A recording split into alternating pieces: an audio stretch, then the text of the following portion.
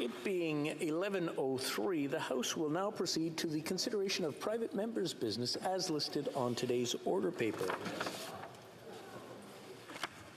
Reprise de l'étude de la motion M59 sur le... Resuming debate on M59, Federal Framework on Housing for Individuals with Non-Visible Disabilities. Standing in the name of Ms. Kayabaga. Reprise du débat, resuming debate, l'honorable député de Laurentides-Labelle. The Honourable Member for Laurentides-Labelle. Thank you, Mr. Speaker. I rise today to speak to Motion 59. I would like to commend my colleague for the intentions that she has brought to tabling this motion and for her humanism. And this motion has to do with something that I really care about. We're talking about a federal framework on housing for individuals with non-visible disabilities. And here in the Bloc Québécois, we are always ready to support everything that is fair, noble, and good for Quebec.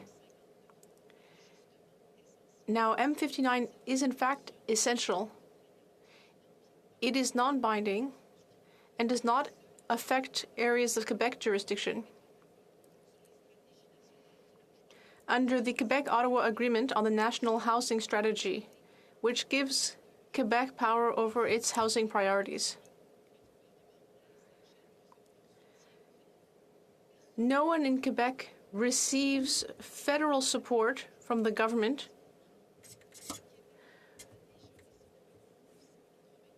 or from the CMHC, and no one looks to Ottawa to receive housing assistance. And in fact, starting in 1997, Quebec has a system for housing benefits.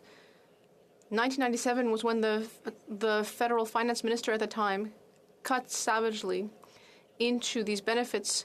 So this strategy has now existed for 25 years, and it supports Quebecers and means that Quebec can take care of its own programs.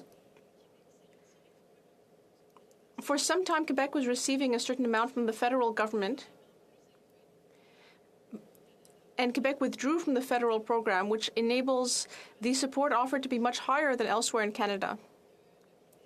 Once again, Quebec stands as a model for the federal government, because in Quebec, we care deeply about taking care of people.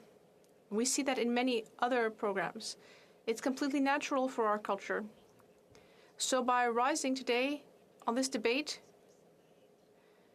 I want to ensure that my colleague for London West can bring that same caring about people to the federal cabinet, and to ensure that the federal finance minister understand that we need to help people with non-visible disabilities, and to ensure also that the budget to be tabled shortly will reflect our desire to help people, once again, while respecting the way funds are transferred between Ottawa and Quebec. Now, I would like to talk about my riding, Laurentides-Labelle. I'm sure that what the stories I'm going to tell you are something that all of my 337 colleagues will be able to identify with. These stories are unique, but at the same time, unfortunately, universal.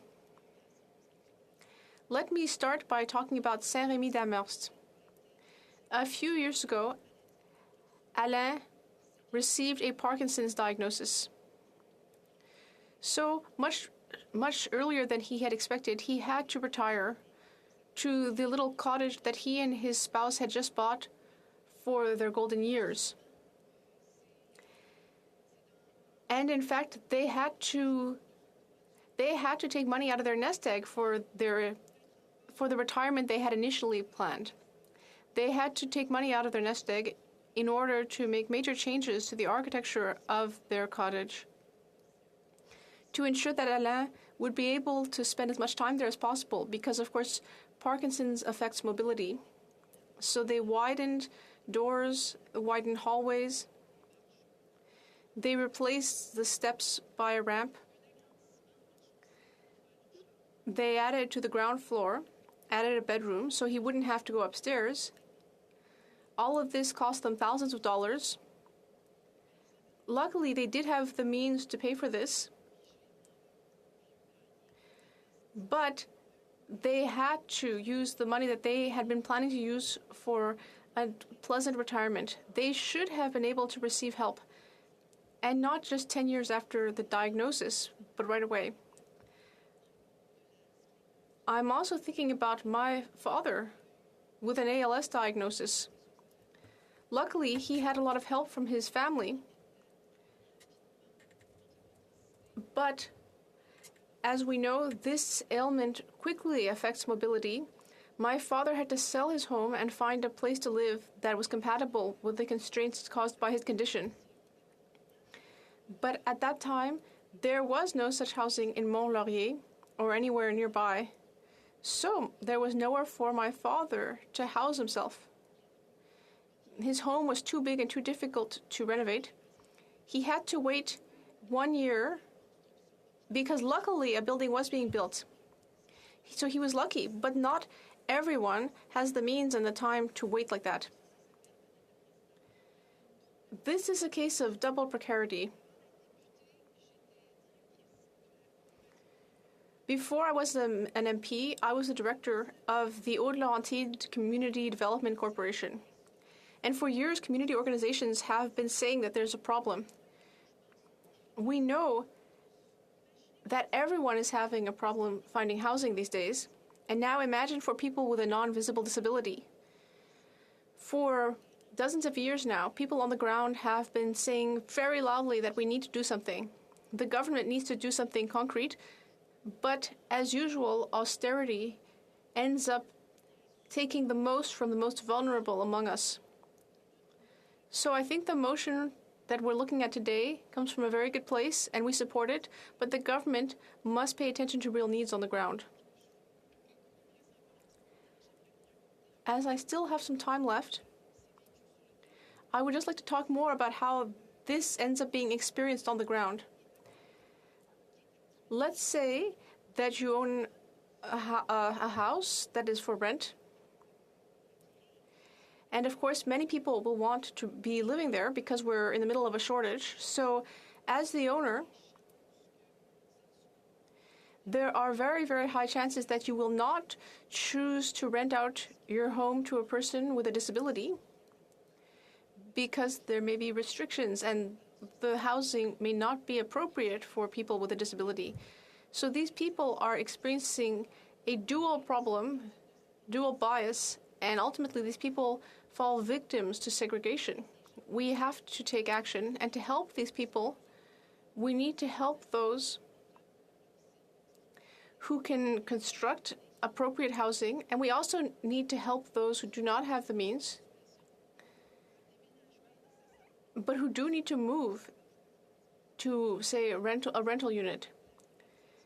Because we know that the precarious situation for people with a disability is very real. We need to offer affordable housing with the appropriate type of facilities, but there's just not enough.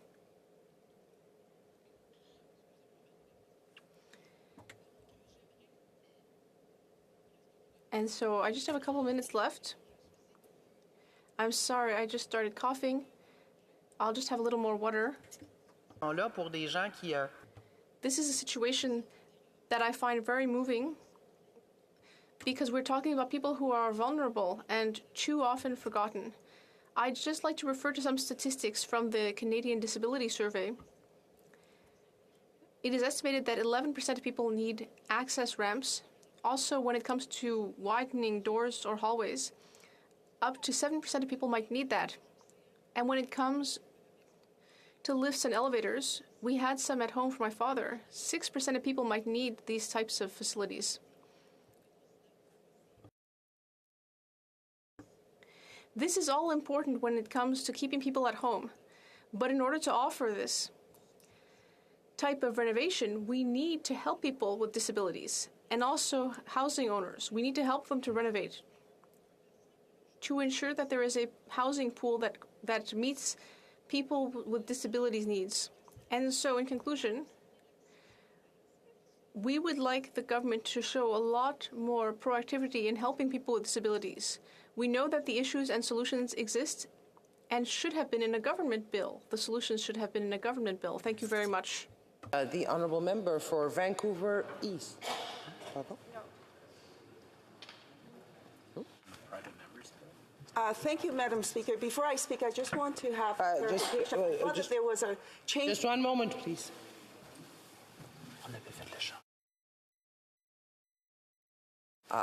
My apologies. There's a change. The honourable member for Richmond Hill. Good morning, Madam Speaker, and thank you. I'm pleased to have the opportunity to stand in the House today to participate in the debate on a very important and crucial private member's motion, M59, Housing for Persons with Disabilities. Far too many Canadians have difficulty finding affordable and suitable housing.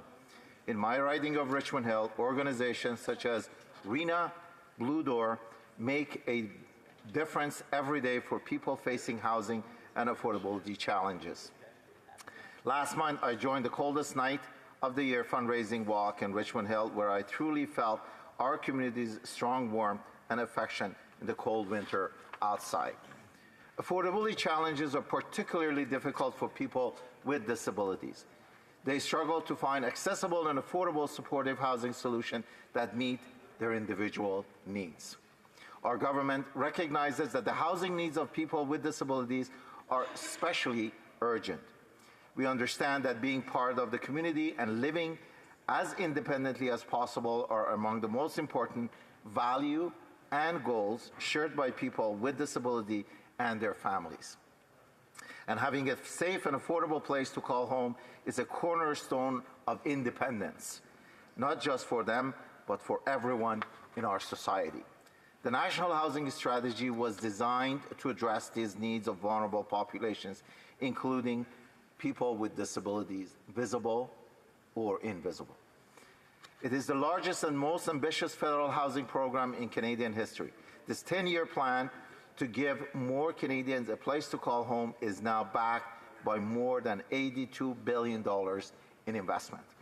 The National Housing Strategy puts people first and recognizes that housing is essential to the inherent dignity and well-being of the persons and to building sustainable and inclusive communities. The strategy considers human rights-based principles of accountability, participation, non-discrimination, and inclusion. Its goal is to make sure that more Canadians across the country can access housing that meets their need and they can afford it. Since launching the National Housing Strategy, we have helped create, maintain, or repair more than 36,000 units of accessible housing across Canada. Madam Speaker, this private member motion seeks to further support the government in upholding a federal framework to improve access to adaptable, affordable housing for individuals with non-visible disabilities, such as mental health, with four main objectives. Objective number one, prioritizing the creation and repair of accessible housing through NHS program. And number two, assuring that vulnerable populations, especially disabled individuals, have access to inclusive, affordable, and adequate housing. Number three, requiring a National Housing Council specialist on visible and non-visible disability to advise Minister on disability housing policy. And finally, fourth, amending Section 4 of the National Housing Strategy to act to recognize disability-related housing impediments.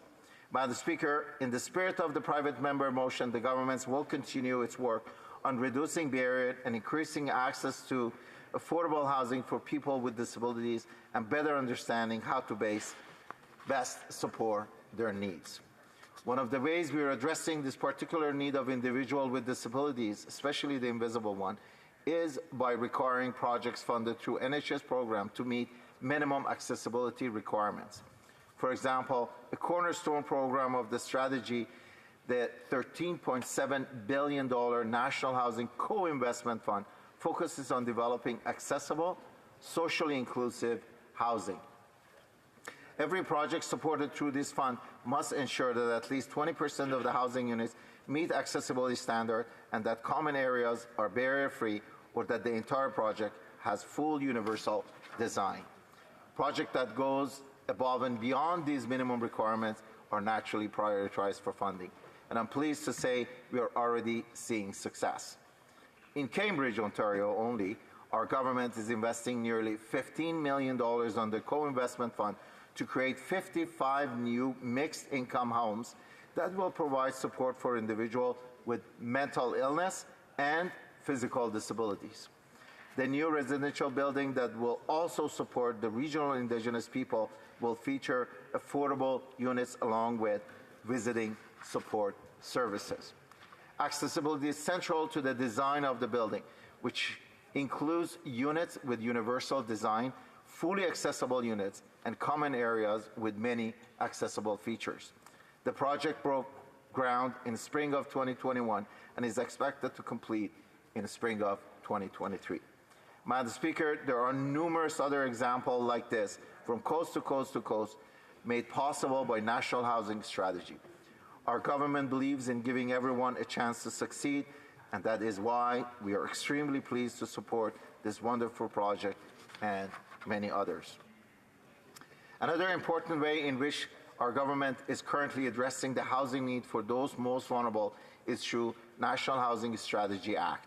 The Act, which came into force in 2019, states that housing is essential to the inherent dignity and well-being of a person, and to building sustainable and inclusive communities and a strong national economy in which people of Canada can prosper and thrive. The Act requires that the National Housing Strategy focus on improving housing outcomes for those in greatest need, which includes persons with disabilities. It sets out the housing policy for governments of Canada is to, among other things, recognize the right to adequate housing is a fundamental human right affirmed in international law, and to further the progressive realization of the right to adequate housing as recognized in the International Covenant of Economic, Social, and Cultural Rights. The National Housing Strategy Act also created the National Housing Council, an advisory body established to promote participation and inclusion in the development of housing policy. Ministerial appointees to the Council were selected through a public call for application encouraging a broad cross-section of experts. The Council's members include participations and leaders from the non-for-profit and private sector and academia. Also includes individuals representing people with lived experiences of housing need or homelessness and members of vulnerable population. Giving advice from the National Housing Council is one of the many ways we understand and consider the diverse need of vulnerable population when developing housing policy and as we continue to deliver our national housing strategy. Individuals with disabilities, visible or non-visible, deserve to live with dignity. They deserve to be full participants in our society. Housing is a major factor in making this possible. Through the projects I've described and many others, we are providing accessible, safe, and affordable homes to a great number of individuals with disabilities. And in doing so, we are strengthening whole communities across Canada. Madam Speaker, I want to close by applauding the member from London West for her leadership and advocacy on this file. Providing a safe, adequate, and affordable place to live, to call home to people who need it most is a top priority for this government. We are investing in development of more inclusive and accessible communities through programs under National Housing Strategy to prioritize projects that include accessibility features. This is why I urge everyone in the House to support M59 to ensure that every Canadian, regardless of their disabilities, has access to the barrier-free housing that they need. Thank you, Madam Speaker. Resuming debate, the honourable member for Parry Sound Muskoka. Thank you, Madam Speaker. It's always an honour to rise in this House on behalf of the people of Parry Sound Muskoka to talk about the issues that matter to them. Obviously, the affordability of life is a key issue in Parry Sound Muskoka. Trying to find a home is a big issue. Housing is probably the #1 issue in Parry Sound Muskoka. It's not just the big cities of Toronto and Vancouver, where the tent cities are growing. It's small cities, small rural communities as well. People can't find a home to live. In fact, a few weeks ago, I spoke to a business owner in Huntsville who just hired a new welder. I was very excited about it, but that welder quit a few weeks later because they simply couldn't find a place to live in Huntsville within his budget.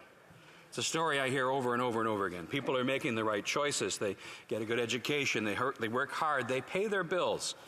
And yet they struggle to put a roof over their head in the places they want to be, in the places they need to be because of the housing crisis. And yes, in case there is any question, it is a crisis.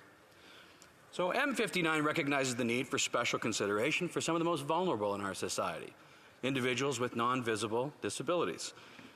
It calls on the government to work with stakeholders to improve access. And of course, Conservatives, we support this, and we do so happily, but with some cause for hesitation. Because of course, we've watched this government's record for 8 years. And particularly when it comes to housing, the housing situation under 8 years of this government is now worse than ever. House prices have doubled. Rent has doubled.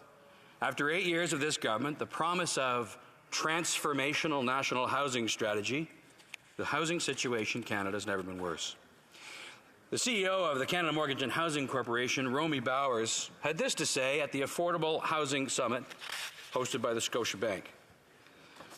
Things are at a crisis point for the middle class, but also particularly for vulnerable Canadians.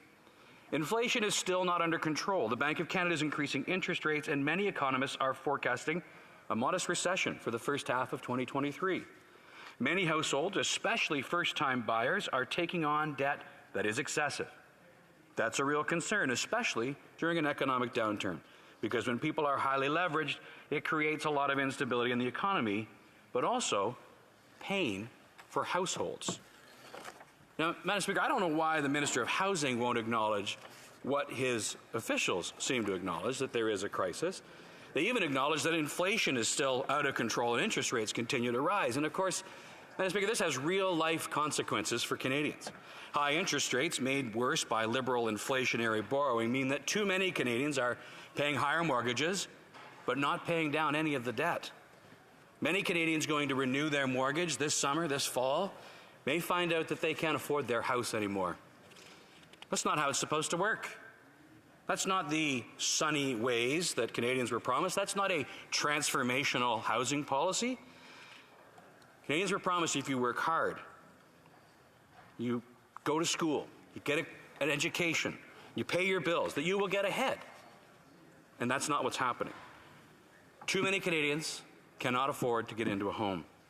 And so now we have a government that has announced a housing accelerator fund.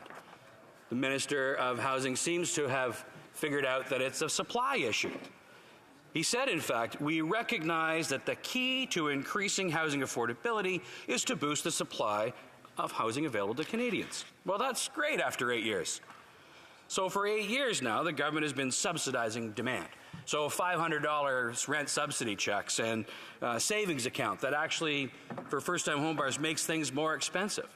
All of this borrowing drives inflation, drives interest rates. Historic inflation, historic interest rates, all of which puts homes further and further away for Canadians. And so this accelerator fund is supposed to create 100,000 new units for the cool price tag of $4 billion, Madam Speaker. So let's put that into context. The Canada Mortgage and Housing Corporation says that Canada needs 5.8 million new housing units by 2030 to make homes affordable again. So 100,000 spread across this entire country is a very tiny drop in what I see as an ocean-sized bucket. So forgive me if I find this program just a little bit insulting. How can we expect the government to get this right when they've had 8 years and hadn't got it right yet? When NIMBY local councillors here in Ottawa blocked 80 new units from being built, the minister didn't lift a finger. He doesn't want to take on the NIMBYs. He doesn't want to challenge municipalities. He doesn't want to hold them accountable either. He may think that touring the country and announcing a few dozen units here and a few dozen units there is solving the problem. But Canadians know the truth. It's not. So now We want to trust the new transformational housing plan, but of course, their first one made things worse. And they're already failing Canadians who have disabilities when it comes to housing. And I can give you an example from Parry Sound Muskoka. Community Living South Muskoka supports over 400 individuals and their families living with developmental disabilities in Parry Sound Muskoka, in the south end of Muskoka. They dreamed of building a housing complex to support families, to support these folks. With wraparound supports, they were going to put a roof over their head. They were going to help them live healthy, active, engaged lives in the community. They had a beautiful piece of property. They had the drawings done. They had the municipality on board. The zoning was done. They had the District of Muskoka supporting. They even had private support. And then they got to the Canada Mortgage and Housing Corporation. And the endless applications, the delays, the red tape. They gave up. They gave up and they quit and they sold the land. They had a dream of helping Canadians living in South Muskoka with developmental disabilities, and the bureaucracy crushed it because they just couldn't get through the quagmire of bureaucracy. Covenant House in Vancouver built a beautiful new building. They got $12 million from the Canada Mortgage and Housing Corporation. They raised a lot of money privately. They had the support of the local municipality, private donations, and even a celebrity endorsement from Ryan Reynolds. Of course, it cost them $1 million in consulting fees to get $12 million from the CMHC. Now imagine an organization like Covenant House in Vancouver with all those resources, with a prime ministerial endorsement, a celebrity endorsement, still it cost them $1 million. There's no hope for small community organizations like Community Living. Madam Speaker, healthcare workers are living in tents. Students are living in homeless shelters. $2,500 a month to rent a one-bedroom apartment in Toronto. Government delays, permits, red tape, they add over $600,000 to every single residential housing unit in the city of Vancouver. We have the lowest number of homes in the G7. 9 out of 10 young people who don't own a home in this country believe they never will. In 2022, on average, 3 people suffering from homelessness died every week in the city of Toronto. We have a housing minister who is unwilling to call this what it is, a crisis. Madam Speaker, Conservatives understand what's going on. We understand that it is a crisis. We do not accept the status quo because it is a failure. We do not accept the NIMBY city councillors who reject more housing. We do not accept young people being locked out of home ownership. We reject the status quo, Madam Speaker. We embrace a pro-housing agenda, and we will deliver housing for all Canadians by leveraging federal funding to cities and holding them accountable to get the job done. We will incentivize the private sector by removing roadblocks that delay construction. We will push to densify our communities with the support, the infrastructure dollars to support making that happen. The Conservative plan provides the incentive and the accountability for municipalities to get the job done. We will withhold federal checks to municipalities that give in to the NIMBYs, and we will provide housing bonuses for cities who are committed and dedicated to streamlining approvals and boosting home building. Madam Speaker, Conservatives say yes in my backyard. Conservatives say yes to building more homes faster. Madam Speaker, Conservatives say we'll bring it home. Thank you. Reprise du débat, l'honorable député.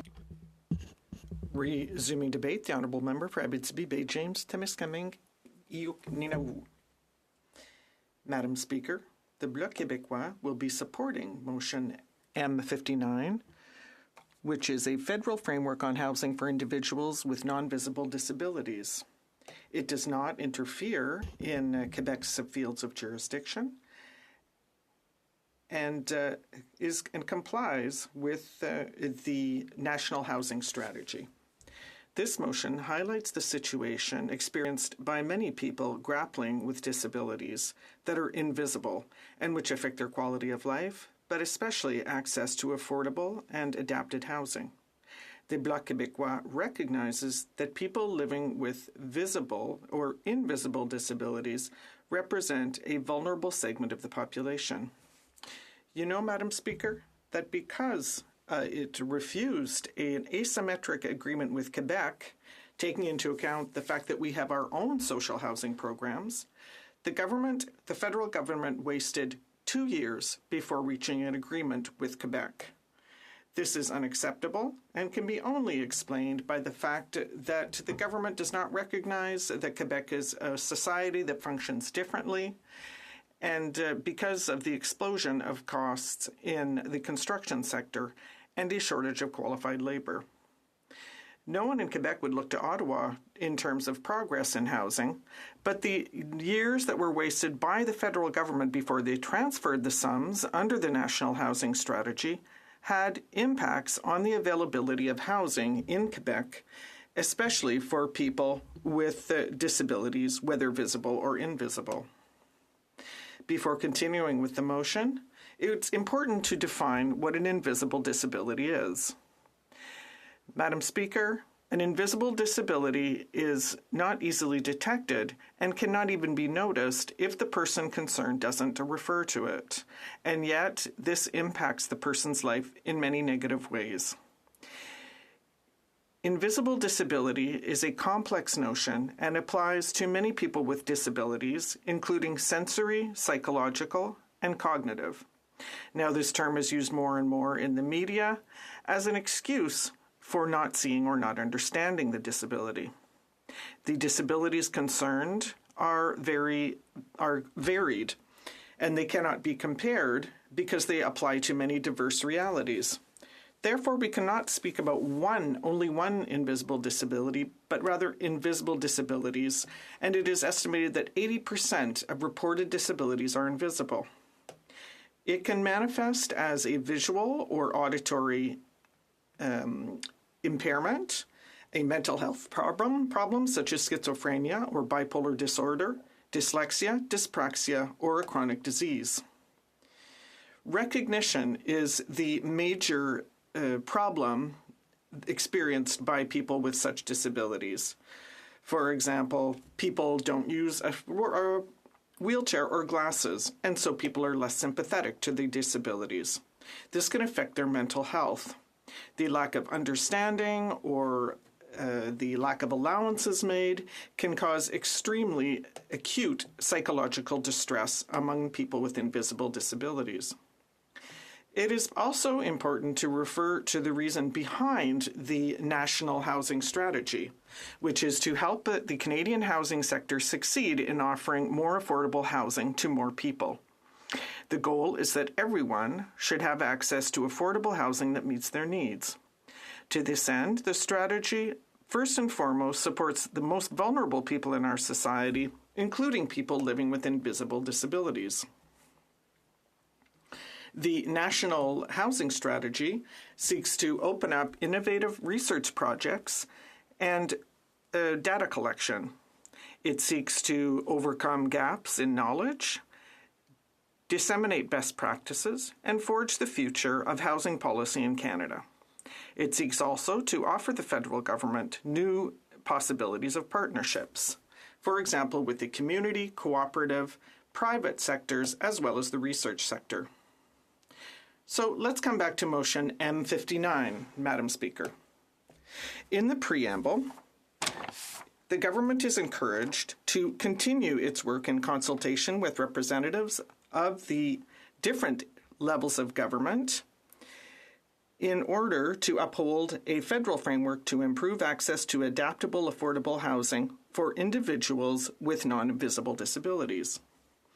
This is a position that the Bloc Québécois supports because, as I said earlier, we recognize that persons with disabilities represent a vulnerable segment of the population. Point A of the motion is a recommendation that is very sensible, given that these groups have different challenges when accessing housing because they need specific accommodations. At section B of the motion, we see that by including the recognition of additional barriers to housing that people with disabilities must deal with, the government legitimizes even more the claims of this segment of the population, which should make housing more inclusive, knowing that considerable costs must be covered to make housing more inclusive for people with disabilities. The Bloc Québécois is in support of point C because housing for people with disabilities requires specific accommodations, and that is very important to the quality of life of the vulnerable populations concerned. In addition, this proposal does not encroach upon Quebec fields of jurisdiction Quebec. However, the second part of point D is not clearly formulated because it asks it to pay particular attention to people with disabilities concerning mobility or other disabilities. This is contradictory because we need to treat fairly all groups of people with disabilities. Although the second part reinforces the importance of people with disabilities, it should be reworded. Madam Speaker, in my riding, people living with disabilities can count on the work and the generosity of a number of organizations. I don't have time to name them all, but please let me emphasize some of the wonderful work that is being done by La Ressource. This organization does remarkable work to ensure the conservation of what has been already acquired for people with disabilities. This organization allows them to benefit from the financial resources made available to them. It works with people who have all kinds of disabilities, and it helps them find solutions to their problems. La Ressource is a very significant entity in my region, especially with regard to persons with disabilities. I would also like to talk about my friend Rémi Mailloux, who is the Director General of a very important organization. Despite his cerebral palsy, he works tirelessly and has done so since age 19 and has worked ever since. He has an infectious smile and tireless determination to help people with disabilities with the significant contribution of La Ressource. He advocates for a better future for people with disabilities because they need government assistance. I would also like to underscore the work of people in Val d'Or who work in a club to help with people with disabilities by providing them with educational and social activities. The Physical Integration Center also does wonderful work with people with disabilities. This is first and foremost surroundings that allows them to live in society and to break their isolation. This also allows them to develop their ability, their autonomy, their adaptation to change, their communication abilities, their social life, and their sense of belonging to a full-fledged group of society. There's also the Abitibi-Témiscamingue organization that promotes and facilitates accountability for people living with disabilities. To finish, Madam Speaker, I'd like to thank the people of Le Groupe Soleil de Malartic for their work. The Groupe Soleil de Malartic is a non-profit organization that works with people who have mental health problems. It offers various services in order to help and assist these people in order to promote their social reintegration and improve their quality of life. In amongst the services offered are medical transportation, food aid, trust management, and a wide range of activities. Thank you, Madam Speaker. Resuming debate, the Honourable Member for Vancouver East. Thank you very much, Madam Speaker. I'm pleased to rise today to speak to motion M59 regarding a federal framework on housing for individuals with non-visible disabilities. I would like to thank the member for London West for putting forward this motion, which speaks to a very important issue. The motion states that the government should work with stakeholders in upholding a federal framework to improve access to adaptable, affordable housing for individuals with non-visible disabilities. In doing so, it calls for consideration of the presence of an expert on persons with visible and non-visible disabilities on the National Housing Council, recognizing in the National Housing Strategy Act the barriers to housing faced by people with disabilities, prioritizing the creation of accessible units and ensuring the right to adequate housing is applied equitably. New Democrats fully support a human rights-based approach to housing. This means that every single person in Canada must have access to safe, affordable, and adequate housing as a fundamental and basic human right. Yet far too many Canadians, especially those with a disability, are being left behind. An estimated 235,000 Canadians will experience homelessness this year, of whom 45% are living with a physical or mental disability. There is no doubt that the housing crisis disproportionately impacts Canadians living with a disability, many who are low income and living in poverty on fixed incomes. This isn't a new issue, but inflationary pressures and the financialization of housing are only making matters worse. A 2017 submission from disability rights organizations to the UN Special Rapporteur on the right to housing outlined the many challenges and additional systemic barriers facing persons with disabilities in realizing their right to housing in Canada. The submission states that, quote, people with disabilities are disproportionately homeless, living in poverty, subject to drastically restricted housing choices, subject to housing discrimination, and likely to live in substandard housing. This is especially the case for Indigenous persons with disabilities, end quote. Including evictions. The submission also outlined that people experiencing serious mental illness and substance use disorder, or those with psychosocial disabilities in addition to those with physical disabilities, face serious housing disparities. There is simply a lack of suitable supportive housing. Only 19% of people with disabilities living in low-income households report receiving all of the support they need with everyday activities. People with disabilities also experience discriminatory practices by landlords, including evictions and failure to accommodate disability-related needs. This is unacceptable. Nobody in Canada should be denied the right to housing. But successive governments have allowed corporate landlords to treat housing like a stock market instead of a basic human right. According to the National Housing Strategy Act, which was passed in 2019, quote, the right to adequate housing is a fundamental human right affirmed in international law, end quote. Under Article 19 of the International Convention of the Rights of Persons with Disabilities, Canada has an obligation to adopt a human rights-based approach to housing. Despite these legal obligations, Canada is failing to ensure people living with disabilities have adequate, accessible, and affordable housing. 5 years have passed since the creation of the National Housing Strategy, and the results are so far deeply concerning.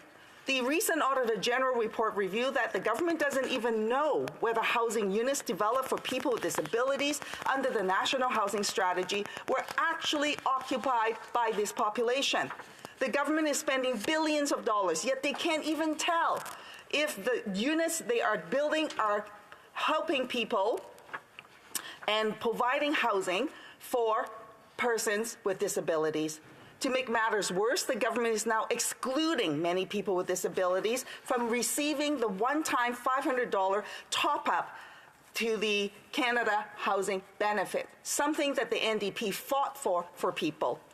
At the last minute, the government added a criteria to say that individuals on programs like disability assistance, when their rent is paid directly to the landlord by the assistance program, are not eligible. This is wrong. Instead of helping people with disabilities to afford rent, this government is punishing them. To return to the topic of this specific motion, I will be putting forward some amendments to address what I see as some gaps. I'm glad to see that the motion calls on the government to prioritize the creation and repair of accessible units through the National Housing Strategy programs. This is long overdue. New Democrats fully support the creation of accessible units. In fact, the National Right to Housing Network is calling on the government to ensure all government-funded housing units are fully accessible and universally designed for persons with disabilities. Right now, in BC alone, thousands are on the wait list with BC Housing to find accessible homes. While it is essential that National Housing Strategy recognizes the barriers to housing faced by people with disabilities, as this motion calls for, it is not enough to just recognize barriers. The government must go beyond symbolic recognition and take real action to address systemic poverty and adequately address the housing needs of people with disabilities. These barriers have long been recognized by people living with disabilities and community advocates, those who understand and live this reality. In understanding the work of ensuring people with disabilities have access to the housing, the government must engage with communities with lived experience. They are the true experts. They have the answers, understand what is needed to finally address this crisis. To that end, Madam Speaker, it is, I hope, with the support of the government, that the motion be amended in paragraph A by replacing the words, quote, consider the presence of, end quote, with, quote, include, end quote, adding the words with lived experience, and after the words an expert, deleting the words and that the expert, inserting the word to after the words National Housing Council, and replacing the word provides with provide. And in paragraph B, and B in paragraph B by replacing the words consider amending with amend, and C adding paragraph E, ensuring that the Government of Canada live up to its obligation under Article 19 of the International Convention on the Rights of Persons with Disabilities to ensure equal rights and inclusion for persons with disabilities by adopting a human rights-based approach to the housing in light of the fact that 45% of the homeless Canadians have a disability. Madam Speaker, I hope that the government member will, in fact, support this amendment. I don't think the approach should be to say that we're asking the government to consider this, but rather to say action just needs to be taken. Interrupt the honourable member. Once the amendment is proposed, the honourable member must stop. It is my duty to inform the honourable members that, pursuant to Standing Order 93.3, no amendment may be proposed to a private member's motion or to the motion for second reading of a private member's bill unless the sponsor of the item indicates his or her consent. Since the sponsor is not present to give her consent, the amendment cannot be moved at this time. Resuming debate, the Honourable Parliamentary Secretary to the Government House Leader. Yes, thank you, Madam Speaker. And let me start off by recognizing that the member from London West has brought forward to the House a very important issue. You know, over the last number of years, we've seen the government take a very proactive approach at dealing with housing-related matters. Today, the member from London West, through this motion, Madam Speaker, has highlighted a very important, critically important aspect to housing and the role that government needs to play. Having and improving access to adaptable, affordable housing is absolutely critical, Madam Speaker. And the manner in which the motion that has been brought forward heightens the importance of the issue, allows for that additional debate, and it also is a great way to be able to advocate for a community that really needs to get more recognition. The idea of having an expert that has some understanding of visible and non-visible disabilities sitting on the National Housing Council is really quite surprising that it isn't already in place. And I respect the fact that the member from London West has advocated for that, Madam Speaker. And I think that it's long overdue, and I hope to see that it takes place, Madam Speaker. So I'm not too sure in terms of all those individuals that were engaged and involved with the member from London West and in the drafting of this of the motion that she has brought forward. I just want to recognize through her those individuals involved that they indeed have brought forward an issue that I believe is so very important, no matter what area of the nation we're talking about, Madam Speaker. At the very beginning, it talks about the importance of working with others. We need to recognize that when you think of housing, it's only this government over the last number of years where we've actually seen the development of a national housing strategy, where we have seen the investments of hundreds of millions going into billions of dollars into nonprofit housing. We have been a very proactive government at ensuring that the federal government has a role to play in housing. That's why I was somewhat surprised when the Conservative member stood in his place, virtually being critical of the federal government, when in fact the Conservative Party has absolutely given no support to nonprofit housing. In fact, there are many within the Conservatives that believe the federal government has no role to play in regards to national housing, Madam Speaker. We have been working diligently with the different governments, levels of government, Indigenous governments, many different stakeholders to ensure that Canada is able to meet the type of housing needs that are going to be there. At least the national government playing a very strong leadership role, Madam Speaker. We have seen budgetary measures that have incorporated historic amounts of money going into supporting the creation of housing, renovations to housing, greening the housing industry, if I can put it that way, Madam Speaker. We have seen a government work with municipalities, provinces, Indigenous nations in order to try to get the type of housing developed and renovated that is necessary. If I talk about the province of Manitoba alone, you're talking about tens of thousands of nonprofit housing. Nonprofit housing takes into consideration many different things, whether it's housing co-ops, and you will find that we have a government in recent years that has taken a very keen interest in the promotion and development of housing co-ops, something in which I have always been a long-time advocate for. Not to mention the ongoing millions of dollars every year in terms of ongoing operational costs to support the thousands of homes and low-income people in the province of Manitoba alone, Madam Speaker.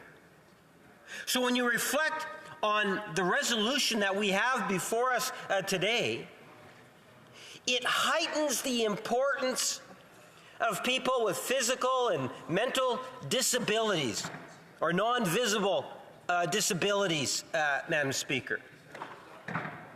Because we do need to put more of an emphasis on that. And Ottawa does have a role to play, whether it's through the National Housing Council or debates that we have here in the House or the discussions that take place between the Minister of Housing and the provincial counterparts, to advocate, to ensure that we continue to support those initiatives at the community-based level. And for those that want to be critical of this government, I would suggest that they look at previous federal governments and tell me any government previously that has invested more in housing and being there in a very real and tangible way, whether it's legislatively or from a budget perspective, for housing in Canada in all different forms, Madam Speaker.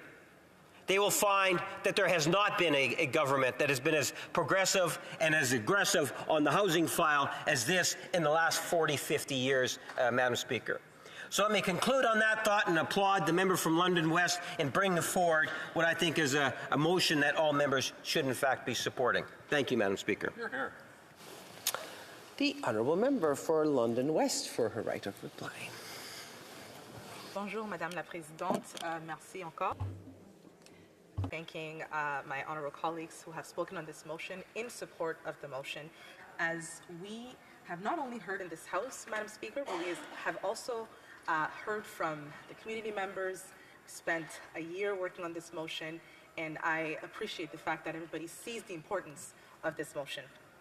I've had the honor and the privilege to engage many stakeholders, servicing many members in the disability community in addressing different barriers and challenges that many Canadians who live with disability are faced with, visible and non-visible, while trying to live their daily lives in Canada, and housing remains one of the most pressing ones.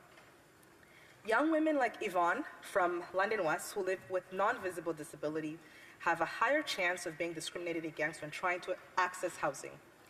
And when they do get that housing that they're looking for, it doesn't always meet the disability needs that they are experiencing. Kate is a senior living in Toronto with her husband in a condo.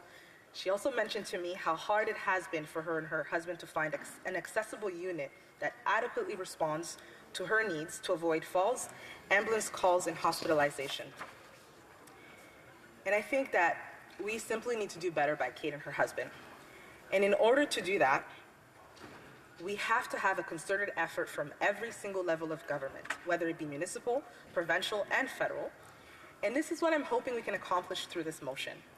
I hope that by adopting this motion, we can respond to the needs of Kate and Yvonne. And these are just two stories that I can share here with you, but the many 13% of Canadians who live with visible and non-visible disabilities have many more stories that they can share with this House. Additionally, we found that individuals living with disabilities experience a lot of poverty. Over 30% of adults with disabilities live in rental housing, and almost 45% of that group now live in low income compared to 25% of Canadians with non-disabilities. The National Housing Strategy is one of the greatest tools that our government has used to create and support the well-being of Canadians by providing affordable housing. And going a step further to build affordable and accessible housing is not only going to transform the well-being of Canadians, but it is also going to keep this country as a leader in servicing Canadians. And I think that we all believe in this House that everybody deserves a safe and affordable place to call home. As a government, we believe that. We've spent 7 years in government working towards that.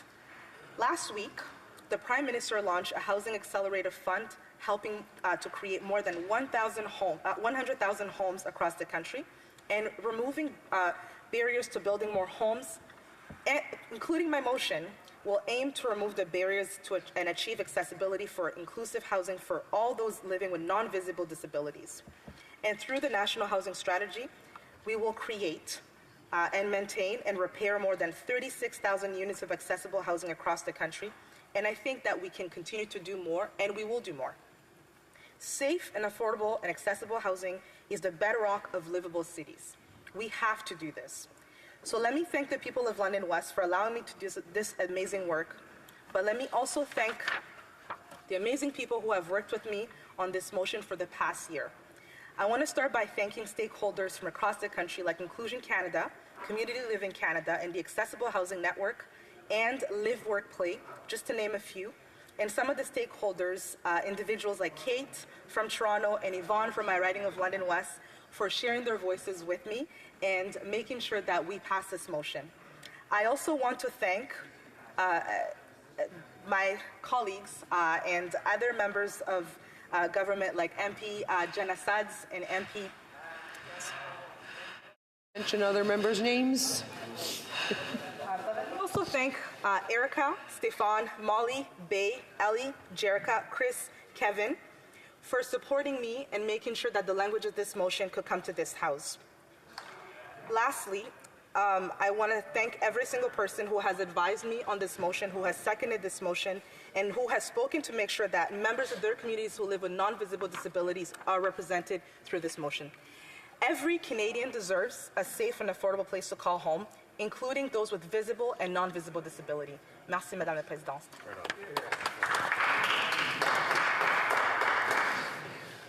La question est la suivante. The question is the following. Ms. Kayabaga, seconded by Ms. Suds, moves that in the opinion of the House, the government should continue to work in consultation with representatives of the provincial and territorial governments, the Federal Housing Advocate, Indigenous governing bodies, service providers to people with disabilities, housing providers, and other relevant stakeholders in upholding a federal framework to improve access to adaptable, affordable housing for individuals with non-visible disabilities, which should A, presence of an expert on persons with visible and non-visible disabilities to the National Housing Council, and that the expert provides advice to the ministers on the application of the National Housing Strategy to persons with disabilities. B, consider amending Section 4, Housing Policy Declaration, of the National Housing Strategy Act to include a recognition of the additional barriers to housing faced by persons with disabilities. C, prioritize the creation and repair of a... Shall I dispense? Agreed. Si un parti dans... If a member of a recognized party present in the House wishes to request a recorded division, or that the motion be adopted on division, I would invite them to rise and indicate it to the chair. Député de London West. Merci, Madame la Présidente. Je désire demander à... I would like to request a recorded division. Alors adopté le jeudi 23 juin 2000. Pursuant to order made on Thursday, June 23, 2022, the division stands deferred until Wednesday, March 22nd, 2023, at the expiry of the time provided for oral questions. Orders of the day. Mr. Supply, consideration of an opposition motion giving an instruction to the Standing Committee on Access to Information, Privacy and Ethics. Mr. Cooper, seconded by Mr. Dowdell, moves that given the many reports of foreign interference in Canada's democratic processes by or on behalf of the communist regime in Beijing, the Standing Committee on Access to Information, Privacy and Ethics be empowered and instructed to study all aspects of foreign interference in relation to the 2019 and 2021 general elections, including preparations for those elections, and to assist the committee with this study. A,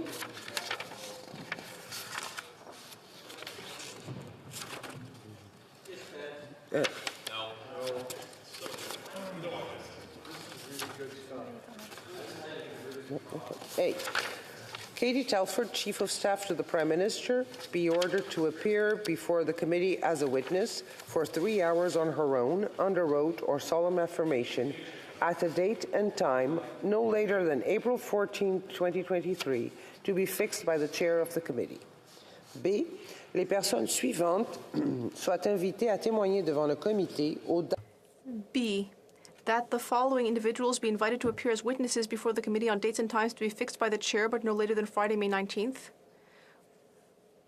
1. The Deputy Prime Minister and Minister of Finance to appear on her own for 2 hours. 2. The President of the King's Privy Council for Canada and Minister of Emergency Preparedness to appear on his own for 2 hours. Of Public Safety to appear on his own for 2 hours. 4. Maurice Rosenberg, author of the Assessment of the Critical Election Incident Public Report for the 2021 general election, to appear on his own for 2 hours. 5. Janice Charette, Clerk of the Privy Council and Secretary to the Cabinet, to appear on her own for 2 hours. 6. Un groupe de témoins composé des directeurs nationaux. 6. A panel consisting of the 2019 and 2021 national campaign directors for each recognized party in the House. 7. A panel consisting of the security-cleared party representatives to the security and intelligence threats to elections during the 2019. Les élections pour les élections générales de 2019 et 2021. Shall I dispense?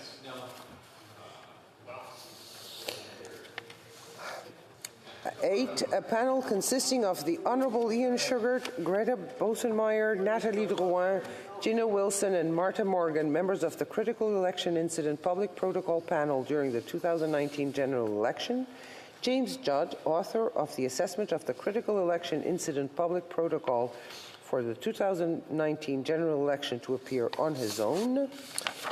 10, a panel consisting of David Morrison, François Daigle, Rob Stewart, and Martha Morgan, members of the Critical Election Incident Public Protocol panel during the 2021 election. 11, le directeur. 11. David Vigneault, Director of the Canadian Security Intelligence Service, to appear on his own for 2 hours. 12.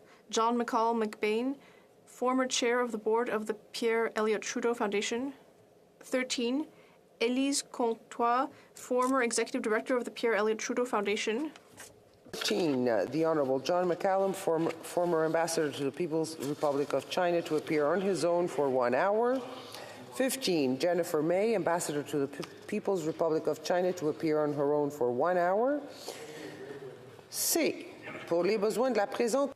C. For the purposes of this study, it be an instruction to the committee that 1. It hold at least one additional meeting for a duration of 3 hours during each House sitting week concerning this study.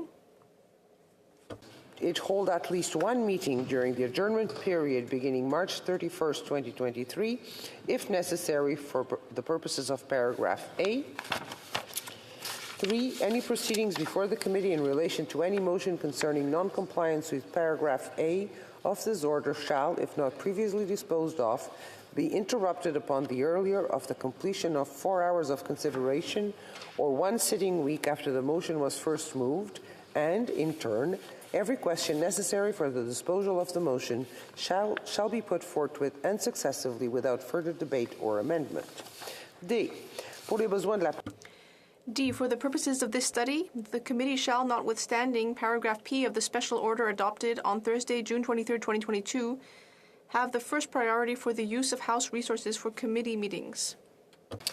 E. Les témoignages et la documentation. And E. The evidence and documentation adduced by the Standing Committee on Procedure and House Affairs during the current session in relation to its study of foreign election interference shall be deemed to have been laid upon the table and referred to the Standing Committee on Access to Information, Privacy, and Ethics. The Honourable Member for... the Honourable... Yes. The Honourable Member for Grande Prairie Mackenzie. Yes, on a point of order. Well, thank you, Madam Speaker. Pursuant to Standing Order 43-2A, I'd like to inform the House that the remaining Conservative caucus speaking slots will be divided into two. Debate the Honourable Member for Prince Albert. Yes, Edmonton. Thank you very much, Madam Speaker. I rise to speak to our Conservative motion that, among other things, calls on the Prime Minister's Chief of Staff, Katie Telford, to testify about Beijing's election interference in 2019 and 2021. After all, Katie Telford, as the Prime Minister's Chief of Staff, is a critical witness to get to the heart of this scandal, namely, what does the Prime Minister know, when did he learn about it, and what did he do or fail to do about Beijing's election interference? While this motion is a test for this government, it is also a test for the NDP, because on 3 occasions, the NDP at the Procedure and House Affairs Committee blocked Katie Telford from appearing before the committee. Shame. And so the NDP has a choice. They can continue to do the bidding for this corrupt Liberal government, propping up this corrupt Prime Minister, or they can work with us to protect the sanctity of the ballot box and the integrity of our elections by working to get the answers that Canadians deserve about Beijing's election interference in not one, but 2 federal elections. We'll soon find out what choice they make. Madam Speaker, the key question that must be asked is, what does the Prime Minister have to hide? Since November, when reports of Beijing's interference in the 2019 and 21 elections came to light, the Prime Minister has refused to come clean about what he knows. For 2 weeks, the Prime Minister was silent. Then, the Prime Minister broke his silence in an effort to sow confusion and avoid accountability. The Prime Minister used carefully chosen words to say that he was not briefed about candidates receiving money from China. How convenient, because no one was ever saying that candidates received money from China. It's not as if Beijing writes checks and hands them out to candidates. It's an absurdity, Madam Speaker.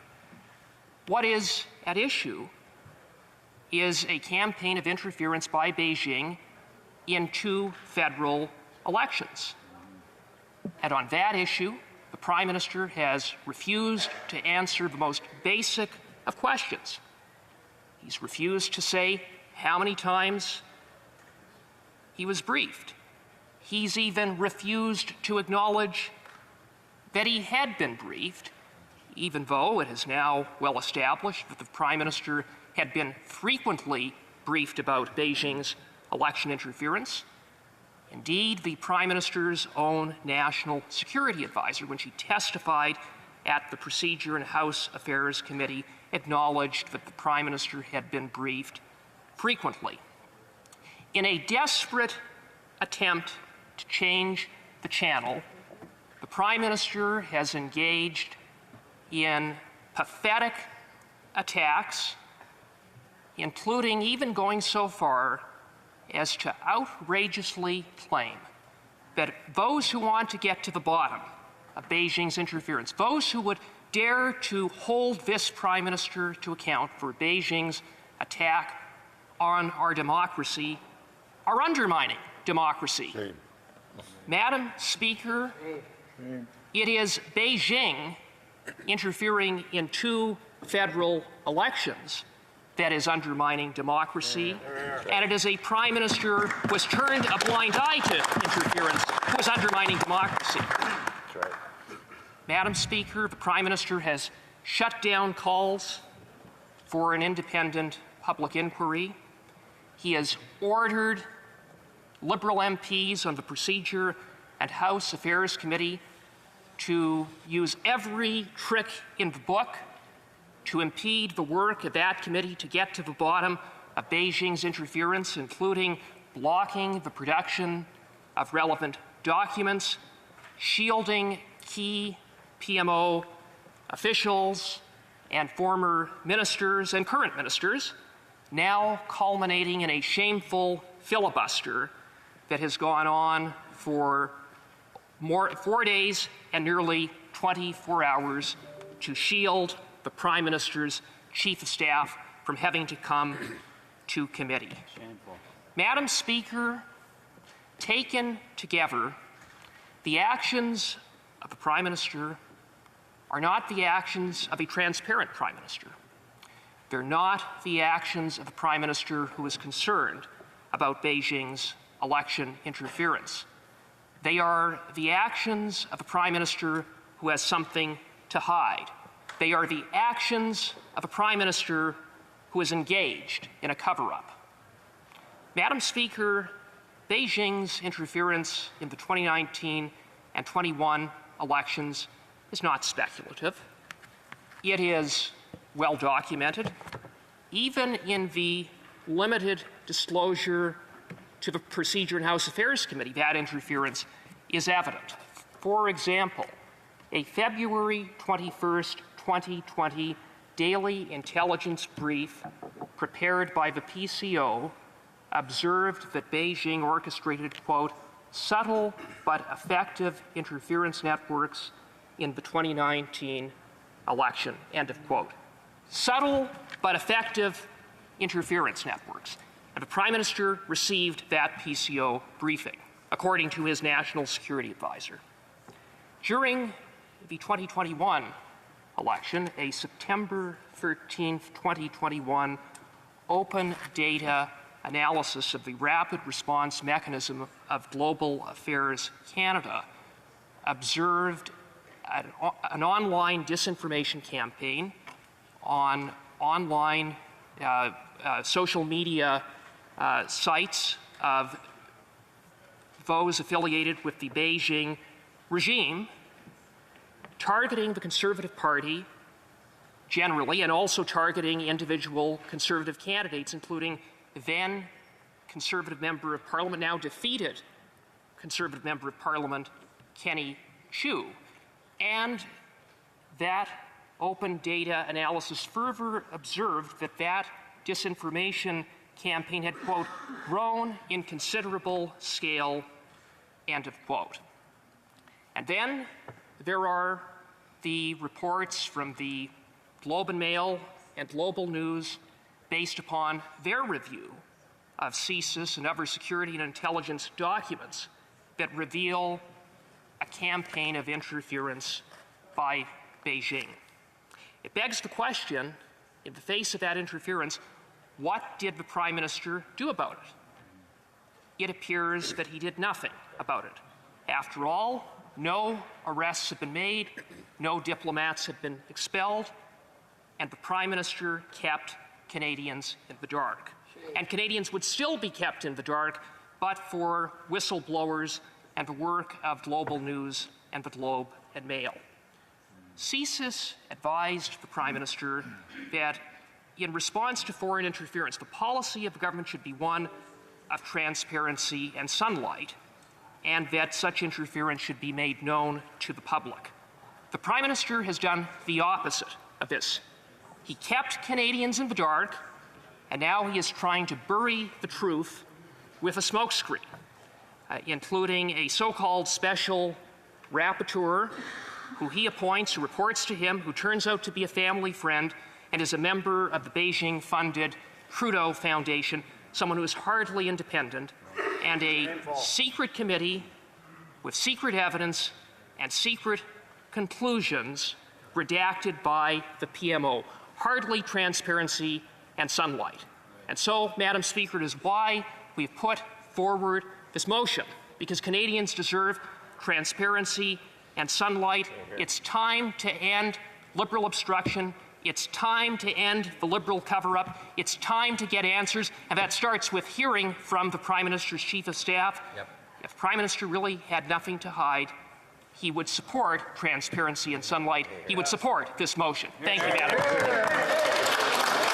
Questions and comments. The Parliamentary Secretary to the Government House Leader, Senate. Thank you, Madam Speaker. I've asked this member this question in the Procedure and House Affairs Committee, and I've encouraged him to address it on a number of occasions, and he hasn't. So I'll ask the question very clear to him today. The member from Red Deer Lacombe referred to a sitting member of this House as an agent of Beijing. Does this member think that any MP that currently sits in this House is an agent of Beijing? The Honourable Member for St. Albert Edmonton. Madam Speaker, what I would encourage this House to do is vote for this motion to end the Liberal cover-up. Absolutely. Questions and commentaires? Questions and comments. The Honourable Member for Edmonton Strathcona. Speaker. Madam Speaker, this is my first time standing in the House this week, and I just want to take a moment to acknowledge the two fallen police officers that lost their lives last week in Edmonton, Constable Ryan and Constable Jordan. And I wanted to just acknowledge the service that they did and the ultimate price they paid, and to give my deepest sympathies to the family and loved ones of both of those constables. Madam Speaker, I guess for this member, I'd like to ask him a quick question. You know, in Proc, there was a motion brought forward by the NDP to expand the scope of the study to ensure that we were looking at not just Chinese interference, but looking at interference by Iran, by Russia, by other countries who we know have influenced or have tried to influence previous elections. This member voted against that. I'm wondering if now he would say that it is important for us to look not just at the 2021 and the 2019 elections, but to look at all of our election processes and look at other countries and their attempts to influence our electoral processes. Member for St. Albert Edmonton. Thank you, Madam Chair, and I would first of all associate myself with the comments from the member for Edmonton Strathcona regarding the horrific killing of two brave Edmonton police constables, Constables Jordan and Ryan, and my thoughts and prayers are with their families and the entire Edmonton Police Service. It illustrates that men and women in law enforcement do every single day put their lives on the line, and Constable Ryan and Jordan did just that, and they will always be remembered for their service to protect our community in Edmonton.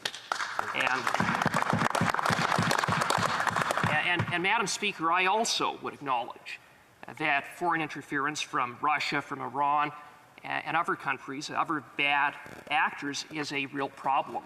But we have very specific reports, a very specific interference into very specific federal elections. And we need to get to the bottom of these issues, and the way to do that is to have a focused study at a parliamentary committee that can call witnesses to get those answers that Canadians deserve, and it also includes a full and independent public inquiry, not the smokescreen that the Prime Minister has offered to cover up the truth. Questions and comments? The Honourable Member for Pierre Boucher, Les Patriotes Verchères. Thank you, Madam Speaker, and I'd like to thank my colleague for his speech. He has used a different narrative that I might have, but the substance of his speech is something we agree with and is valid. But what I would like to have heard him on, because he denounced the NDP, he denounced the Liberal government with regard to their coalition, the fact that there is still not a public inquiry that's been announced, but I'd like to know, what does he think could justify on the part of the government, the NDP, would they refuse something that the entire Canadian population is calling for? Well, thank you very much, Madam Speaker, and it's very disappointing that the NDP has stood in the way of getting answers. This is an NDP government, NDP opposition party that might as well be called the NDP government, joined at the hip with this Liberal government. They propped up this Prime Minister at every step of the way. And so this motion puts them to the test. Right.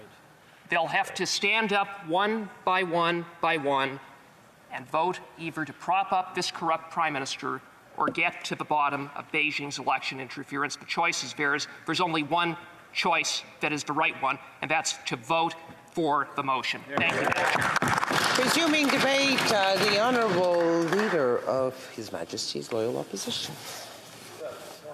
Thank you very much, Madam Speaker, and it's an honor to follow my esteemed colleague from Edmonton, who has really been leading the charge, along with several colleagues, trying to shine a light on what the Liberals are trying to hide. And one thing we know by now, Madam Speaker, is it must be really, really bad, because the Prime Minister has gone to such great lengths to keep the truth from coming out. Now, you don't go to such great lengths if it's just some kind of a minor technicality, or if it's a small point of difference between two political parties. When you send in your members of Parliament to embarrass themselves at committee, carrying on a filibuster, insulting the intelligence of Canadians and other parliamentarians, and really denigrating the institution of Parliament, which is meant, we are all here for one fundamental purpose, and that is to hold the government to account. And when we do that, and the government throws up all kinds of contrived barriers to that investigation, it tells us something. And that is that the Prime Minister must be hiding something really, really big. We need to know who knew what and when about allegations of the communist regime in Beijing interfering in Canadian elections. Madam Speaker, Canada is a wonderful country with a proud heritage and history, and Canadians are well served by strong institutions, strong democratic institutions that over the course of years, we've refined and improved. And while it's run by individuals, it can never, by human beings, it will never be perfect. But Canadians can have great confidence in those institutions if the politicians who hold those public offices treat those positions with respect, Madam Speaker. Because there's nothing magical in the air or in the waters or in the trees of our wonderful country that will keep those institutions strong if politicians who undermine them get away with it. That's why every generation of Canadians, both voters and both elected officials, have to treat those positions with respect and hold those accountable when they do not. And, Madam Speaker, this is not just, we don't come to this House today to debate this motion based on rumors. We don't come here to debate this motion based on what we overheard in committee proceedings. We are basing this motion on the fact that high-level national security officials have taken the unprecedented step of blowing the whistle on this government. For someone who works at CSIS, the Canadian Security and Intelligence Service, to go to journalists with sensitive information puts them and their families and their careers in grave jeopardy. There are serious consequences in law, and well, there should be, for people who divulge sensitive information.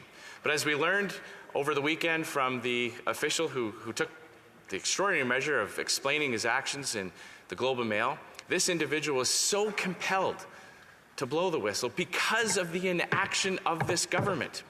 Because for multiple years, our intelligence security officials, who often put themselves in real imminent danger when they conduct when they carry out their duties, have been warning the Prime Minister. We've got multiple reports. I'm reading here from the Global News story of March 8th, highlighting a special report prepared by the Privy Council Office for the Prime Minister's government, and it was date-stamped January 2022, well after the 2021 election and well after the 2019 election. The memo was also finalized, suggesting it was intended to be read by the Prime Minister and his senior aides. Global News also learned of an earlier high-level warning about clandestine funding of China's, quote, preferred candidates that came from a bipartisan panel of parliamentarians 2 months before the 2019 election. The information came from Canada's National Security and Intelligence Committee of Parliamentarians, which reviews national security matters and promotes government-wide accountability. Now, who does that committee report to? Who reads those reports? They report to one person, Madam Speaker. That committee reports to one person, the Prime Minister. It is inconceivable that the Prime Minister did not receive that report. And yet, on multiple occasions, the Prime Minister has stood in this place and claimed that he had no knowledge about funding coming from the communist regime in Beijing flowing to candidates here in Canada, despite at least 2 reports that highlighted exactly that went to him personally. That's why we need this motion. That's why we need to we need to break the logjam that the Liberals have imposed upon members of Parliament at committee.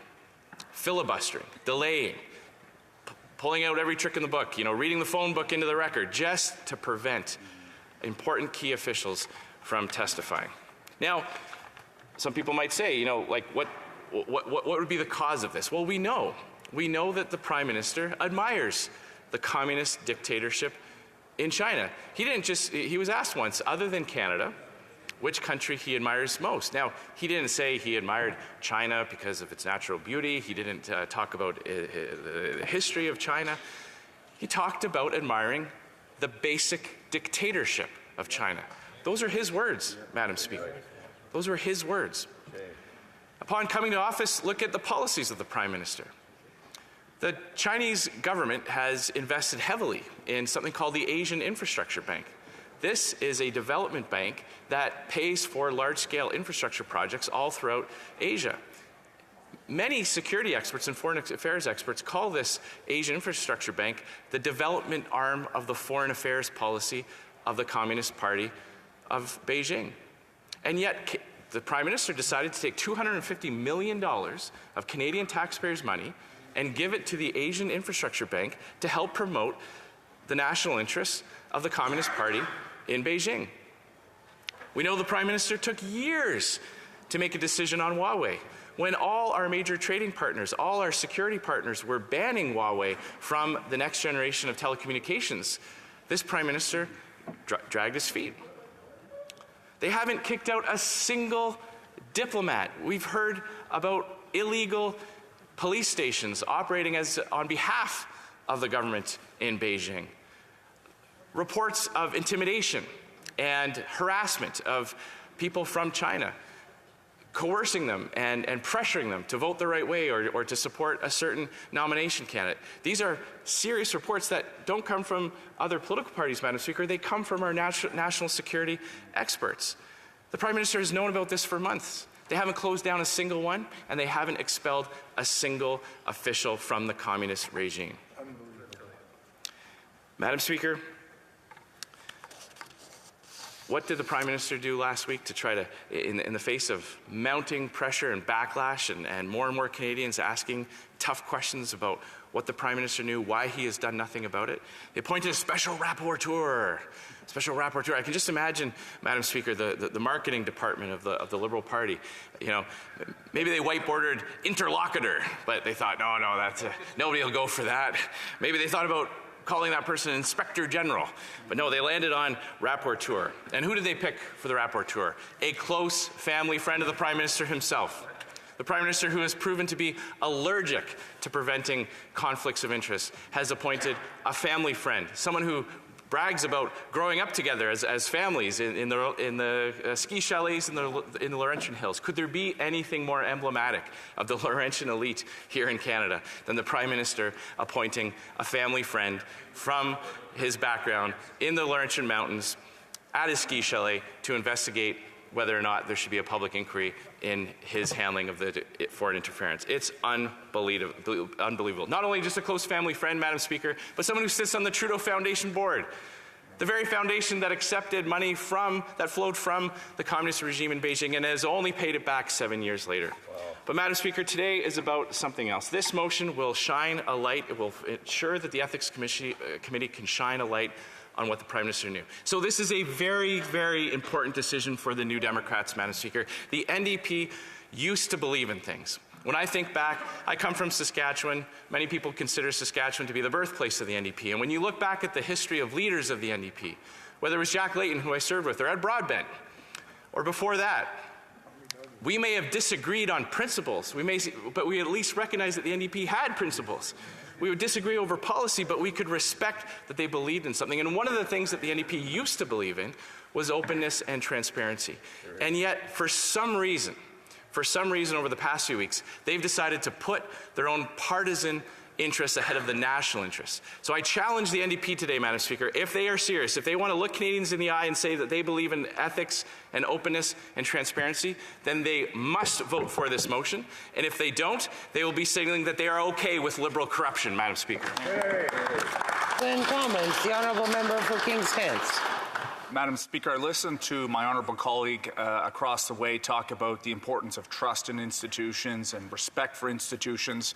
And then I've both seen on his own social media, indeed he raised it again today, the integrity of someone who was a Governor General in this country, someone who was appointed by the former Prime Minister Stephen Harper when that member sat in exactly where you are right now, as the Speaker of the House. And I can take certainly consideration that the Conservative Party may not agree with the approach that this government has taken, that they may like to see different elements, but to be able to denigrate the integrity of a gentleman that has been appointed by a Conservative Prime Minister, that has been involved in public life in a really important way, I think is just completely unfortunate, and it's emblematic of where the Conservative Party is right now. So I'm going to give this member the opportunity on the floor of the House of Commons to say that he does not believe in the approach that the government is taking, but that he will walk back his comments on how he has denigrated the integrity of a gentleman that is widely respected in this country. Honourable Member, the Honourable Leader of the Opposition. Well, Madam Speaker, it's the Prime Minister that has done such a disservice to the former Governor General. That's who should be apologizing to Canadians for dragging David Johnston into this. The fact of the matter is David Johnson, sits on the Trudeau Foundation board. This is the very foundation that is at the hub of allegations of money flowing from the communist regime into Canada. Don't take my word for it, Madam Speaker. The foundation itself admitted that when they repaid part of the money that they received. David Johnson himself talks about being a close family friend of the Prime Minister. And just because he may have been qualified to serve in one role years ago as Governor General, a nonpartisan role, one that rises above the back and forth, does not mean that he is suitable for this role. And it's that point that Conservatives are highlighting when we talk about the conflict of interest. Questions et commentaires? Questions? Questions and comments? The honourable member for Bécancour, Nicolas Sorel. Bon, l'honorable député d'Abitibi. The honourable member for Abitibi-Bay James and Nunavik Ihu. I'd like to thank my colleague for mentioning election integrity and a foreign interference campaign. And in fact, the Prime Minister did not think he completely ignored the signals from CSIS. So first of all, I'd like to extend my condolences to the officers in Edmonton and the people in Amqui. But what do you think of the government's interference, and or rather the foreign interference, and what would you do if you were in the government? I'd like you to remind you that you must please address your comments through the chair, the honourable member. That's an excellent question. And all Canadians are asking it. What is happening? Why is the Prime Minister so afraid of a public inquiry? What does he have to hide? It's easy to, if there's nothing to hide, you open the files. But when a Prime Minister is taking such drastic measures to block an inquiry and to block this study in committee, it can only be for one reason. It's because there's something very, very bad that he has to hide. Thank you, Madam Speaker. New Democrats have been clear from the beginning of this issue that nothing less than a thorough, public, and transparent and independent public inquiry would suffice to give Canadians confidence in our democracy and make sure that future elections are free of interference. In fact, we were the first party in this House to call for that. Now, I happen to sit on the National Security and Intelligence Committee of Parliamentarians, NSICOP, and although, of course, there's much I can't say, what I can do is point all members of this House to a report that was issued on foreign interference several years ago. And it was clear in that report, to anybody who wants to read it, including my honourable colleague, that there are numerous countries who are alleged to be involved in foreign interference in this country. My question to him is this: does the motion that he has tabled and is supporting today in this House, will that be broad enough in his view to encompass foreign interference by any country in Canadian democratic processes, or does he intend his motion to be restricted only to the government of China? Member for Regina Capel. Well, Mr. Speaker, my honourable colleague can read the motion and can look at the terms held within it and decide for himself whether or not he thinks it's worthy of support. I hope he does support it, because it's one thing to call for things. It's easy to call for things. You can walk outside in the foyer and you can call for whatever you like. Okay, but tomorrow there's going to be a vote. Tomorrow there's going to be a vote where that member and his caucus will have to show action. And that's the difference between being the fourth party and being the opposition party and a future governing party, is that we have to back up our words with action. Madam. Resuming debate, the Honourable Minister of Public Safety. Merci, Madame. Thank you, Madam Speaker. I would like to thank the opposition for the opportunity to speak about this motion. Madam Speaker, protecting Canadians is protecting our country's institutions. It's a significant responsibility for all governments. Some try to use freedoms that we have as Canadians to sow the seed of division and to compromise our democratic values. And it is for that reason, Madam Speaker, that this motion is so important. I would assure you, Madam Speaker, along with all members in this chamber, that this government takes foreign interference with the utmost seriousness. The threats that it poses to our economy, to our academic and research institutions, to our critical infrastructure, and indeed to our democratic institutions, including most especially our elections, is of paramount importance, and work that I hope that all members will be united in. Although I have identified these priorities, they are indeed the pillars of our democracy, Madam Speaker. The people that work within these institutions, Canadians who contribute, is sacred.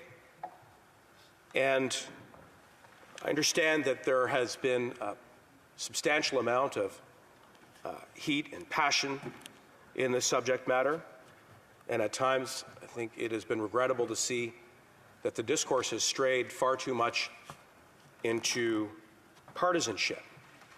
I don't believe that any of us benefit from that, and it is my sincere hope that we will be able to have a debate on this motion on the merits, on principles, on civility and respect, because only together, united, can we fight against foreign interference and protect our institutions and our democracy. Now, there are two premises to this motion. One is we need more transparency, and I'm going to speak to that, and the ways in which this government is raising the bar and shining a light on the way in which we protect our national security. And the second is the questions around what this government is doing to fight against foreign interference. And let me start with the latter, Madam Speaker, that since taking the reins of government, we have been very proactive in putting in place the people, the resources, the technology, the powers, and the authorities to equip all of the agencies that work within our national security and public safety apparatuses to protect our institutions.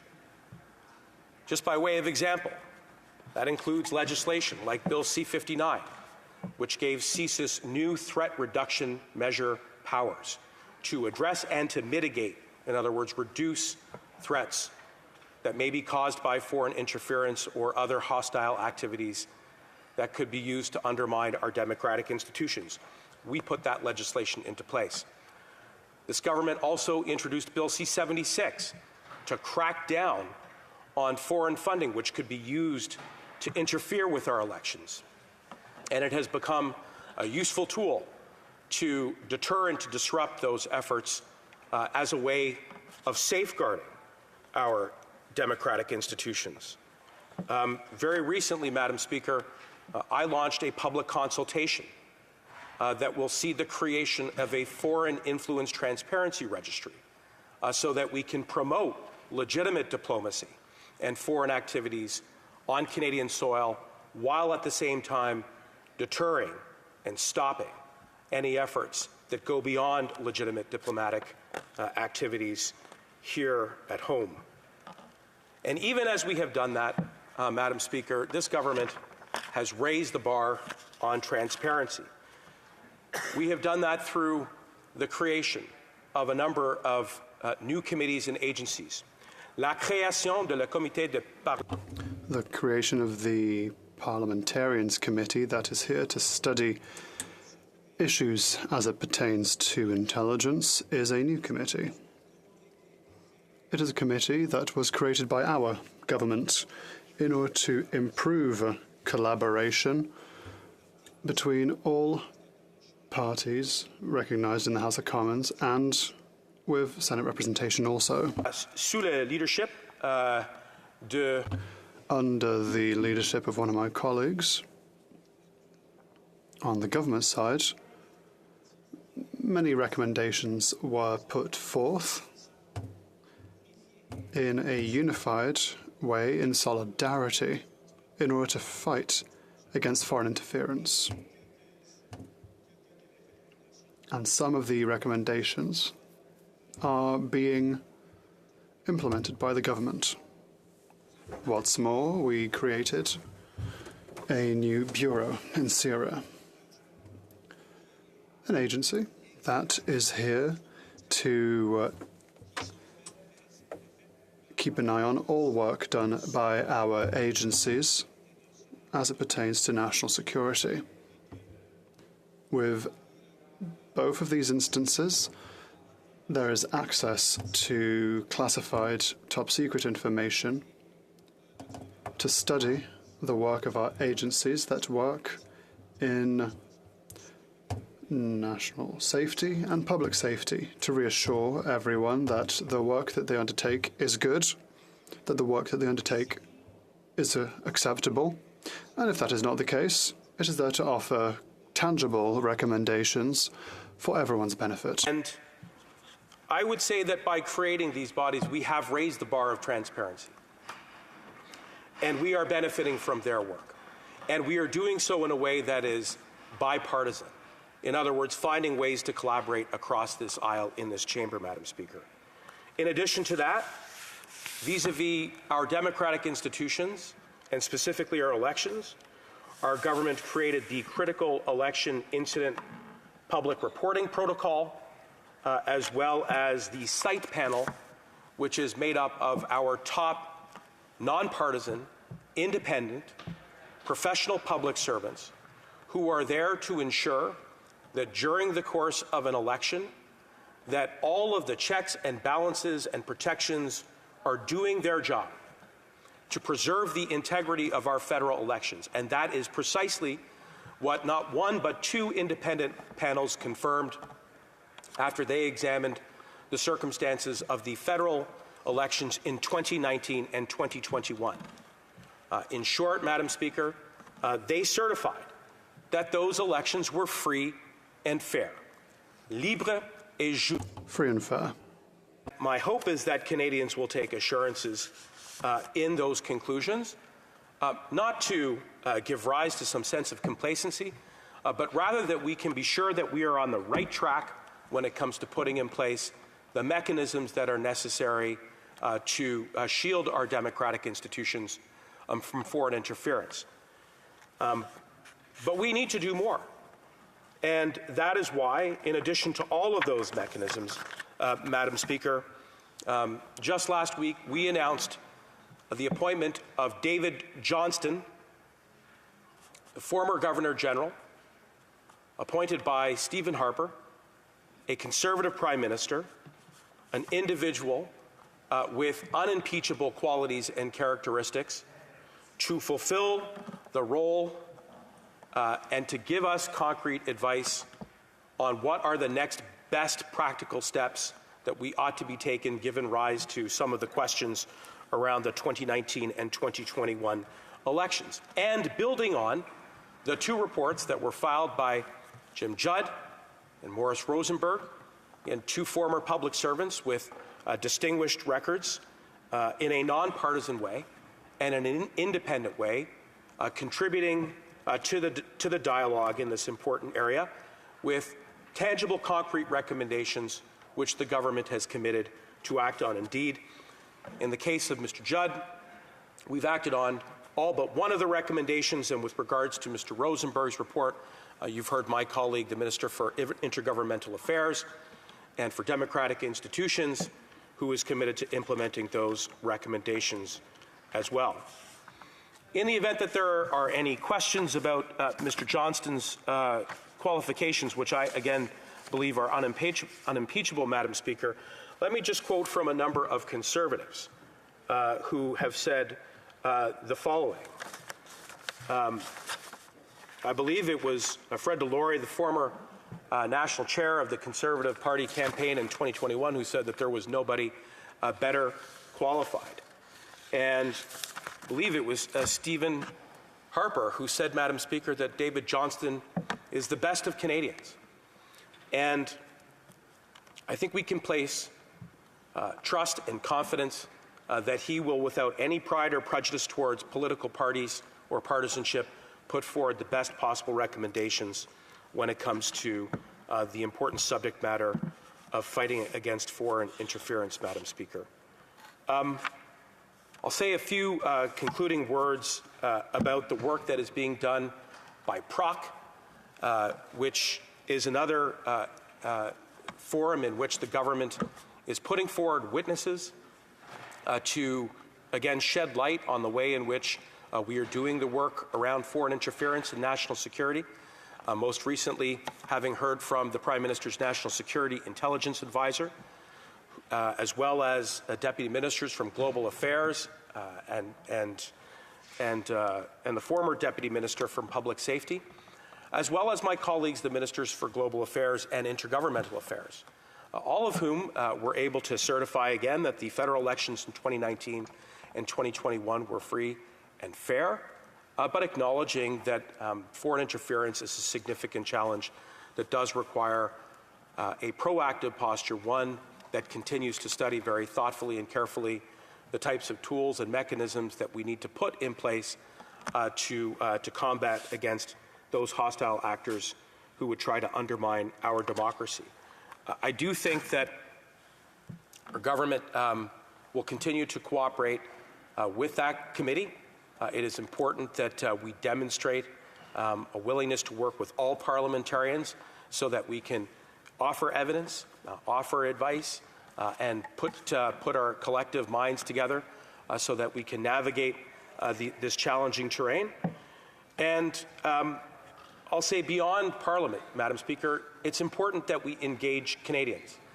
And in conclusion, I just do want to take a moment to underline that in the conversations that I've had with a number of communities around how it is that we create new tools, including the Foreign Agent Registry, that expressions of concern have been articulated to me, that we do this work in the right way, that we do it transparently, that the way that we draft and craft our laws are done consistent with the principles that are espoused in the law and in the Charter. And that has to be the bedrock of the way in which we put pen to paper when we draft our legislation. It is technical work, it is complex work, it is challenging to define and get the parameters right of how these authorities are triggered and then used, and then to be accountable in the use of those authorities, to be sure that they are exercised reasonably, and then to be accountable thereafter in the public reporting of it all. But when members of this chamber take a look at Bill C-59, that's precisely why, when we created the new threat reduction measure powers for CSIS, we did so concurrently with the creation of NSIRA, the National Security Intelligence Review Agency, so that we could be accountable, so that we could be transparent, so that if there were any questions raised legitimately about how these powers are being used, that we could make the necessary course corrections to maintain the trust and confidence in all Canadians when it comes to the way in which we do the work around national security. The Conservatives have gone to some lengths at times to be political and to be partisan. I think that that is regrettable, Madam Speaker. I don't believe that any of us profit from trying to score political points. We're a democracy. This is a chamber that sees some vigorous debate every single day, and it's a privilege to be part of those debates. And through those debates, my hope is that we are able to refine our ideas and advance them for the national interest. But when it comes to foreign interference, whether we're talking about foreign interference from People's Republic of China, from Russia, or from any other hostile actor who would attempt to undermine our institutions, it is important that we take a Team Canada approach. We all have a vested interest in protecting the rules and the principles and the values that underpin our democracy. And that is why my sincere hope is that we will be able to continue to do this work in a way, yes, where there is fierce debate, but that does not stray into partisanship, that does not stray into the unnecessary politicization of an issue that should transcend that so that we can do whatever is necessary to protect our democracy from all of the threats that lie on the horizon. Thank you, Madam Speaker. Merci. Questions and comments? The Honourable Member for Bruce Grey Owen Sound. Thank you, Madam Speaker. So, look, I'll ask the Minister a very simple, nonpartisan question. I'll refer to him to the HoC's annual 2019 report, which has over 50 pages, Chapter 2 on foreign interference. Specifically, it has 6 key findings, 3 key recommendations, all unredacted, available to the public, but a report that went straight to the Prime Minister. Two-part question. First part is, why has this government not taken any action on those 3 recommendations put forth by the nonpartisan HoC committee? And finally, the last recommendation in particular refers to both the very first report HoC produced around the Prime Minister's trip to India and the allegations tied to that, and I'll quote, "In the interest of national security, members of the House of Commons and Senate should be briefed upon being sworn in and regularly thereafter on the risks of foreign interference and extremism in Canada," unquote. So I think it'd be unfair to ask the Minister how many times since he's become, since the start of this government, but since he's become the Minister of Public Safety, has he personally ensured opposition members have been briefed, sworn in at the appropriate level on foreign interference in Canada? Well, Minister of Public Safety. Madam Speaker, it's my commitment to work with my honourable colleague and all members in this chamber to be sure that they are briefed in the appropriate forums, including when it comes to the National Security and Intelligence Committee of Parliamentarians. Again, a committee that this government created not only to raise the bar of transparency, but to promote and foster greater collaboration across partisan lines. My colleague cites recommendations. He then posits that no action has been taken. I would respectfully disagree. In fact, we are acting on a number of recommendations that have put forward by the National Security Intelligence Committee of Parliamentarians, including most recently, and I would highlight for his benefit, the creation of a national coordinator that will be situated within my ministry to combat against foreign interference. Is there more work to be done on those recommendations? Without question. And it is my commitment to him and to all members of this chamber to work without any prejudice towards partisanship to do this work together when it comes to fighting foreign interference. Thank you. Questions et commentaires, l'honorable député de Pierre Boucher. The Honourable Member for Pierre Boucher, les Patriotes Verchères. Thank you, Madam Speaker. I was listening to my colleague's speech and I thought it was a bit curious, a bit odd, because if we look at the issue of Chinese interference, if we look at the time when the first concerns were raised, the government reacted by saying there isn't an issue. In fact, if you're asking questions, it's because you're anti-Chinese, even racist.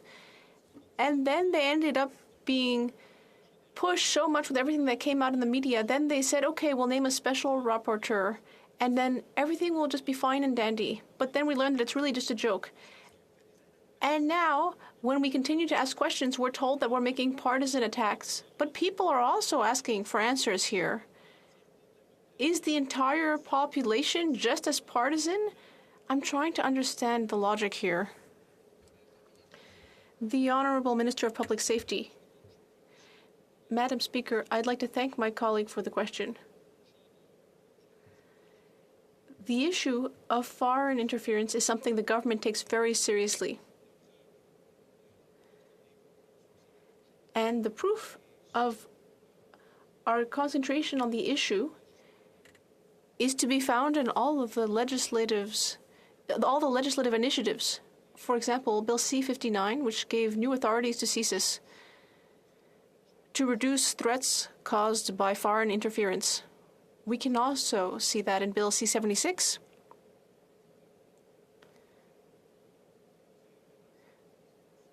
A bill to ensure that we protect our democratic institutions from foreign funds. It is completely fair that my colleague is asking questions. That's the goal of this very House, to cast light on how the government is doing its homework. But at the same time, it is fair for the government or anyone to state that partisan attacks are not good for debate. I hope we can move forward with a nonpartisan narrative. Thank you, Madam Speaker.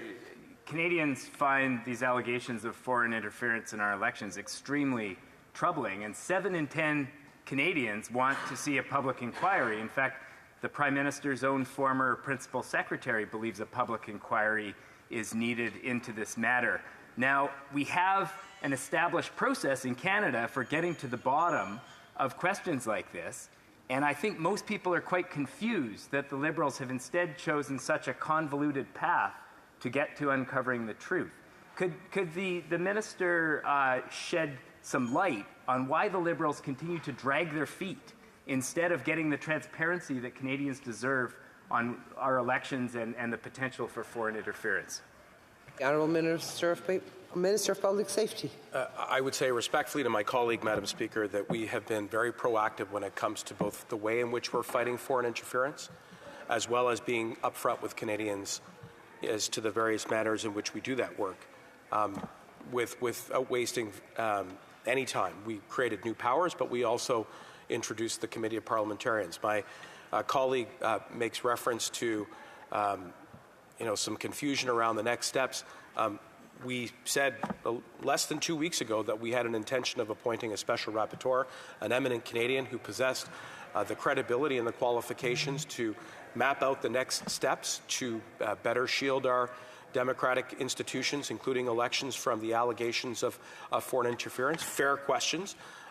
We've now appointed that individual, and I'm encouraged that the NDP have not gone down the path of the Conservatives and have not been partisan with regards to Mr. Johnston, but rather see that he is qualified to do this important work.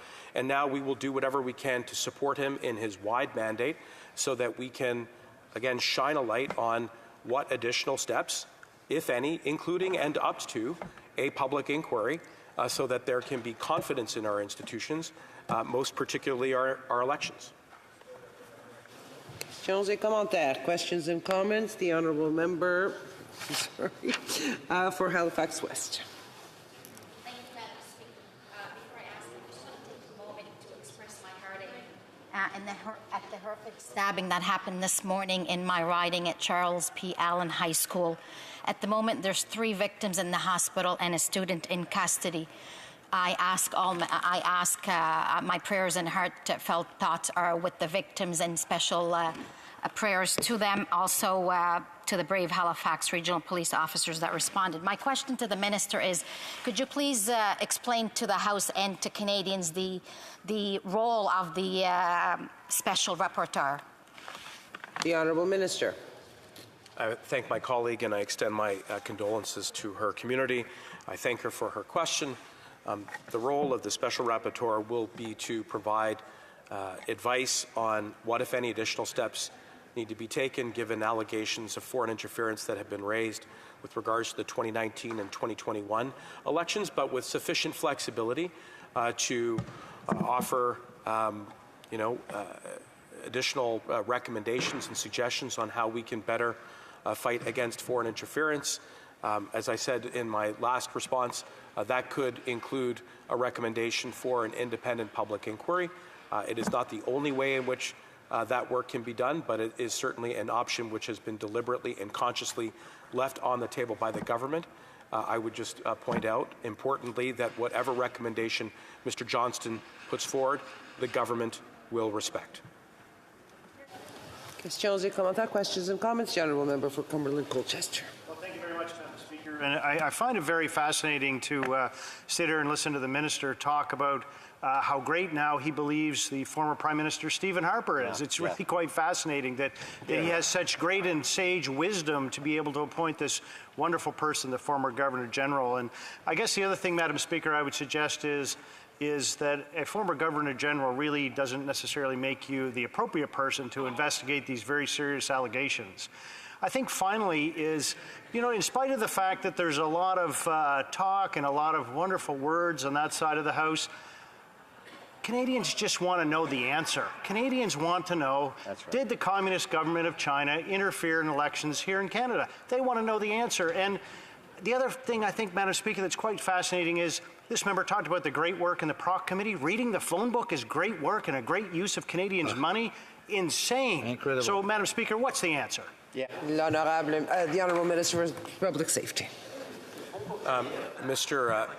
Madam Speaker, I would point out that in addition to serving as the Governor General for 7 years, that Mr. Johnston also was the head of a number of Canadian institutions, university institutions. He's also an extensive and accomplished lawyer and professor in the law, so he will be well qualified to navigate this. And yes, you're quite right. I did make reference to Stephen Harper and his acknowledgement that Mr. Johnston is the best of Canadians in the spirit of taking this out of the domain of partisanship. Thank you. We must resume debate. Reprise du débat. L'honorable député de La Prairie. The Honourable Member for La Prairie. Thank you, Madam Speaker.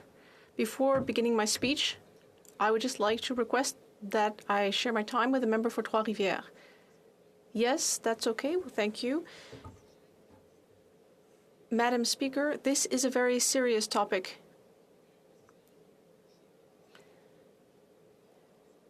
Sometimes here in the House, we see that we're living through a moment that is historic for Quebec or Canada, and I think this is an example of that. This is very serious. Our Quebec and Canadian democracy is being attacked. The idea of power to the people, that the people decides who will represent it.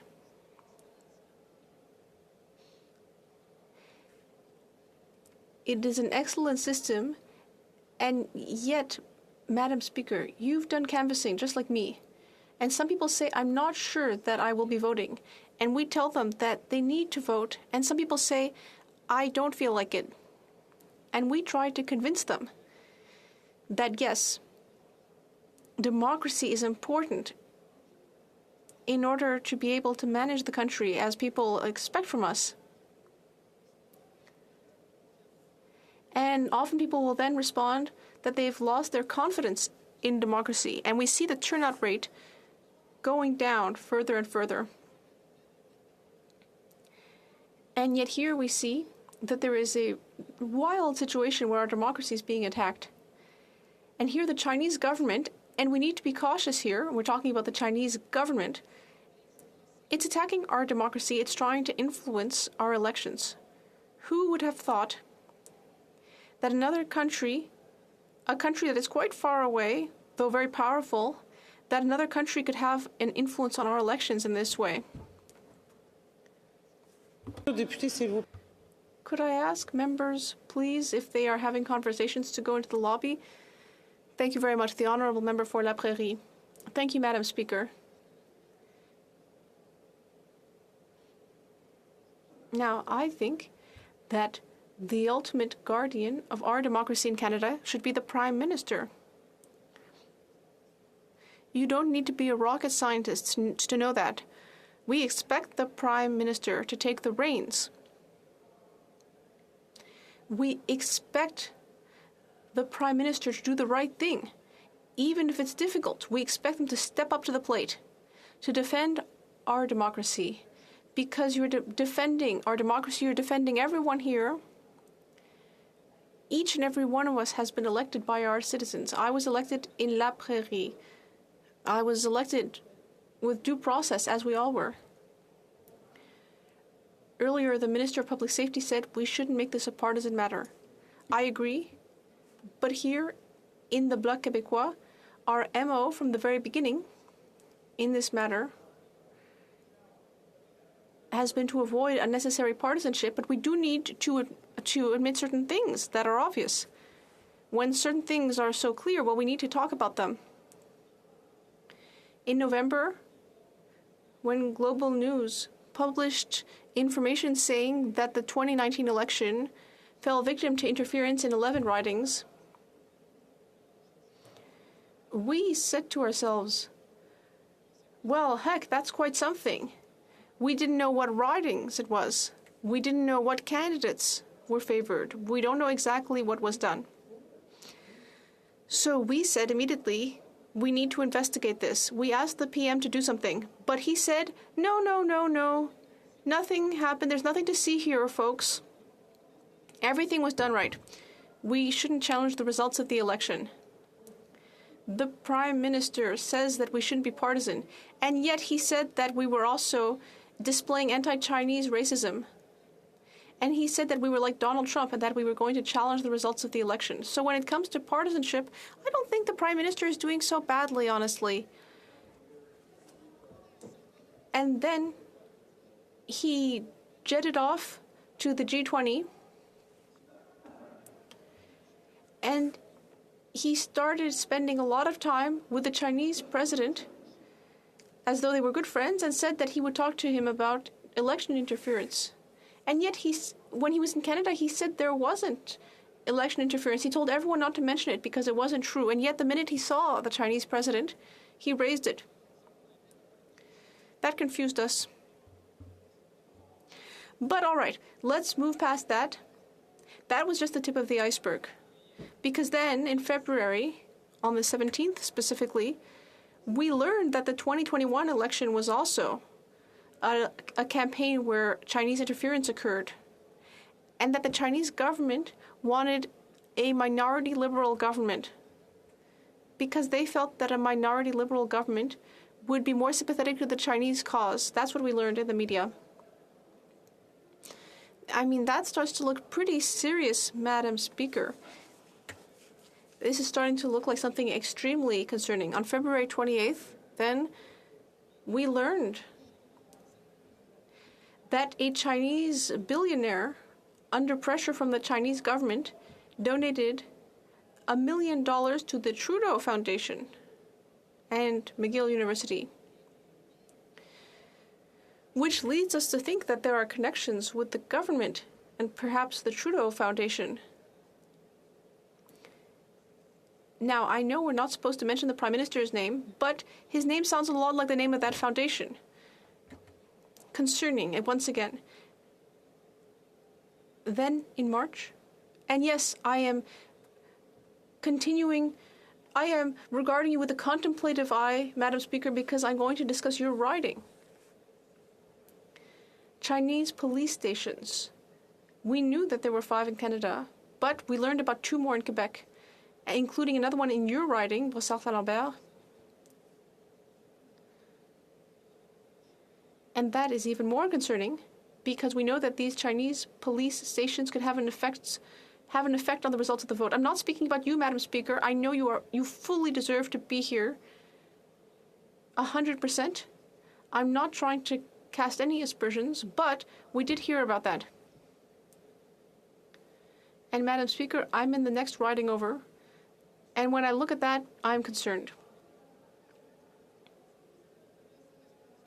Then, on March 16th, we heard that the mayorship of Vancouver might have been influenced by Chinese interference. And then what was really a bombshell was the open letter published by a CSIS agent. An open letter, of course anonymous. Of course, they're not going to give their name, but that person said, what's happening in Canada is so serious that it's the most serious threat. Let me just see what was said in this open letter. It is the most serious threat to Canada's national security. And that individual who works for CSIS said that I am publishing this out of love for my country. And I have nothing against the Liberals. I even voted for them. But we need to do something. We keep trying to sound the alarm, and this government isn't doing anything. They didn't do anything in 2019. Between 2019 and 2021, we also warned them. They didn't do anything. We warned them that there would be interference in 2021. There was, and yet nothing was done. I have 2 minutes left. Now, let me discuss the topic of David Johnston. Oh, the government said it was almost like he was a superhero. They said, oh, David Johnston, he's going to fix everything. But he's someone who is a friend of the Prime Minister's family. He's also someone who feels very at home in China. He was also a member of the Trudeau Foundation. This is not impressive. He was also responsible for organizing the 2021 debate. And during that debate, the moderator called Quebecers racist. But he was the commissioner for organizing the debate, so he's really not such a superhero. At committee, I asked whether he realized that Quebecers were called racists. I think that that is worthy of an apology, but David Johnston never apologized. We are asking for an independent, arm's-length commission. We need to ensure that David Johnston doesn't become the special rapporteur. He's the wrong person. Now, of course, there is no perfect solution, and the motion today is not perfect. We would have liked if the Conservatives had asked for an independent public commission, because we need to do something about this. This is urgent. We need all the tools that are at our disposal to have proper elections. Questions and comments? Thank you, Madam Speaker. So, in the National Security and Intelligence Committee of Parliamentarians 2019 annual report, the committee recommended to the Prime Minister that MPs should be briefed regularly on foreign interference. I asked the Minister the same question just earlier in the debate, and he refused to answer. Donc, ma question simple. So my simple question for my colleague from the Bloc. How often was the Bloc Québécois briefed by the Liberal government on foreign election interference over the last 3 years? The Honourable Member for La Prairie. I'd like to thank my colleague for his question. I'm going to look at my papers. The answer is 0 times. Questions and comments, General Parliamentary Secretary to the Government House Leader. Yes, thank you, Madam Speaker. You know, if you listen to opposition members, in particular the Conservatives in the Bloc, you would think that international interference is something that's new to Canada. Not only does international interference has taken place, Madam Speaker, to some degree, whether it's in Canada or the United States or other allied countries, we know that for fact, that there are countries that do interfere. And it's just not the country of China. There are other nations that do likewise. When the member stands in his place and says, well, you know, what are we doing? Madam Speaker, this government has done far more than whatever Stephen Harper did, even the current leader of the Conservative Party. We have put into place safeguards. And, Madam Speaker, I would ask the member, would he not at the very least recognize that at the end of the day that international interference has something that has been taking place, and for the first time we actually have a government that's doing something on it? La députée de La Prairie. The Honourable Member. I'd like to thank my colleague for his question. And we know that this is a global issue. Yes, I agree. Yes, we need to say, well, heck, this is a real issue everywhere in the world. And so we should try to avoid this in future. But he's saying that Canada isn't worse than elsewhere. But I'm sorry, that's not true. The Americans are very worried about what's happening in Canada because we're not doing anything about it. He said that we're using the tools at our disposal, but that's not true. Because if that were true, there wouldn't be a CSIS officer writing an open letter about this. These people are very loyal and want to serve. And if they're coming out in the media to say what's happening, it's because the situation is critical. We need to wake up. The government isn't doing anything. These people are blowing the whistle. So if the government had really used the tools, then we wouldn't be seeing that open letter. And I trust that person who published that letter much more than anyone else here. Windsor West. The Honourable Member is on mute. And lowering his microphone, please. No, I can't hear the Honourable Member. No, still can't hear the Honourable Member. Thank you, Madam Speaker. Thank the member for his comments. And electoral reform is very serious for all of our democracy, not only just international, but also domestic. One of the things that we did do as an improvement was to get union and large corporation donations out of the system that was there before. In the past, actually, foreign subsidiaries used to make massive donations to political parties And then we've seen even domestically here, we can't forget that 2011, we had the robocall scandal with the Conservative Party of Canada. And then we had later Dean Del Mastro led away to jail for electoral issues. And most recently, even some of the campaigns for electoral leaders have had interventions. I'd like to know from my honourable member, though, with regards to the international component, what other countries is he concerned about, and the diasporas and the other groups that are going to be perhaps blamed for some of this interventions that take place from other state governments? And I think it's important to recognize that we could have victimization of some individuals just by the actions of politicians opening themselves to this, because foreign governments are really responsible at the end of the day, not the Canadian citizens. The honourable member. I'd like to thank my colleague for the question. Obviously, we're talking about secret police stations, so we have to protect the people who are victims of the influence of the Chinese government. But they're now Canadians, so yes, we have to ensure that those people can be protected from foreign interference, and that is why we need an independent public inquiry, because the fate of these individuals is in jeopardy because of that influence. So that is why we need to take major steps to eliminate foreign interference on Canadian and Quebec soil. Resuming debate, the honourable member for Trois-Rivières. Thank you very much, Madam Speaker. You know, foreign interference it draws broad consensus. We were in our ridings last week, and in Trois-Rivières, we talked about this a lot with my voters.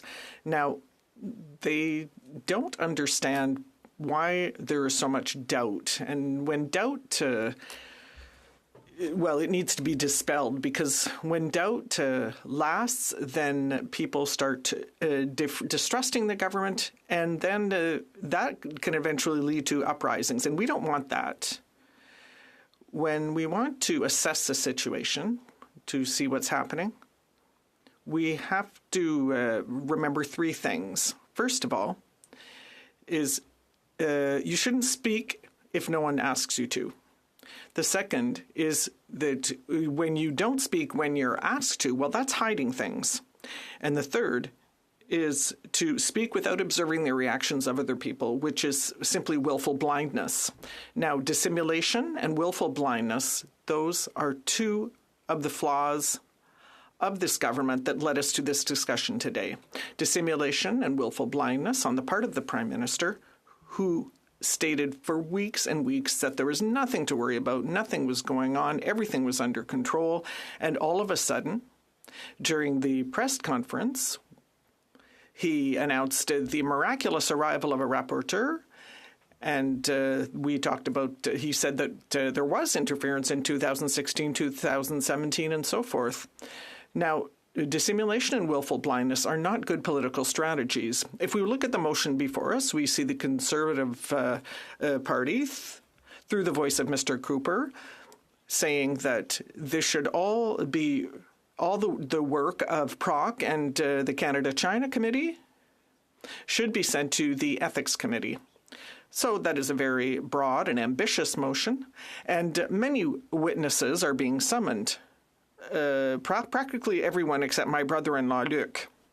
Now, I sit on the Ethics Committee. I'm the VP, and there is work that is going on, and we're very happy to take on this additional work, but we need to do things in the right order.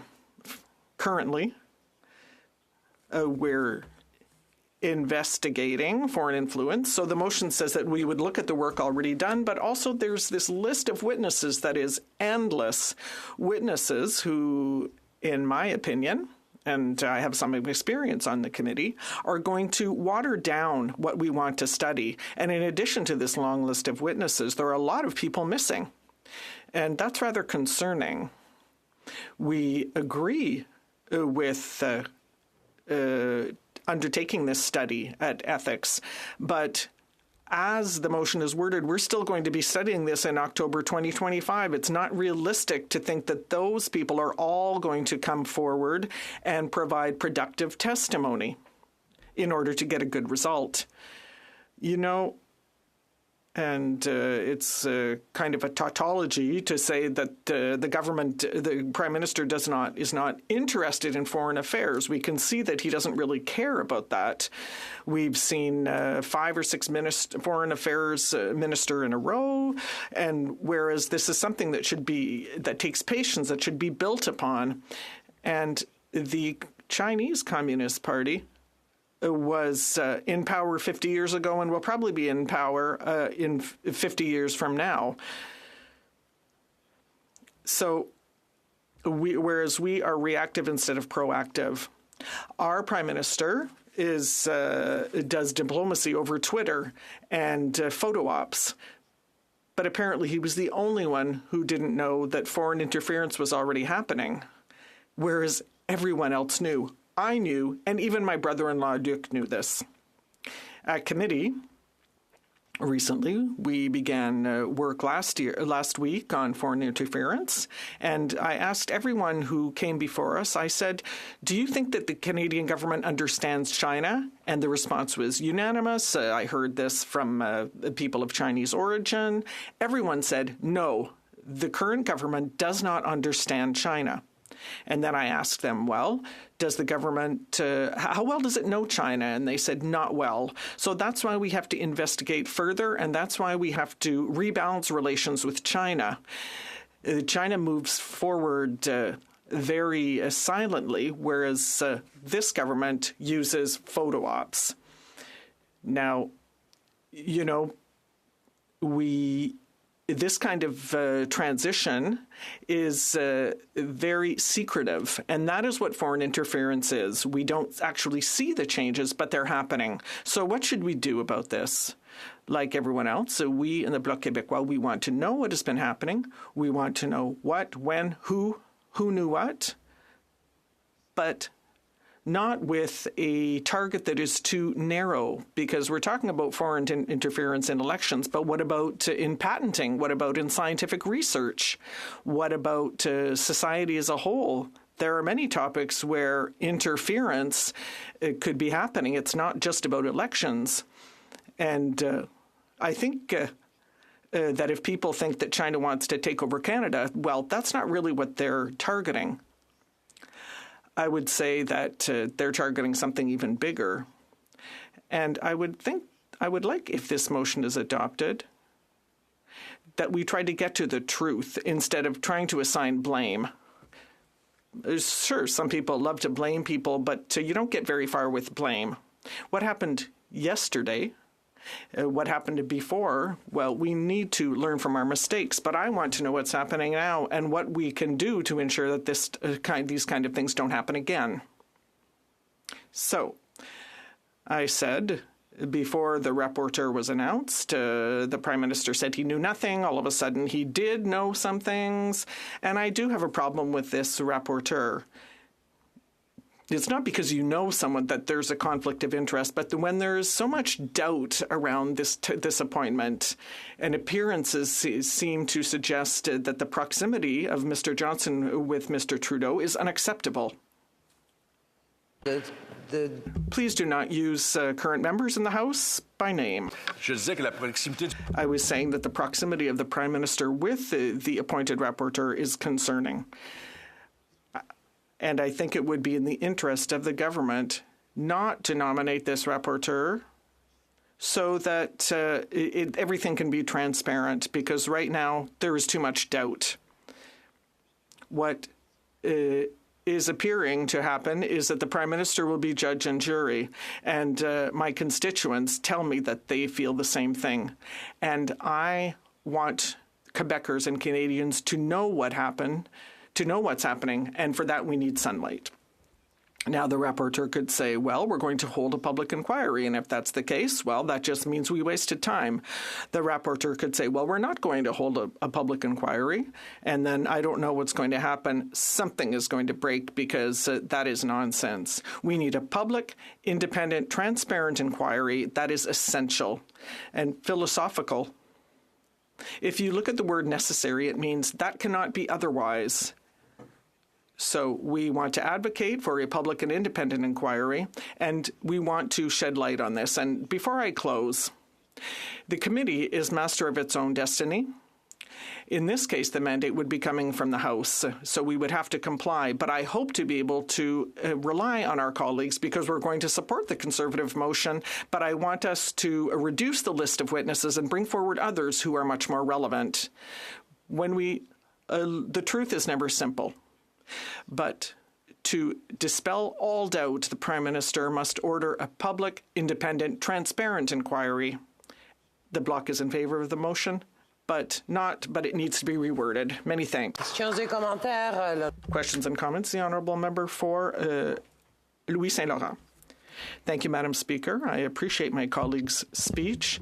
His professional experience is very useful to us in this current debate. He mentioned earlier the rapporteur, and I'd like to come back to that issue because, Madam Speaker, I think that all Canadians recognize that the rapporteur who has been appointed is a great Canadian who has distinguished himself in his professional and social life. Yes, people have the right to have friends. You can be friends with the Prime Minister. But when you have to objectively analyze the Prime Minister and the work of the Prime Minister and the impact that it has had, then I have a doubt. And the current rapporteur sits on the board of the Trudeau Foundation. And we have nothing against that foundation, but we must remember that that foundation receives hundreds of thousands of dollars from people who are close to the Prime Minister and who have relations with Beijing. So my colleague is an expert in analyzing ethical questions. So why are the Prime Minister's actions not reassuring the Canadians and Quebecers? I'd like to thank my colleague for this very important question. And this doesn't even protect the Prime Minister against himself by appointing the rapporteur. So that, for me, would be a big red flag. And I think that we have to look at this situation and allow people to regain trust in this Prime Minister. And that is not possible with the link between the rapporteur and the Prime Minister. I'm not saying Mr. Johnston is not a good man. I'm saying that in these circumstances, it's unacceptable. Thank you very much, Madam Speaker. I don't think that there's anybody in this House that doesn't take the issue very seriously and would like to see conclusions and proper recommendations on what we could do to improve our resiliency against foreign interference. I think that the issue that is before us right now is the manner in which the opposition is trying to approach this by, creating a political theater, so to speak, by, demanding that chiefs of staff come for 3 hours alone, not with anybody else with them, that they be sworn in beforehand, quite literally unprecedented moves. And so, there have been countless people out there, conservatives, former Conservative campaign managers, former Conservative senators. The leader of the NDP just recently said that he didn't think that committee was the best place to be dealing with this because of the way that the opposition is trying to score political points. I'm wondering if the member from the Bloc, Madam Speaker, can weigh in on what he thinks is the best place for this discussion to occur so that we have the impartiality and Canadians get the answers that they're looking for. The Honourable Member for Trois-Rivières. I'd like to thank you, Madam Speaker, and my colleague. I am partially in agreement with them, although it hurts me to admit it. Well, where's the best forum? That question cannot be dealt with in a partisan manner because it's a question of public interest, and that needs sunlight and transparency in order to work. Well, the forum for me, that's not as important as going beyond partisanship, and we need to look for public interest and give that priority. And that's something that we don't see on either side of the House. The Honourable Member for Rosemont-la-Petite-Patrie. Thank you, Madam Speaker, and I'd like to thank my colleague for his speech, always very relevant and reasonable. And we both feel that it's very important to have a public, independent inquiry that is very transparent. But we in the NTB are concerned about the fact that only China is being focused on. But that stigmatizes Quebecers and Canadians who are of Chinese origin, and we hear that on the ground. Does he not think, like the NDP, that we should broaden the mandate so that all foreign interference should be studied, for example, Iran or Russia? The Honourable Member for Trois-Rivières. I'd like to thank my colleague from Rosemont La Petite Patrie. That was a good question. Now, China, he's right. China is not the only one who is interfering in foreign elections. But if we're talking about the Chinese Communist Party, then we're not talking about Canadian citizens who should be targeted by this investigation. We should not stigmatize individuals. It's the Chinese Communist Party that is the problem. And you're right, China is not the only country that interferes. The Honourable Member for New Westminster Burnaby. Merci beaucoup, Madame la Présidente. Thank you very much, Madam Speaker. I'm very pleased to rise in the House today to speak to the NDP's position on a public inquiry. And as you know, Madam Speaker, I had the pleasure of joining the chair of PROC and the entire committee because our habitual representative, the member for North Island Powell River, was in her riding, and unfortunately at that time there was no access to be able to participate virtually in the committee. So I spent a few days with my colleagues on the PROC committee, and obviously, Madam Speaker, as you already know, the NDP succeeded in passing a motion that was then referred to the House. And as you know very well, Madam Speaker, we have the intention this week, even tomorrow, of putting that motion forward for a transparent, independent public inquiry. That is one very important aspect. And later in my speech today, I'm going to be reading the wording of that motion, which we certainly hope to be moving in the House tomorrow for a vote in the upcoming days. For us, it is clear.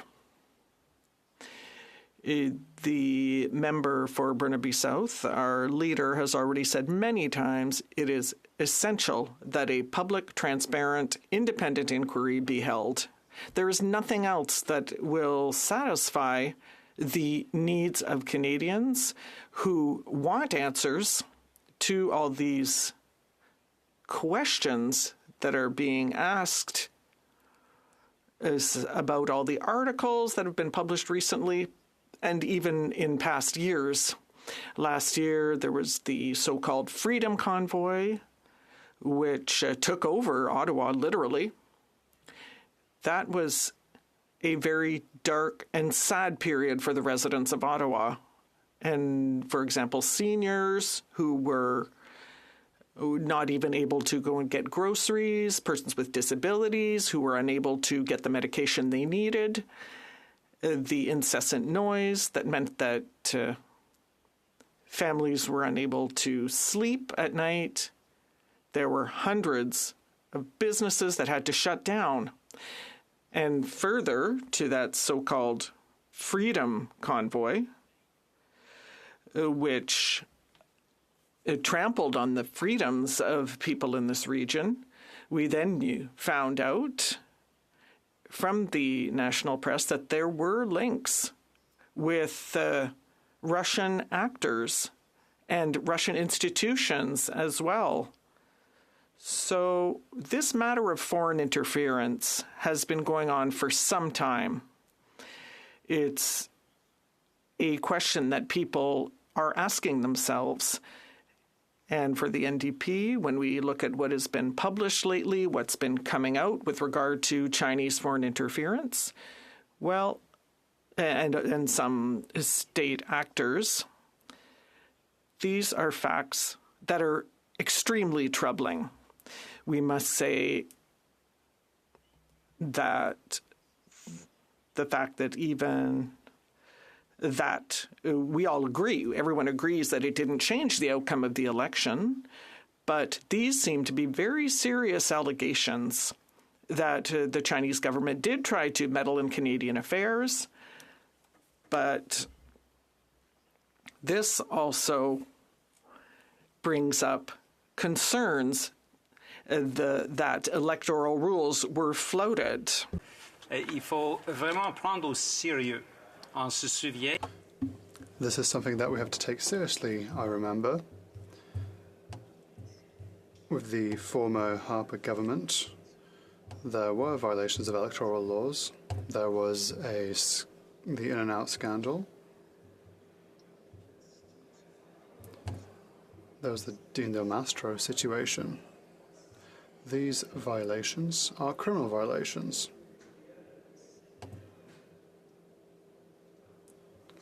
So violations of this scope flouted electoral laws. It had to do with money that was given for the provision of services and goods. Funding or donation limits had been exceeded.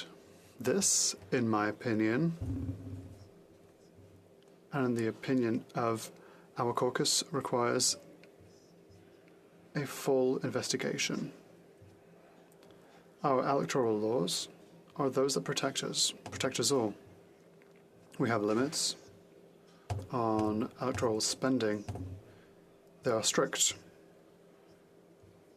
We don't have situations like in the States where people can just spend as much as they want. They can take secret donations that are not transparent. Electoral law means here that we have limits in our spending. In New Westminster Burnaby, for example,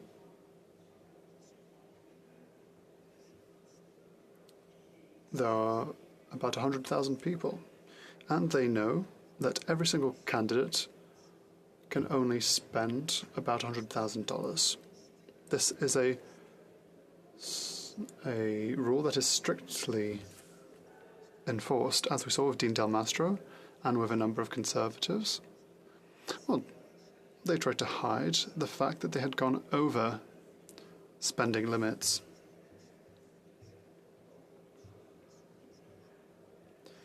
Now there's allegations with regards to potential Chinese agents, so potentially this expenditure limit may have been reached and then breached.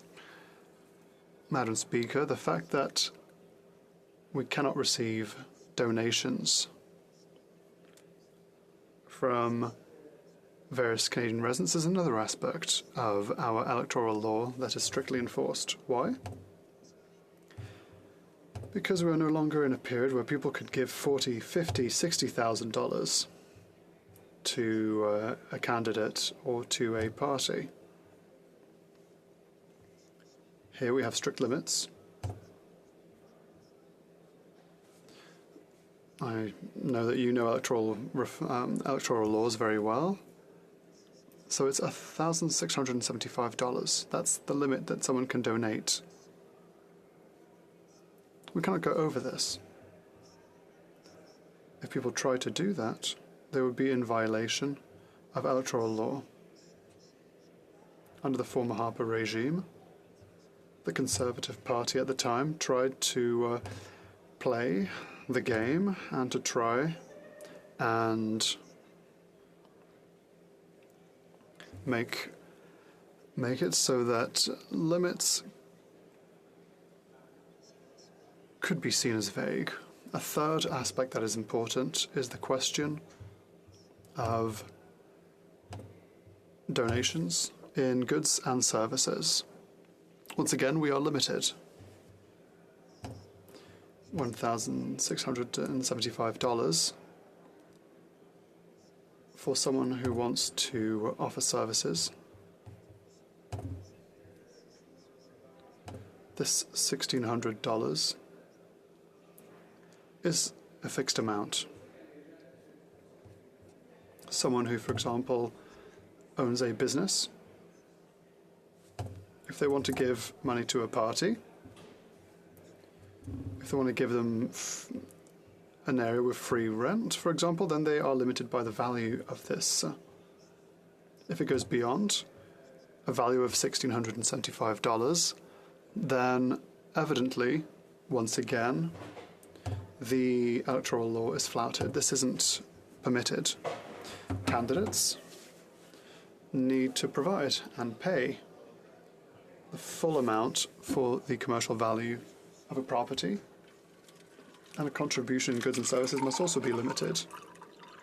This is a contribution that, with financial contributions, is still limited to $1,675. And so these three limitations are very strict, Madam Speaker. We cannot go beyond them. To do so would be to violate our statutes. And so, allegations that came out in the Globe and Mail and in Global News are troubling allegations because they indicate that there was potentially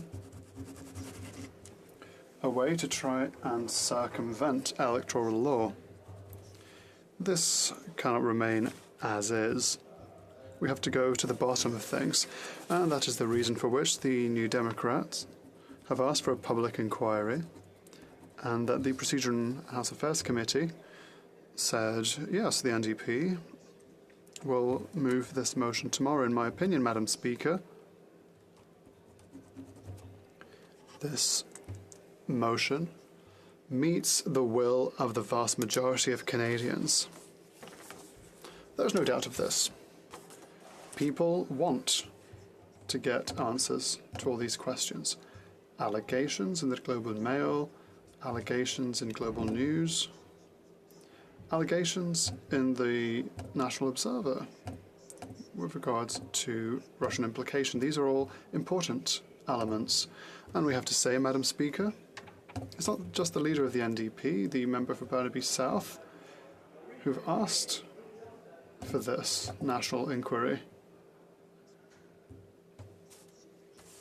Richard Fadden also asked it. Former CSIS director who said that they need a public inquiry on the matter. We have Jean-Pierre Kingsley, and I have a lot of esteem for him.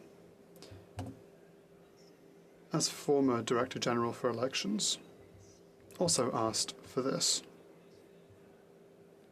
He asked for a public inquiry.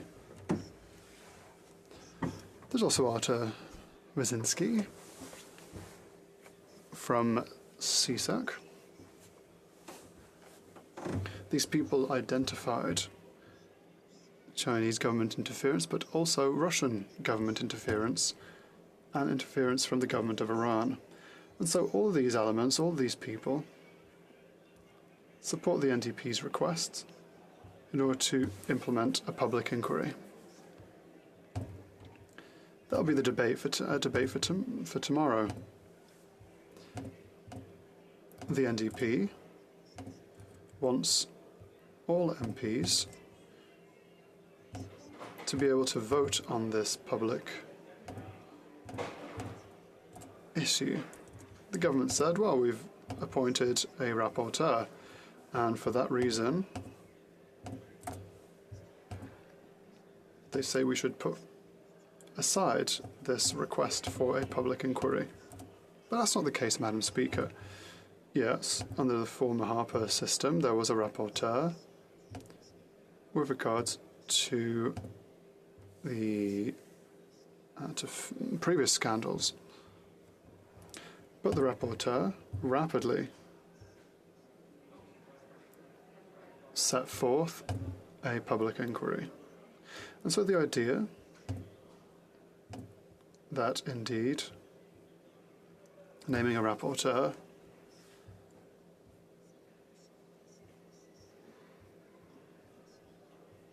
would require a national public inquiry.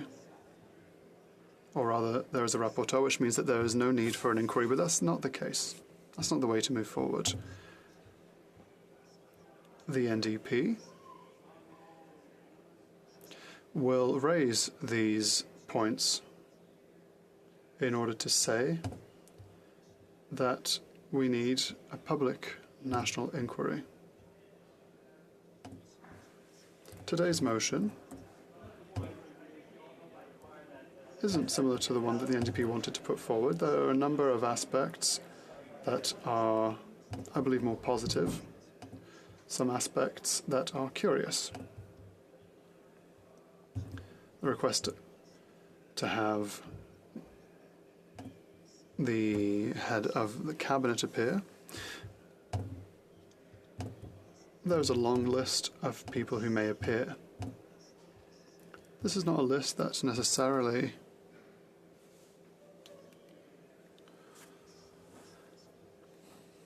that is an issue to me. There's a lot of logic in this list, but there are many people that are missing in this list, Madam Speaker.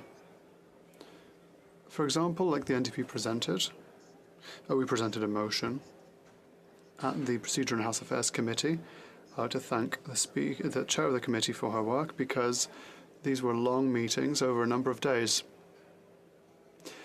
We asked that a number of people be invited, some people that were in the Conservative motion list, but at the same time, we asked for others. Madam Speaker, allegations affect both the Liberal and the Conservative Party. Let us not forget that there are 9 candidates, 9 Liberal candidates, and 2 Conservative candidates that have been targeted by these allegations of foreign interference. And so, given that both parties were involved, Madam Speaker, at the Procedure and House Affairs Committee, we suggested that both Liberals and Conservatives have members of their campaign teams invited. There are allegations that I've already mentioned with regards to the involvement of certain parties that were mentioned by newspapers as having been influenced by Russia. There was the convoy that flouted the freedom of many people in Ottawa. And so these are all elements that are important. Now, Madam Speaker, if you can let me know how long I have left, thank you very much. It will give me the time now to read the report that we would like to table tomorrow, and also talk about a number of principles that the Conservatives have put forward that seem to be in the motion, and that seem to be slightly contradictory. Madam Speaker, I just wanted to read for the record the report that the NDP is tabling tomorrow. Pursuant to Standing Order 1083A6 and the motion adopted by the committee on Thursday, March 2nd, 2023, the committee has considered the matter of foreign election interference. Your committee calls on the Government of Canada to launch a national public inquiry into allegations of foreign interference in Canada's democratic system, including but not limited to allegations of interference in general elections by foreign governments. That this inquiry be granted all the necessary powers to call witnesses from the government and from political parties. That this inquiry investigates abuse of diaspora groups by hostile foreign governments. That this inquiry have the power to order and review all documents it deems necessary for this work, including documents which are related to national security. That the individual heading this inquiry be selected by unanimous agreement by the House leaders of the officially recognized parties in the House of Commons, and that this inquiry does not impede or stop the committee's study on foreign election interference, including the production of documents and the calling of witnesses. Thank you, Madam Speaker. This is what the 25th report of Procedure and House Affairs is what the NDP will be tabling in the House tomorrow for debate and for vote. And at this point, Madam Speaker, we're certainly hoping that there will be a consensus from this House of Commons to say very clearly to the Prime Minister a national public inquiry is needed.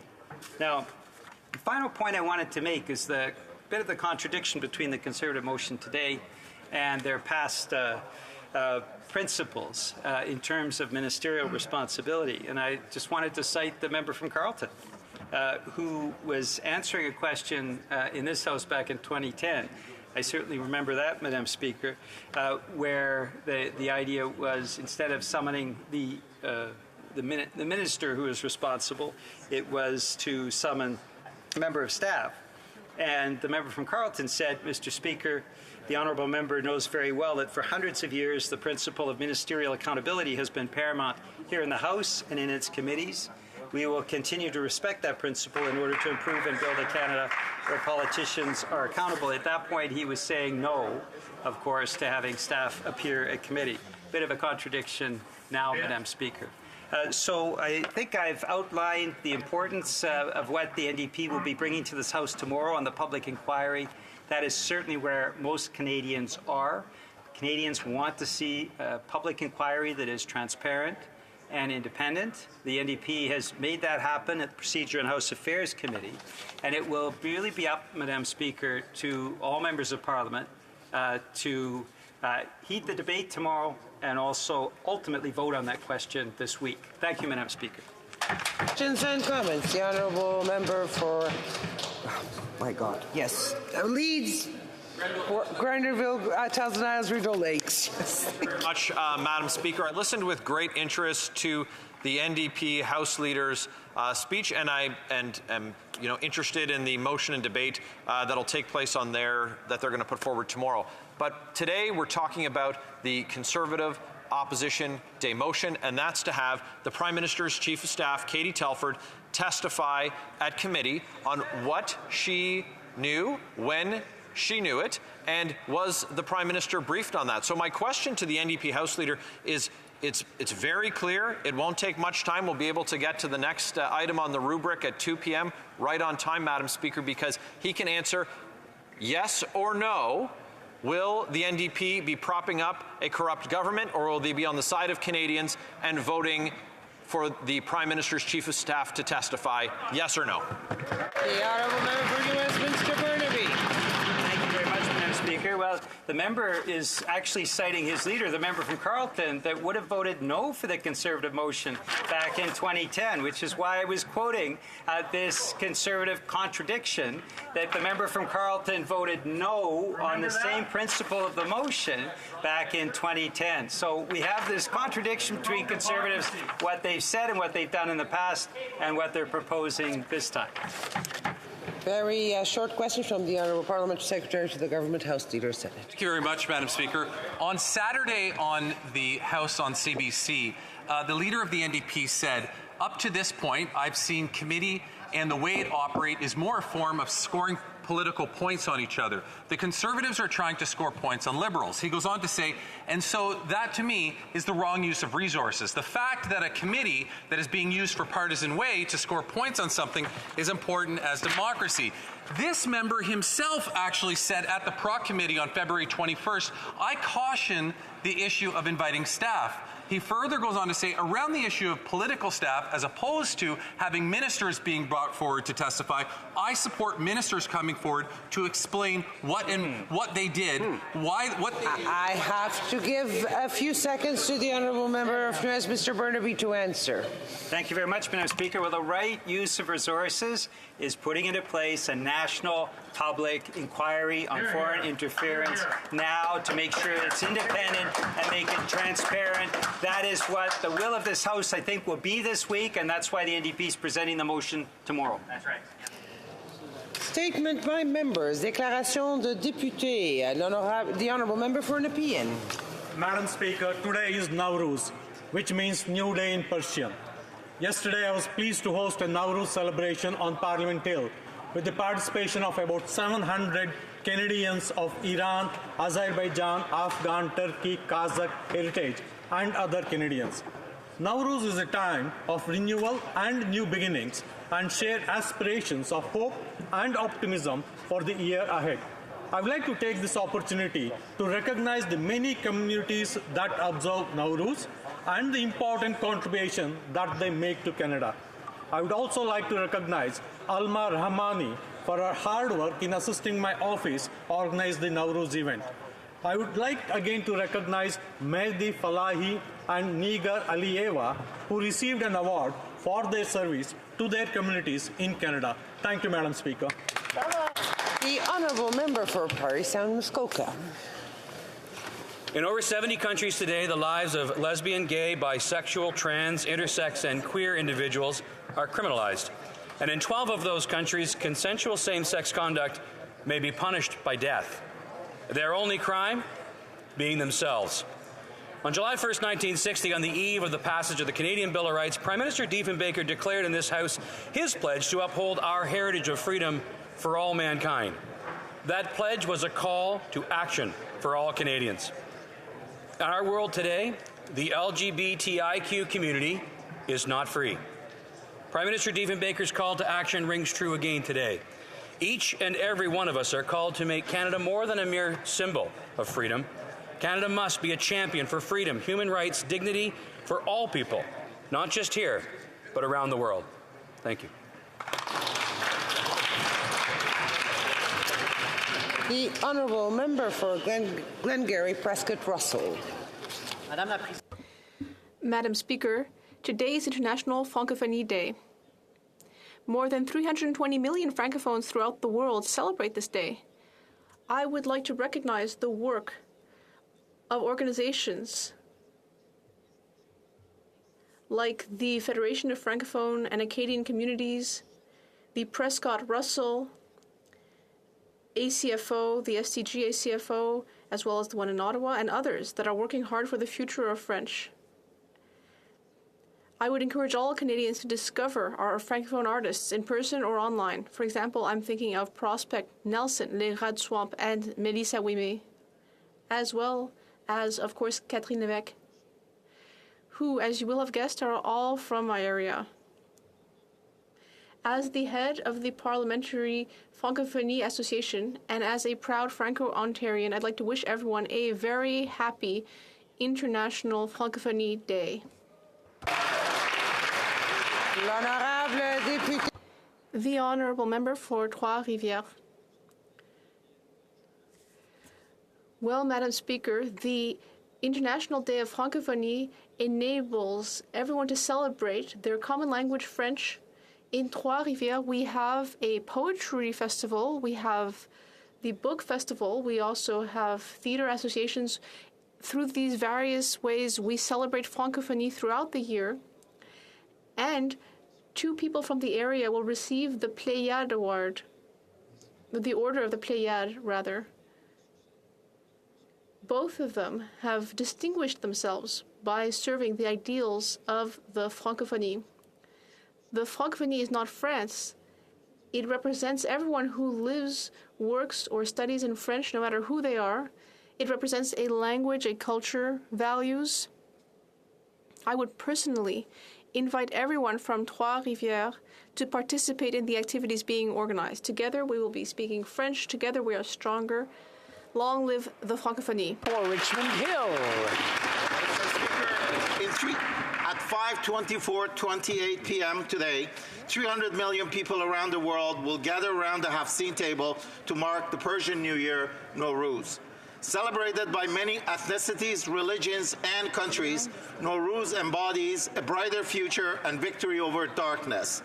This mirrors what's unfolding in Iran, as its people are in quest for a free and peaceful nation. Mr. Speaker, in the name of the Women Life Freedom Movement, we in my household are symbolizing the 7 items of the 1402 HoC table in the following way. Sabze, the rebirth of a nation that fosters liberty. Samanu, the power of strength of Iranian women and youth. Senjet, the love of Iranians for their motherland. Sib, hospitality and compassion for the Iranian people. Serke, decades of perseverance in the fierce of repression. Seke, a future full of opportunities for youth people to prosper. And finally, Sir, the health and well-being of Iran as a nation. دریغه است که ایران ویران شود، کنام پلنگان و شیران شود، همه دشمنان از تو پربین باد، دل بدسگالان بدون این باد، همه سال بخت تو پیروز باد، شبانه سیاه بر تو نوروز باد، هر روزتان نوروز، نوروزتان پیروز. Thank you, Mr. Speaker. The Honourable Member for Portneuf-Jacques-Cartier. Thank you, Mr. Speaker. As the member for Portneuf-Jacques-Cartier and a strong defender of French, I am very proud to rise to speak about today, March 20th, the International Day of the Francophonie, which is now turning 53 and has a theme this year, 321 million francophones and billions in cultural content. To celebrate Francophone cultural creations, their diversity, and the importance of making it easier to access this content online. A language doesn't belong to a country or region, it belongs to the individual, and only individuals can determine the future survival of a language. Modernizing the Official Languages Act is one way to reverse the decline of French, but we all need to do our part to stop that decline. We need to be there as Francophones while respecting the other language. We need to work together to keep our country bilingual. French language is not a rival, but rather a distinctive force. Soyons fiers du... Let's be proud of the English-French bilingualism in our country today and throughout the year. We need to take action now. The Honourable Member for Aurora, Oak Ridges, Richmond Hill. Thank you, Mr. Speaker. Today, March 20th, marks Nowruz, the festival of new beginnings and rejuvenation. Observed this day, the spring equinox. Nowruz is celebrated by numerous cultures around the world, including Persian, Afghan, Baha'i, Ismaili, and Kurdish peoples. This past week, I had the pleasure of hosting a Nowruz celebration in my riding, which has one of the largest populations of Iranian Canadian and Afghan Canadians in the country. Our entire York Region Liberal Caucus joined with the local community. We all want to extend a huge thank you to our Prime Minister, who took time to join with us in support of the Iranian Canadian community. Whether to celebrate a festival of prosperity and new beginnings, or to hold the Iran regime accountable for injustice perpetrated against their people, our government always stands with the Iranian Canadian community. I also had the opportunity to attend a Nowruz celebration hosted by the Afghan Women's Organization's Refugee and Immigration Services. It was a fantastic opportunity to meet with so many vibrant and dynamic community leaders and to experience the cultural traditions of dance, poetry, and music of the Afghan community. Even as Canadians from different backgrounds celebrate Nowruz, we cannot forget the continuing struggle of the Iranian and Afghan people against human rights abuses and for equal rights for women. Canada and Canadians stand with all people in their fight for democratic liberties. To everyone celebrating Nowruz today, let me say, Nowruz est un Nowruz, Nowruz est un Nowruz, Happy Nowruz. The Honourable Member for Nickel Belt. Mr. Speaker, March 20th is International Francophonie Day, with a theme which is 321 million francophones and billions in cultural content.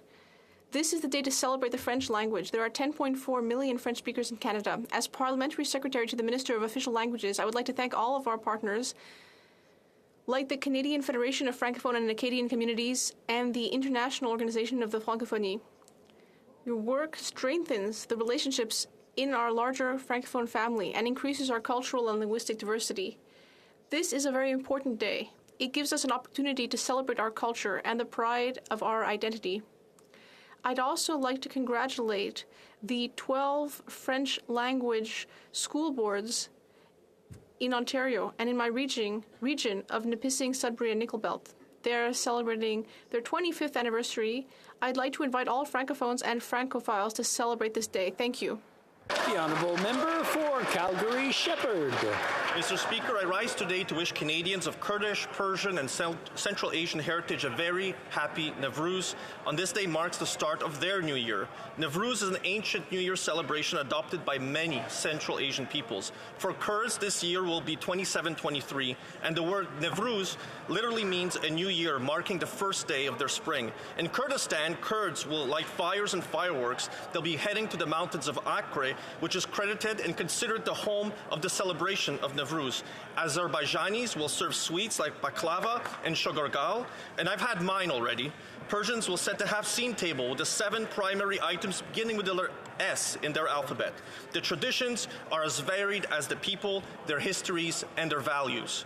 Thank you to the Kurdish Vancouver community in Burnaby for inviting me to celebrate their New Year celebration with the lighting of their bonfire representing new life. Nowruz Piruz Bit, Nowruzatan Piruz.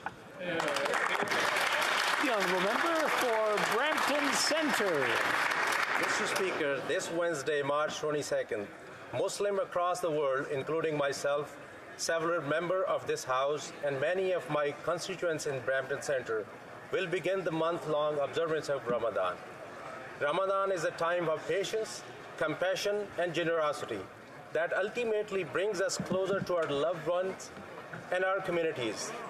As we abstain from food and drink from dusk to sunset and gather for prayers, we reflect on our blessings and are driven to give back to our communities through volunteering and charity. As time of charity and spiritual contemplation, Ramadan reminds us to put others' needs before our own and restates the incredible importance of community. So to the almost 2 million Muslims in Canada and the almost 2 billion around the world, Ramadan Mubarak. Thank you, Mr. Speaker. L'honorable député de Bellechasse. The honourable member for Bellechasse-les-Échemins-Lévis. Mr. Speaker, Quebec has experienced a pair of hideous occurrences.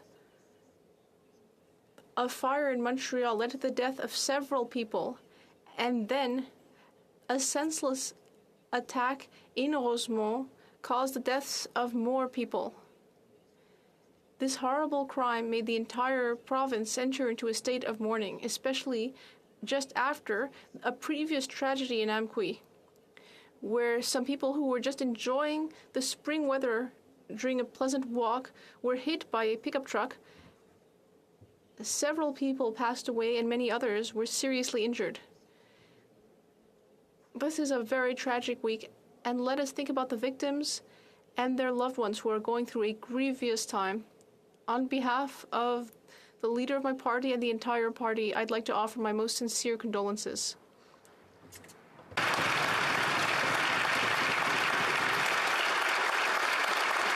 The honourable member for Central Okanagan, Similkameen, Nicola. Mr. Speaker, a group of thugs attacked a 21-year-old student in Kelowna on Friday night after he rode the bus. They severely beat him. But that wasn't enough for these lowlifes. They removed his turban and dragged him on the street by his hair. This was a hate crime committed by cowards who should be punished severely.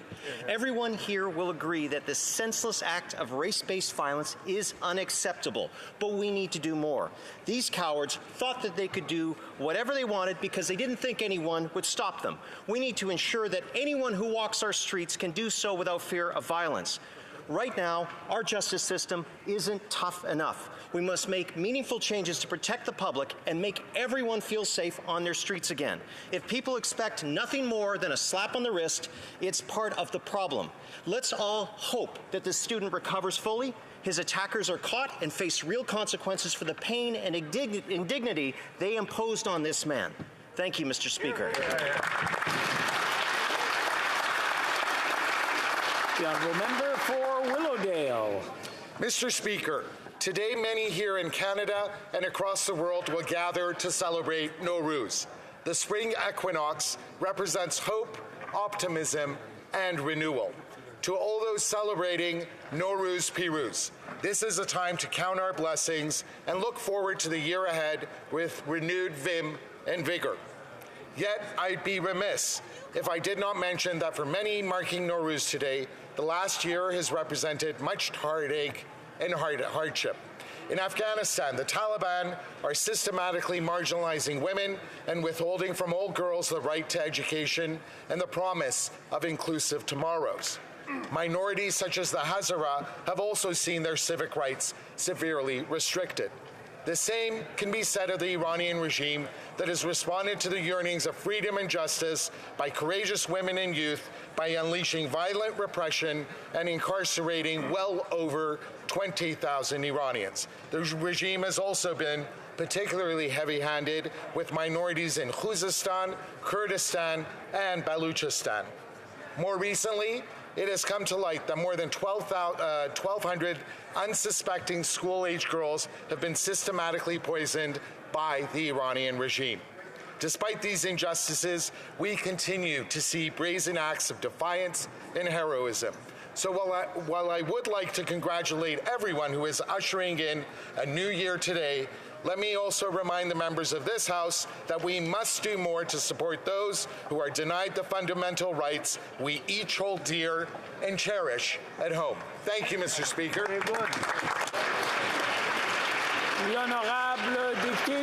The Honourable Member for Rosemont-la-Petite-Patrie. Mr. Speaker, I am very pleased to rise in this House on behalf of the NDP to speak to International Francophonie Day. It is a very important day to celebrate our beautiful French language.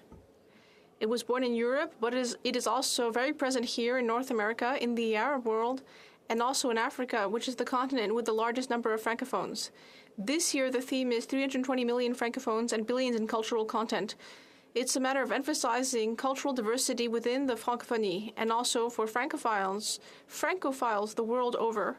A language is much more than vocabulary and grammar. It's also about a vision, a way of seeing the world and telling our stories. We need to ensure that French works are findable, especially in the new online world. So, the Francophonie organization is underscoring the importance of the discoverability of Francophone content.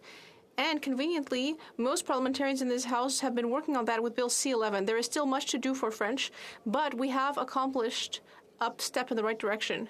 Let's keep going with the rest of the world. The Honourable Member for Avignon-Lamitis-Matane-Matapédia. Mr. Speaker, on March 13th, an act of senseless violence was committed in my hometown, Amqui. 3 people lost their lives, and 8 more were injured, and some are still fighting for their lives.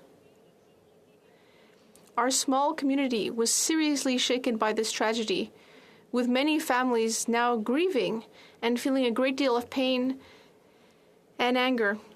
Despite a feeling of injustice, there is a great deal of solidarity among our tight-knit community. We are working together. I would like to express the gratitude that we feel for the hard work of the first responders whose courage saved lives. Despite the fact that our community has been shaken, it is stronger and more united than ever. Mr. Speaker, I'd like to offer my most sincere condolences to the victims and their loved ones. My thoughts are with the injured, witnesses, and all those who have been directly or indirectly affected. Thank you.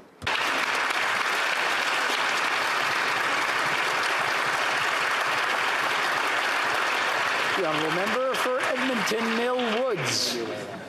Mr. Speaker, last week in Edmonton, 2 brave police officers were killed in the line of duty while they were serving and protecting our community. 30-year-old Constable Brett Ryan, who served the Edmonton Police Service for 5.5 years, was also involved locally as a hockey referee. He and his wife were expecting their first child. 35-year-old Constable Travis Jordan, who served the Edmonton Police Service for 8.5 years, was known as kind and compassionate and always willing to help out a neighbor. Losing these 2 heroes is a devastating and profound loss for their families and loved ones, and of course, for our entire Edmonton community. Let us all recognize and appreciate the bravery and sacrifice of all law enforcement officers who put their lives on the line to keep us all safe. Mr. Speaker, I know all of our thoughts and prayers are with the families and loved ones of Constable Jordan and Constable Ryan, and as well with the entire Edmonton Police Service at this very difficult time.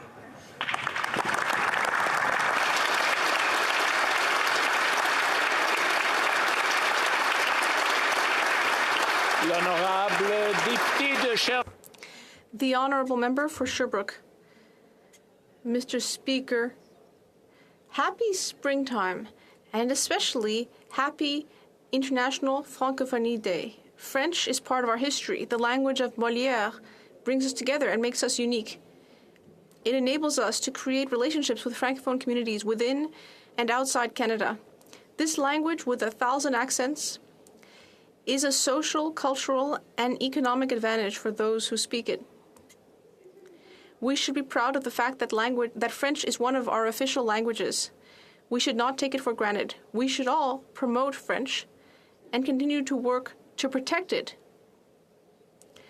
As Gilles Vigneault said, the francophonie is a huge country with no borders. It is the country of the French language. It is the country within the invisible, spiritual, mental country within each of us.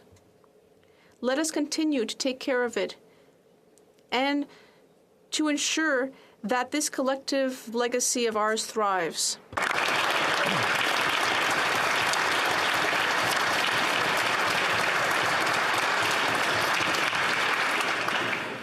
Following discussions among representatives of all parties in the House, I understand that there is an agreement to observe a moment of silence in honor of the fallen police officers in Edmonton, Alberta. J'invite les honorables députés de se lever.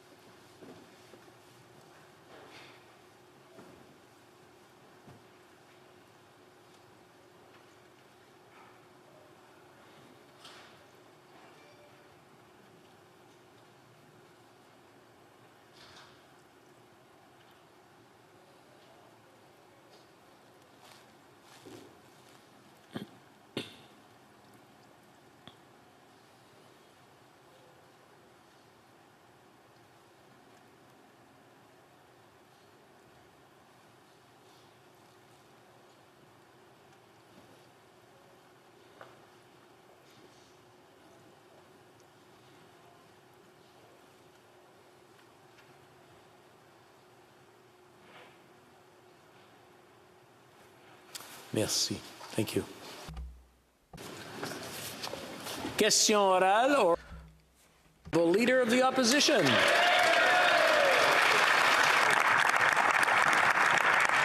Monsieur le Président, aujourd'hui. Mr. Speaker, today I'm announcing that the Conservative Party is ready to allow all of its staff to testify with regard to Beijing's foreign interference. The members of the Liberals team, the party that received assistance from Beijing, should do exactly the same thing. Katie Telford was at the head of a number of leadership campaigns for the Prime Minister and for the Liberal Party in 2 elections in which we know that there was foreign interference. Will her leader allow her to testify before committee? The Honourable Minister of Intergovernmental Affairs. Mr. Speaker, the opposition leader knows that very well that we take foreign interference very seriously, and that is why, since 2015, we have put in place a series of measures that did not exist when the leader of the opposition was the Minister for Democratic Reform. We increasingly strengthened measures to counter foreign interference. Last week, we announced the Right Honourable David Johnston as Special Independent Rapporteur. Mr. Speaker, we're going to continue to take this situation very seriously. The Honourable Leader of the Opposition. Leaked intelligence reports that the Liberal Party received help in multiple elections from the communist government in Beijing, which wanted to keep the Prime Minister in place. We know that his top campaign officials like Katie Telford would have been aware of this help, and we need to know exactly what she knew and what the Prime Minister knew. Only she can answer these questions, but only the leader of the NDP will decide. He has the deciding vote. So the question for him is, will he help his boss, the Prime Minister, cover up, or will he vote for the Prime Minister's Chief of Staff to testify? Which is it? The Honourable Minister.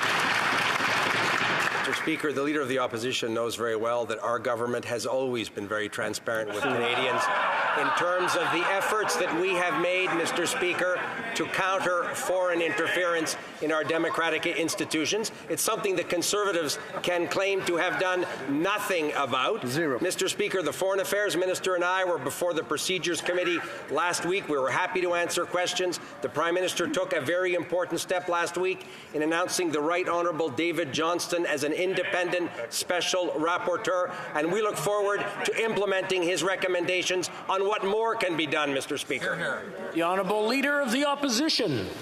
The question was for the NDP leader. I don't know if he's a part of the government. He should be able to get up and answer questions. I don't know why he's hiding behind his Liberal bosses again.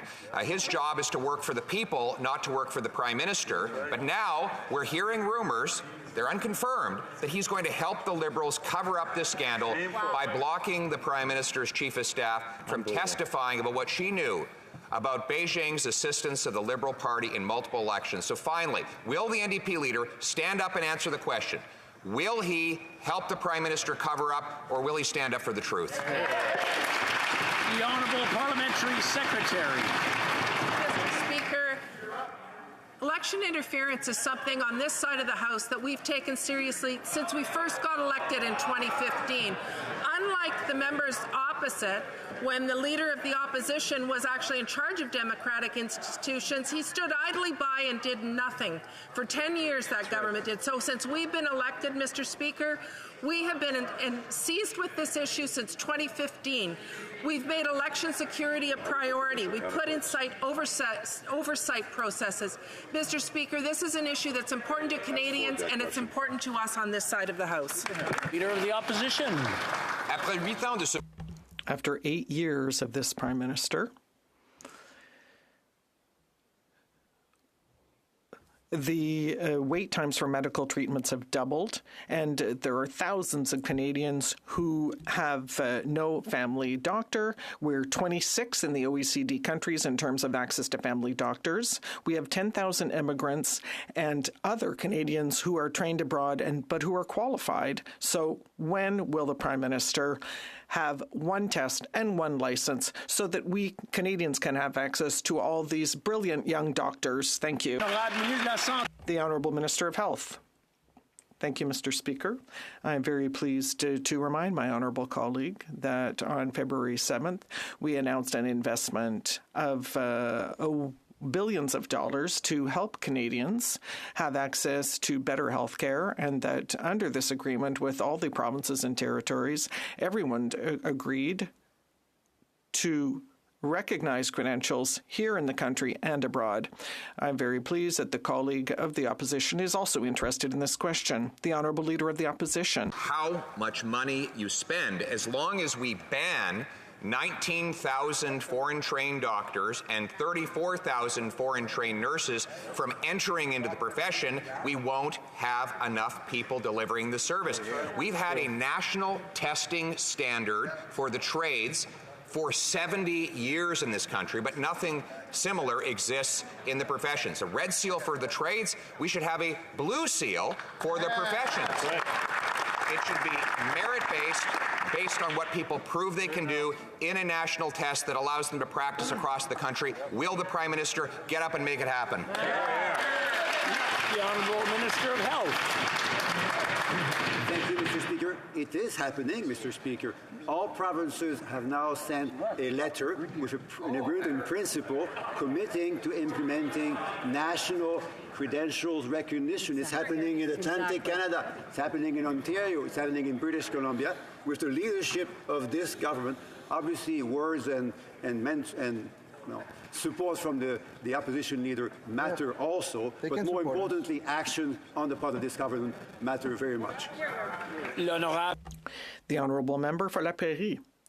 Mr. Speaker, despite the opposition parties calling for a public independent inquiry unanimously, Mr. Speaker, despite Canadians and Quebecers wanting the same thing, the Prime Minister insisted on unilaterally appointing a special rapporteur who is anything but independent. The trust of Canadians and Quebecers in this electoral system is at stake. I feel that the first duty of the Prime Minister should be to ensure democracy, to ensure that it's sound. When will the Prime Minister find his sense of responsibility, revoke the special rapporteur position, and create a public and independent inquiry? The Honourable Minister. Mr. Speaker, obviously we share the sentiments of our honourable colleague. in terms of protecting democracy, democratic institutions, and to maintain and reinforce the trust of Canadians in those institutions. Mr. Speaker, that's exactly what we did last week by asking Right Honourable David Johnston to act as independent special rapporteur to look at all of the measures that we have taken when we formed government and to make public recommendations as to the next steps to be taken, and we will follow his recommendations. The Honourable Member for La Prairie. Mr. Speaker, Johnston and independent in the same sentence, that doesn't work. It's fine that Mr. Johnson is a friend of the family, that he has a cottage right beside that of the Trudeau family, and we don't even mind that he said that he felt at home in China when he made a trip. 38 million people do feel that this was the wrong choice. So the Prime Minister is really shooting himself in the foot. He needs to get his friend out of this mess and set up a public inquiry that is independent, as called for by all Canadians and Quebecers. The Honourable Member for Interparliamentary Affairs. Mr. Speaker, all Canadians recognize the important service that the former Governor General did for this country and for Canadians. He was the dean of the law faculty. He was the dean of a university. He is an eminent Canadian, and he will work independently to prepare recommendations. He will look at all the measures that this government has put in place, and he will make recommendations as to what we continue to improve. I think that my honourable colleague should recognize this important gesture. The Honourable Member for Rosemont-la-Petite-Patrie. Mr. Speaker, Canadians are wondering why it took this Prime Minister so long to set up a public inquiry on allegations of foreign interference. Those allegations are serious and they deserve serious responses. It's all very well to appoint a rapporteur, but it will result in nothing if a public and independent inquiry is not held to get to the bottom of things. We need to find responses and restore Canadians' trust in the electoral system. Will the Prime Minister mandate his new rapporteur to hold a public, independent inquiry on foreign interference? The Honourable Minister. Mr. Speaker, what we have done as a government is to take allegations of foreign interference very seriously, something that was not done before we formed government in 2015. We set up a series of measures, including a committee established that for national security, a nonpartisan committee that is tasked with studying matters of national security. And the rapporteur will go even further by reviewing the measures that are already in place, the measures that are robust and that have been publicly described as such, and we will follow Mr. Johnson's recommendations. Centre. Mr. Speaker, childcare workers are leaving the sector and provinces aren't recruiting enough staff, making it tougher for parents to find spaces. Why? Inadequate benefits, working conditions, and wages that don't cover the bills. This is not a workers' shortage. It's a wage shortage, a respect shortage, and a dignity shortage. The Liberals promised personal support workers at least $25 an hour. Will the minister make the same commitment for childcare workers today? Hear, hear. The Honourable Minister for Families. Thank you, Mr. Speaker, and I'd like to thank my colleague for her work and her support of our important work on childcare. In fact, in the Canada-wide agreements that we've signed with all provinces and territories, provinces and territories have committed to ensuring that they are able to recruit and retain ECEs. We know that ECEs and childcare workers form the backbone of our childcare system. Within those agreements, they can use some of that money to help with wage increases. In fact, we've seen that in many provinces and territories across the country. We're going to continue to work with PTs to make sure that we're supporting our ECEs right across this country. Thank you, Mr. Speaker. Well, Member for Thornhill. Speaker, it's been weeks, more than 20 hours of talking out the clock on the cover-up from this government.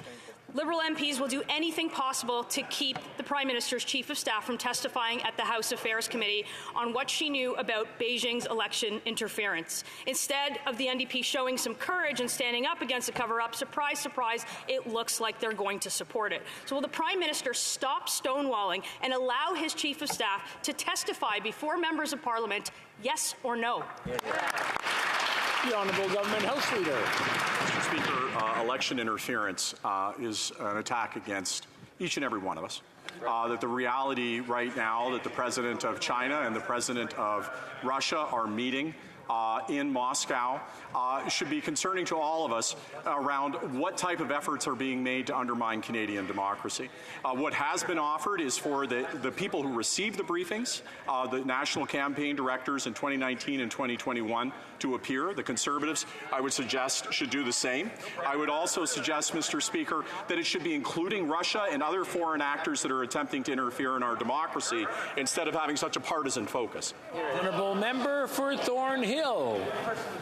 Bring it on, Mr. Speaker. Testifying about sexual misconduct in the military, no problem for Mrs. Telford. Testifying about the We Charity scandal, no worries there. But testifying about what the PM knew about Beijing's interference in our elections, that one's off limits. The PM's Chief of Staff has appeared at parliamentary committees on numerous occasions to answer questions. She ran the campaign. She's campaign staff. What's the difference this time? What is the Prime Minister hiding? And why is the NDP letting them get away with it? The Honourable Government House Leader. As a Privy Councillor, the Leader of the Opposition would have been provided and was provided the opportunity for a full briefing. He has declined it.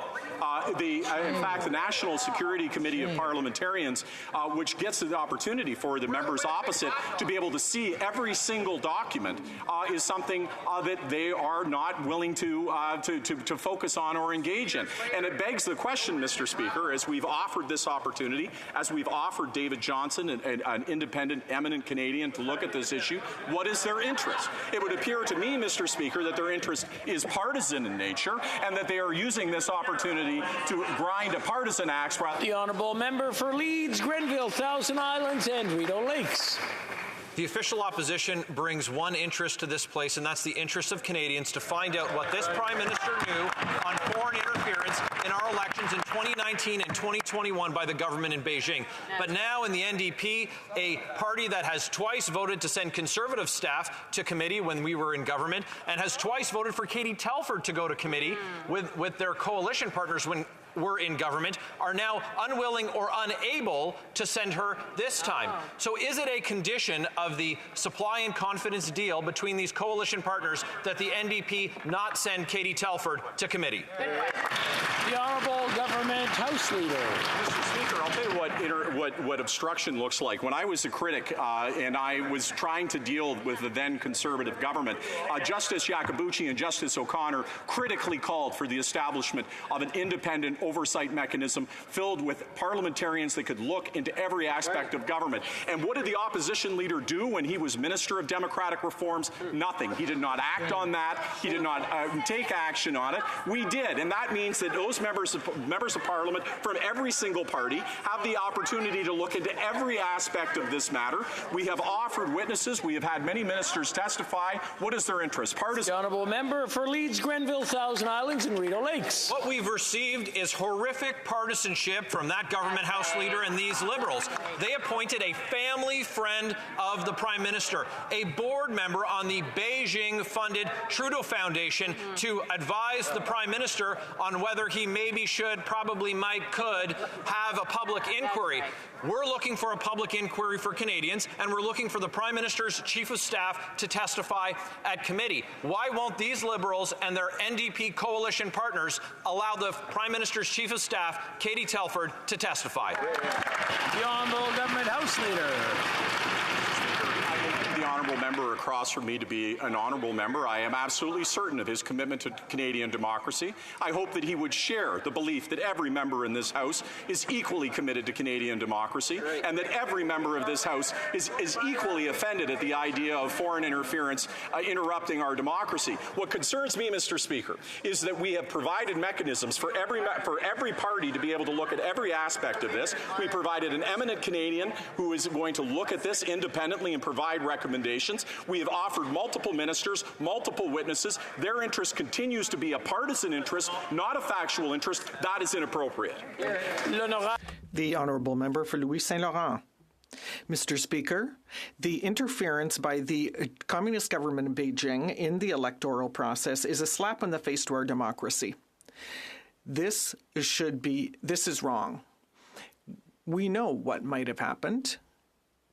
Katie Telford is the chief of staff of the current prime minister, and she's led campaigns. We want to hear her in parliamentary committee. We know that the government doesn't want this. So here is my question for the member for Rosemont La Petite Patrie, a member of the coalition. Will he rise in this place and tell his constituents that he is going to vote for full freedom and transparency in this government and allow Ms. Telford to testify before committee? The Honourable Minister of Intergovernmental Affairs. Mr. Speaker, we share our colleague's interest, of course, in the importance of strengthening democracy, and we don't want democracy to be slapped in the face, obviously, as he said, and so that's why we set up measures when we came to power that had never been in place when his party was in power. And we will ask David Johnston to look at all the measures that have been put in place to date and to make recommendations that will be made public as to what we can do even better to reassure Canadians that essential measures are in place. The Honourable Member for Louis Saint Laurent. Mr. Speaker, the Minister is a seasoned parliamentarian, an honourable man. What does he say to the fact that over 20 hours his his parliamentarians spoke nonsense for over 20 hours to prevent democracy from happening? This minister is a fan of, a partisan of parliamentary affairs. So will they call the chief of staff who can help us clear up what is happening with the communist regime of China? Will the minister give permission to Ms. Telford to testify before the parliamentary committee, yes or no? The Honourable Minister. Mr. Speaker, my honourable colleague knows full well that our government, since it came to power, has focused on strengthening democracy and democratic institutions, and he also knows as well that our ministers are available at any time to testify before parliamentary committees. My honourable colleagues, perhaps he wasn't there last week, but I'm sure that he saw the testimony before committee given by the Minister of Foreign Affairs, and he knows very well that we will always be there to answer the questions of our colleagues. The Honourable Member for Trois-Rivières. Mr. Speaker, Chinese interference is the most serious threat to democracy and national security. That is what CSIS said on Friday.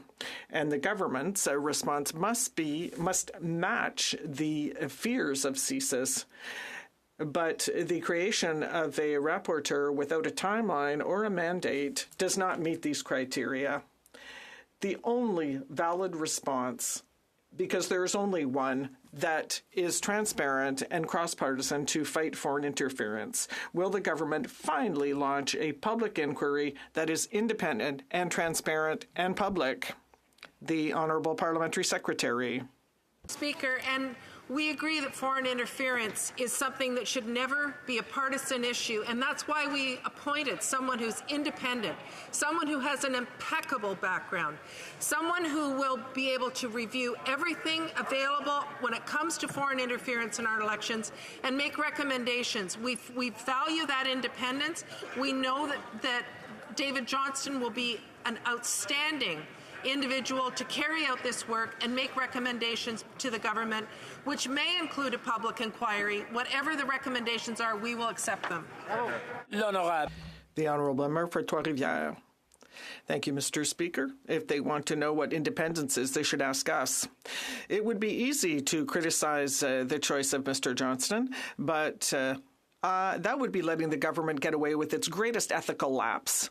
It is facing the most serious threat against national security, as said by CSIS. It's trying to bury the affair, and it is choosing to try and gain time. There are only two possible conclusions to this appointment of the rapporteur. Either bury the affair or, as everyone is calling for, set up a public independent inquiry. Why doesn't government get straight to the point and for once and all be ethical by launching this public inquiry?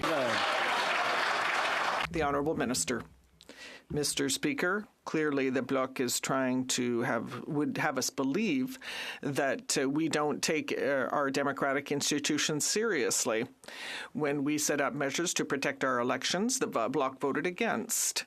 We tried to prevent foreign financing, the Bloc voted against it. Strengthen the integrity of our election lists, the Bloc voted against it. Mr. Speaker, we take these matters very seriously, that is, protecting our democratic institutions, and we will continue to do everything in our power to strengthen them and protect them, and we would appreciate the support from the Bloc for once. Honourable Member for Laurentides-de-la-Belle.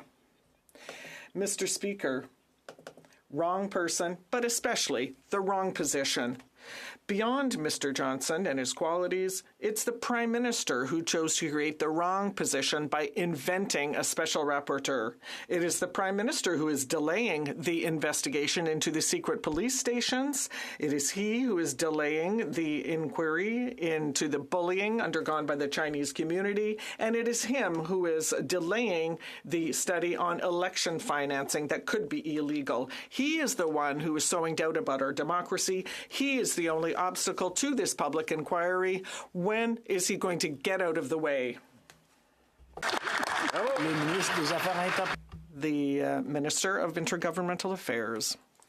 Mr. Speaker, on the contrary, our government has put in place substantial measures to counter foreign interference. My colleague claims that the Prime Minister was not there to strengthen democratic institutions, and yet she knows full well that we are the first government, Mr. Speaker, to have set up, for example, a committee of parliamentarians to oversee matters of national security.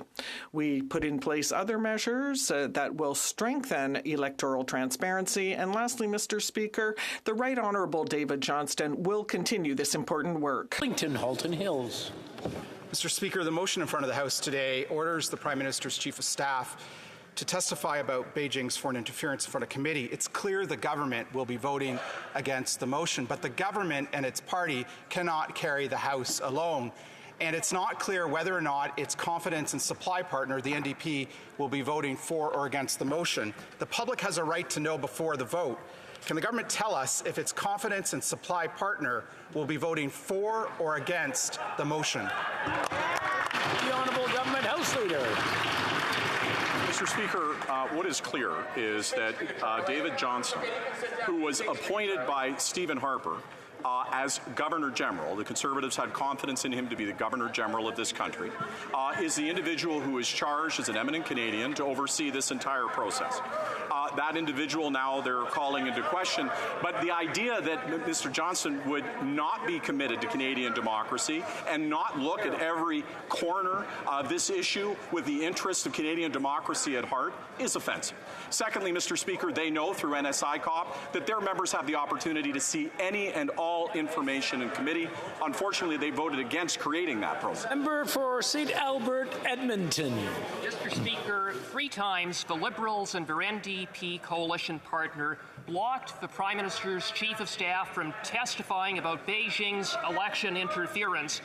And, Mr. Speaker, now Liberal MPs for nearly 24 hours at the direction of the Prime Minister have been filibustering my straightforward motion for Telford to appear. Why have these Liberals gone to such lengths to shield Telford?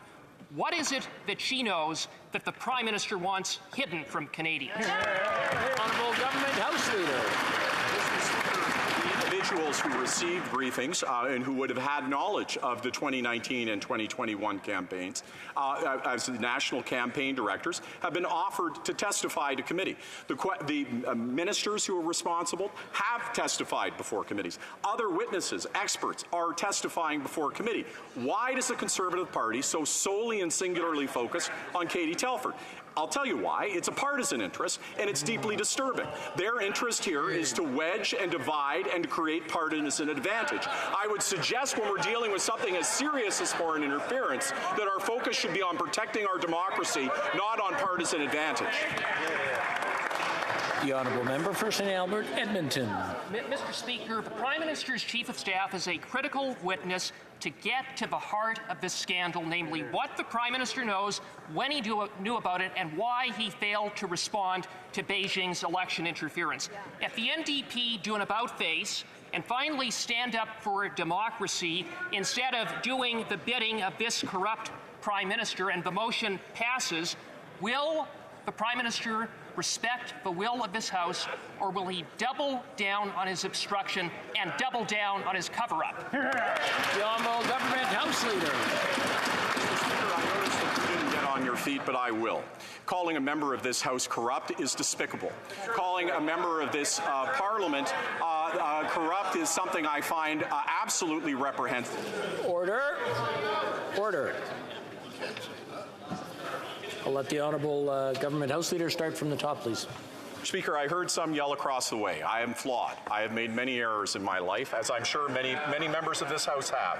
I have never called in all of my time in opposition or government another person in this place corrupt. I have never stood in my place and leveled an allegation where you do not have, the members opposite do not have that information. They take rumor and conjecture and try to trump it up for partisan advantage and overreach with terms like corrupt. An individual and the Prime Minister who's dedicated his life to public service and making this country better, this place deserves better than that kind of debate. We're dealing with a serious issue in foreign interference. It deserves serious responses.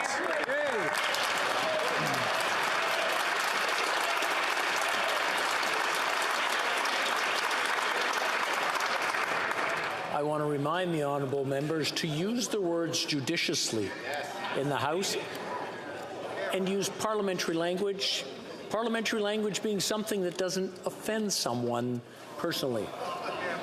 The Honourable Member for Edmonton, Strathcona. Speaker, in Alberta, toxic water with poisonous levels of arsenic, dissolved metals, and hydrocarbons leaked from tailing ponds into Treaty 8 land and water for 9 months. And neither the provincial nor federal government bothered to inform the people who live there. This is the Liberal government that says they care about the environment and Indigenous people, while they blocked tailing ponds oversight in the Canadian Environmental Protections Act. Like all Albertans, I am horrified and outraged. How can Canadians trust this government to protect our water and prevent this from ever happening again? Yes. The Honourable Minister of the Environment. Thank you, Mr. Speaker, and I would like to thank my honourable colleague for her question and to remind her that neither Indigenous nations nor the federal government were told by the seepage and the leak before February. So for 9 months, the federal government did not know about this. We have since sent enforcement officers who are doing monitoring. Myself and many of my colleagues are working with the communities to provide them with what they need, including, if they wish so, to have drinkable water sent to them as testing is still ongoing for water in their communities. We are working on this, Mr. Speaker. We will continue to work on this with the Indigenous nations and the Alberta government. Thank you. Member for Timmins, James Bay. So Joe Biden is coming to town. It's going to be a great opportunity for him to school this Prime Minister on how he can move from saying nice words on the climate crisis to actually getting something done. Because Biden has put an unprecedented $370 billion to ensure the United States is a leader in the clean energy economy. Now, we know the Conservatives don't believe in clean energy, but when I've been meeting with Alberta workers, they're saying, what is this government going to do? So simple question, how much money is the Prime Minister going to put in this budget for clean energy to make sure that Canadian workers are not left behind? Hear, hear. Hear, hear. The Honourable Minister of the Environment. Thank you, Mr. Speaker, and I thank my honourable colleague for his question, and we welcome President Biden's visit to Canada in the coming days to talk about these important issues, about the clean economy, about fighting climate change. I would like, however, to remind my honourable colleague that we're already investing in Canada $120 billion, not coming, it's happening now, which is per capita 3 times more than what the U.S. is doing, Mr. Speaker. We have a price on pollution in Canada. Unfortunately, our U.S. friends cannot have a price on pollution. We're doing a number of things in Canada that the Americans are telling us they only wish they could be doing, Mr. Speaker, but we will be happy to work with President Biden and the U.S. on these. Honourable member for Guelph. Mr. Speaker, we know that there have been significant roadblocks to building housing supply at the municipal level. The system simply isn't working. That's why I was pleased to join with the Prime Minister and Minister of Housing to announce further federal leadership to help get more homes approved and built through the new Housing Accelerator Fund. Could the Minister please tell this House about the details of this new program and what it means for Canadians? Hear, hear. Honourable Minister for Housing. I want to thank the honourable member for his question, Mr. Speaker. On Friday, I was pleased to join him together with the Prime Minister to announce the launch of the Housing Accelerator Fund, a $4 billion initiative that is meant to eradicate the roadblocks and get more housing built faster for Canadians. This will create 100,000 new units, as well as create permanent systems change that will ensure municipalities approve more housing for Canadians. This is just one part of our government's national housing strategy, and we will not rest until every Canadian has access to a safe and affordable place to call home. All right. For Simcoe North. Mr. Speaker, after 8 years of this Prime Minister's high-spending government, they have little choice left but to raise taxes on hard-working Canadians. That's right. If Canadians want to numb the pain of higher inflation or a slowing economy with their favorite beer, spirit, or wine, they have to dig deeper into their pockets. The excise tax on alcohol is going up over 6.3%, costing consumers and businesses over $125 million next year. Will the Liberal government stop hosing Canadians and stop their automatic increases to the escalator tax on alcohol this year? The Honourable Minister for Tourism. I want to thank the Honourable colleague for his question, but first let me begin by thanking all members of this House, Mr. Speaker, and Canadians for sending in their condolences and their support to Edmontonians and to people as we grieve the loss of Travis Jordan, Brett Ryan, constables with the Edmonton Police Service. Our community is grieving. Canadians are with us. We will remember them. On the substantive issue that my colleague raises, Mr. Speaker, we have an escalator tax in place on beer. We have lowered low alcohol beer. And what he's saying, Mr. Speaker, is not entirely accurate. The increase this year will be 1 cent per can of beer. We understand that, Mr. Speaker. We're going to continue to monitor the situation. Honourable Member for Kelowna Lake Country. Well, Mr. Speaker, after 8 years of this Liberal Prime Minister, he is now imposing the biggest tax increase ever on April 1st on beer, wine, cider, and spirits. A crushing 6.3% tax increase. Now, these cost increases will trickle down to restaurants, retailers, and ultimately Canadian consumers, and in and itself will continue to perpetuate increasing inflation. Will the Prime Minister cancel this April 1st tax increase on Canadians? The Honourable Minister. Speaker, I was clear in my previous answer, but let's go a step further. It's disingenuous for Conservative members to stand up and talk about giving breaks to small business when every single member on that side voted against tax breaks for small businesses. Rank hypocrisy, Mr. Speaker. 1 cent per beer. We're watching the inflation escalator for beer. We understand what wine, beer, and spirits do for our economy, Mr. Speaker, but they can't have their cake and eat it too. Honorable député de Montmagny. The honourable member from Montmagny-Lille, Kamouraska-Rivière-du-Loup. Mr. Speaker, I have 4 microbreweries, distilleries and bars and restaurants in my riding, and every single one has denounced the increase in excise tax on their products. This government has been here for 8 years and never has it been so difficult for all of the population. And now they want to get even more revenue on the backs of Canadians. Will the Prime Minister do the only thing to reduce inflation? And will they cut the excise tax increase in the next budget? The Honourable Minister. I understand the important contribution that spirits, wine and other alcohols add to our community, Mr. Speaker. What we see with inflation and excise tax will add 1 cent per can of beer. That keeps our tax system egalitarian and responsible for all Canadians. Mr. Speaker, we will do the right thing. We will continue to be here to help Canadians with affordability. The honourable member from Montmagny-Lillet, Kamouraska, Rivière-du-Loup. Mr. Speaker, 8 years. This government has been here for 8 years and life has not been so difficult as today. Some people have to turn to food banks in order to get food. What has the government done over the years? Increase the cost of living everywhere. Doubling rent.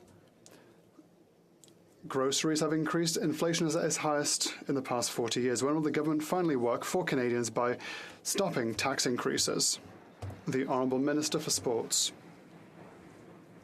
Since we took power in 2015, I'd like to remind this House that we have reduced poverty in Canada. 2.7 million Canadians have left poverty behind.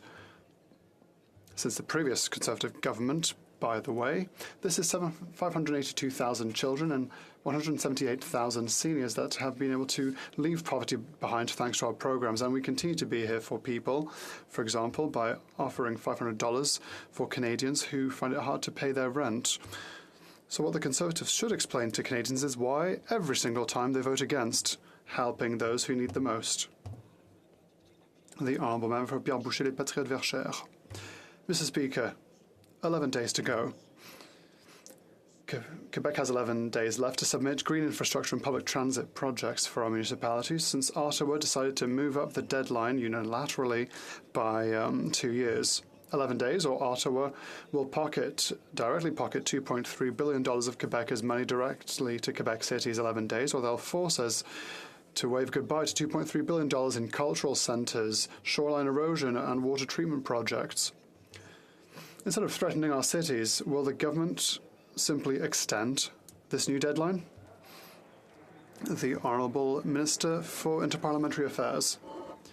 Mr. Speaker, I'd like to thank my colleague for his important question because it allows me to remind him how well we're working with the Government of Quebec when it comes to infrastructure.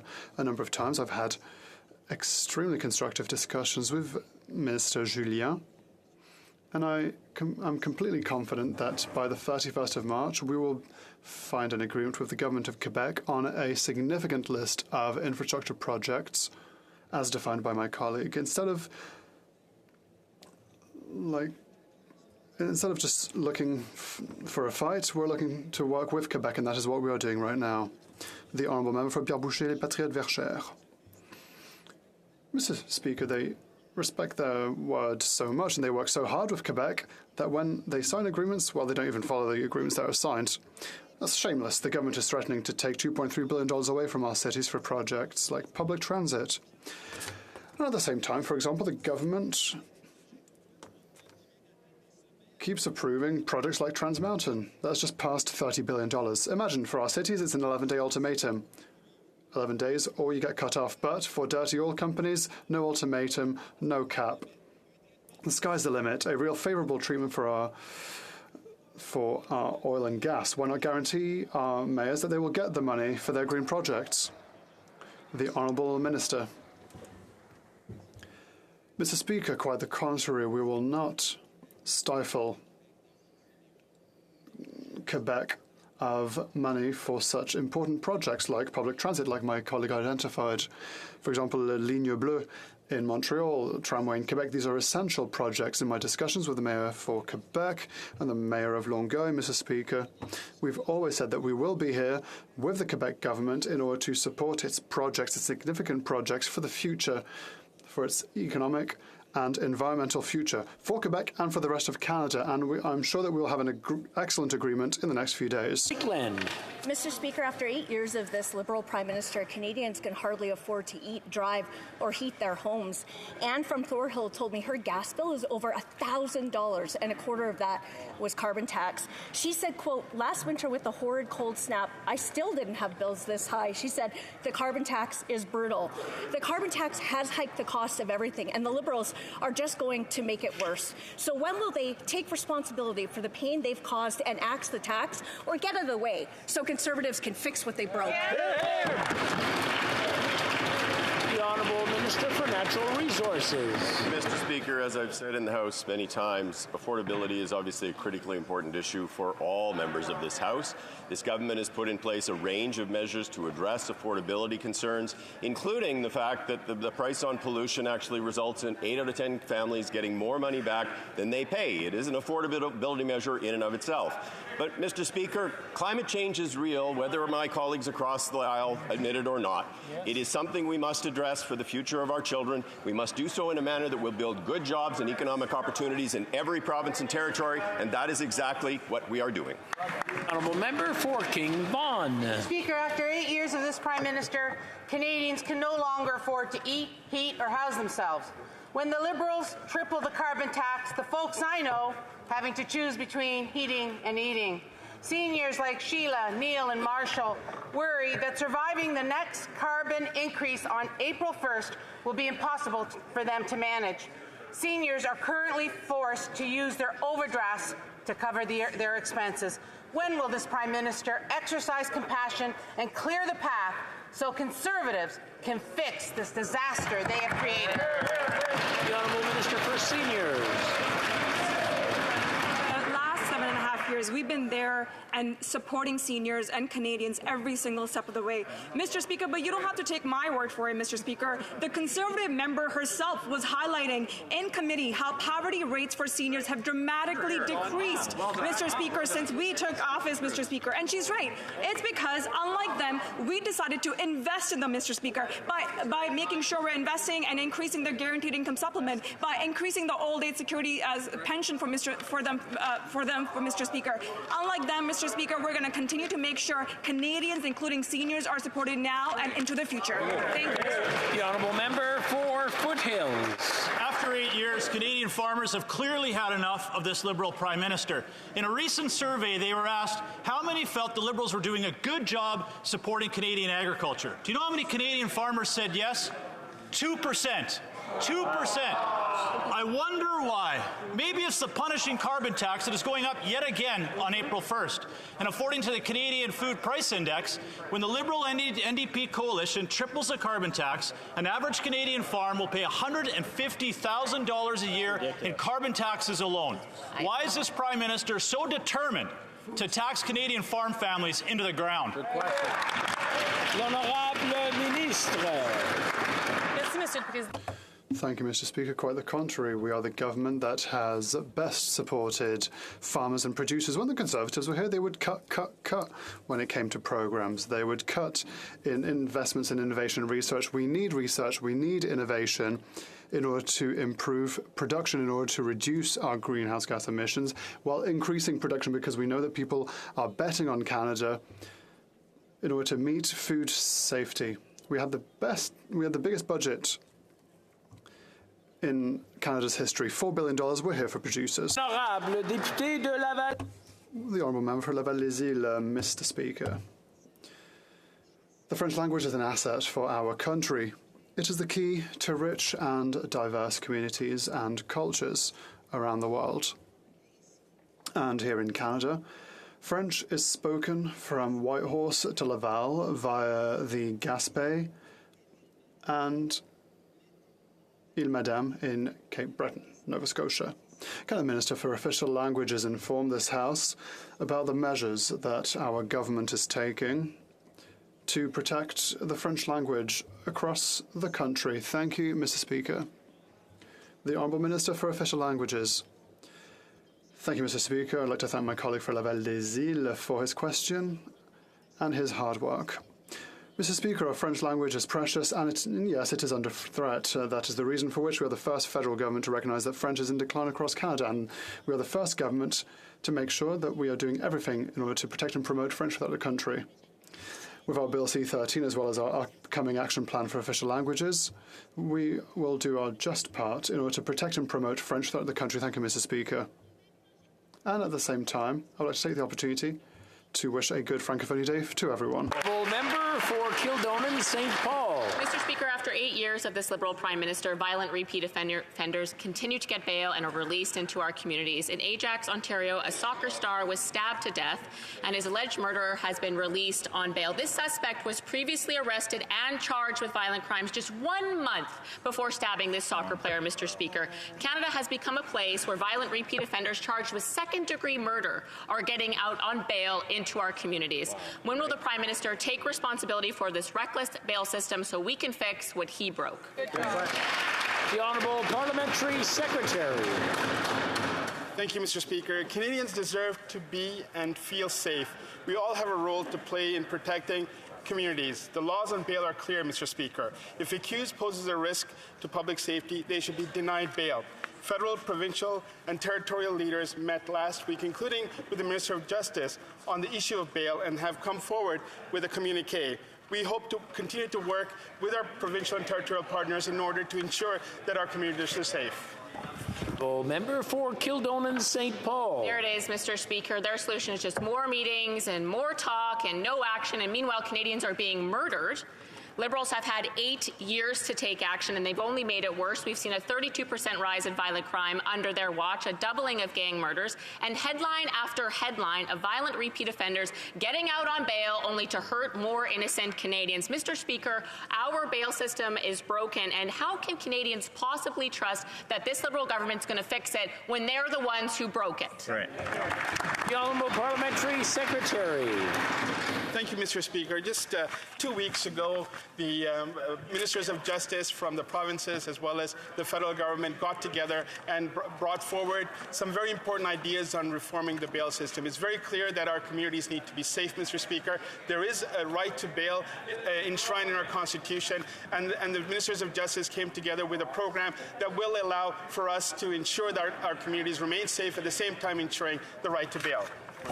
L'honorable député de Bellechasse. The honourable member for Bellechasse-les-Échemins-Lévis. Mr. Speaker, there have been tragic, violent events that have cost the lives of many Quebecers. This is part of a context. Since this Prime Minister since the Prime Minister took office, crime has increased by 32%. Our streets are becoming less safe, and yet this government is reducing sentences and allowing criminals to serve their time at home. At home, Mr. Speaker. When will this government finally take the situation seriously, protect victims, and impose tough sentences for violent crime? Mr. Speaker. The Honourable Parliamentary Secretary. Mr. Speaker, it is the Conservative Party that keeps hindering our work when it comes to national security and national safety. We've put forward a bill that just seeks to increase security and safety in Canada, and the Conservatives have already said that they don't want to hear anything about it. We've already had a number of murders this year, including one yesterday evening in Montreal, Mr. Speaker, and we have to strengthen firearms protection, firearms regulations, and we hope the Conservatives will help us. Davenport. Mr. Speaker, climate science must be at the heart of our decision-making process to fight climate change. The latest UN Intergovernmental Panel on Climate Change scientific report adds to our global knowledge and understanding, and it shows the indisputable fact that humanity continues to warm our planet to dangerous levels. The science is clear that only urgent and sustained emission reductions will limit warming of our planet.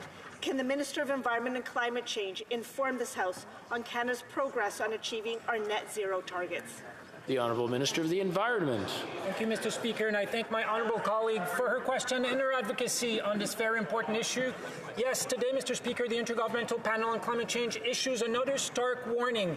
We collectively need to act to fight climate change, something the official opposition doesn't seem to have understood over the last 30 years, Mr. Speaker, where they want to make pollution free again in Canada, where they have no idea whatsoever what needs to be done to fight climate change and to adapt to the reality of climate change. In 2021 alone, Mr. Speaker, $17 billion of climate impacts to Canadians. That's what climate change means to Canada, Mr. Speaker. Thank you.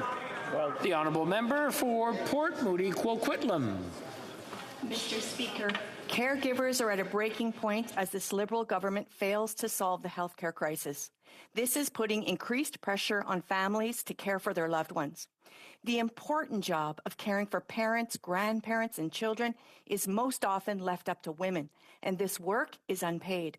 The government can support caregivers by immediately making the Canada Caregiver Credit a refundable tax benefit to put money back in people's pockets. Why is this government delaying this benefit for those who care for their loved ones? Honourable Minister of Health.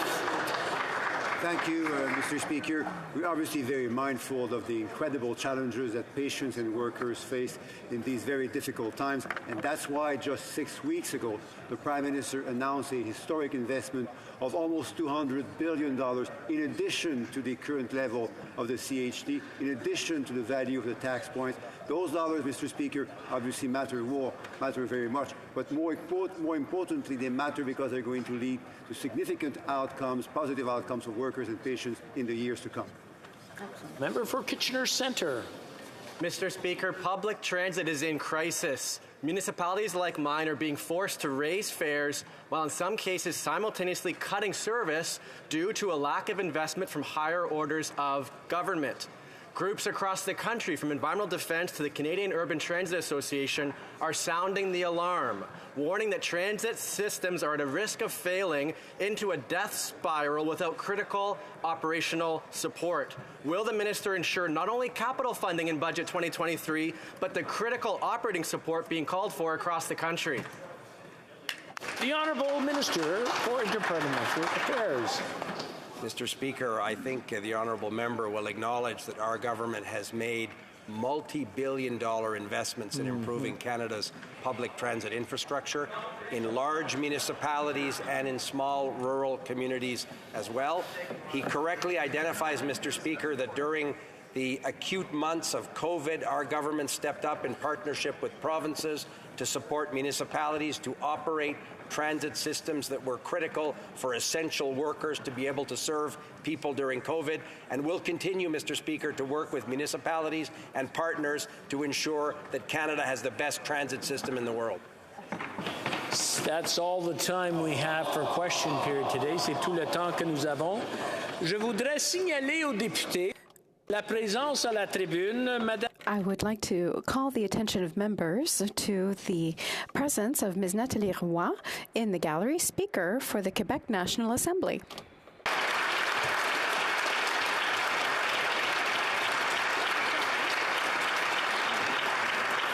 À la suite de discussions entre les... Following discussions among representatives of all parties in the House, it's my understanding that there is an agreement to observe a moment of silence following the tragic event that occurred in Amqui, Quebec. I now invite honourable members to rise.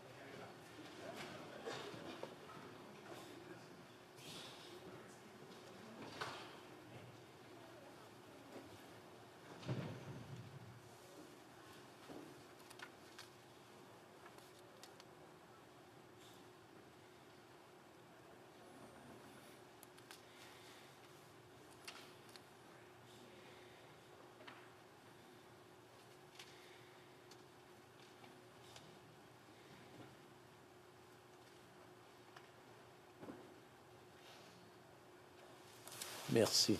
Thank you.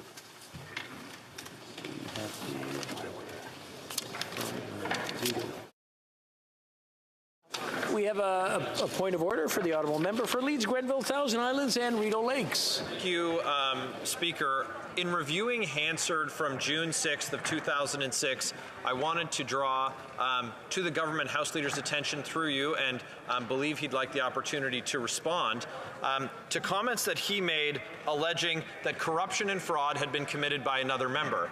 Now, I'm looking to see, based on his comments made in question period today in response to the member for St. Albert Edmonton, if he would like to withdraw his assertion and perhaps offer an apology.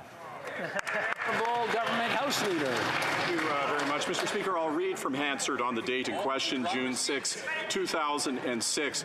Mr. Speaker, there have been allegations of both fraud and corruption, and the question is simple. And by the way, that question was with respect to the Conservative Party and the In-N-Out scandal. It was not with respect to any member in this House. I stand by my comment that no member of Parliament should call any other member of Parliament corrupt. It's inappropriate. It should not have occurred.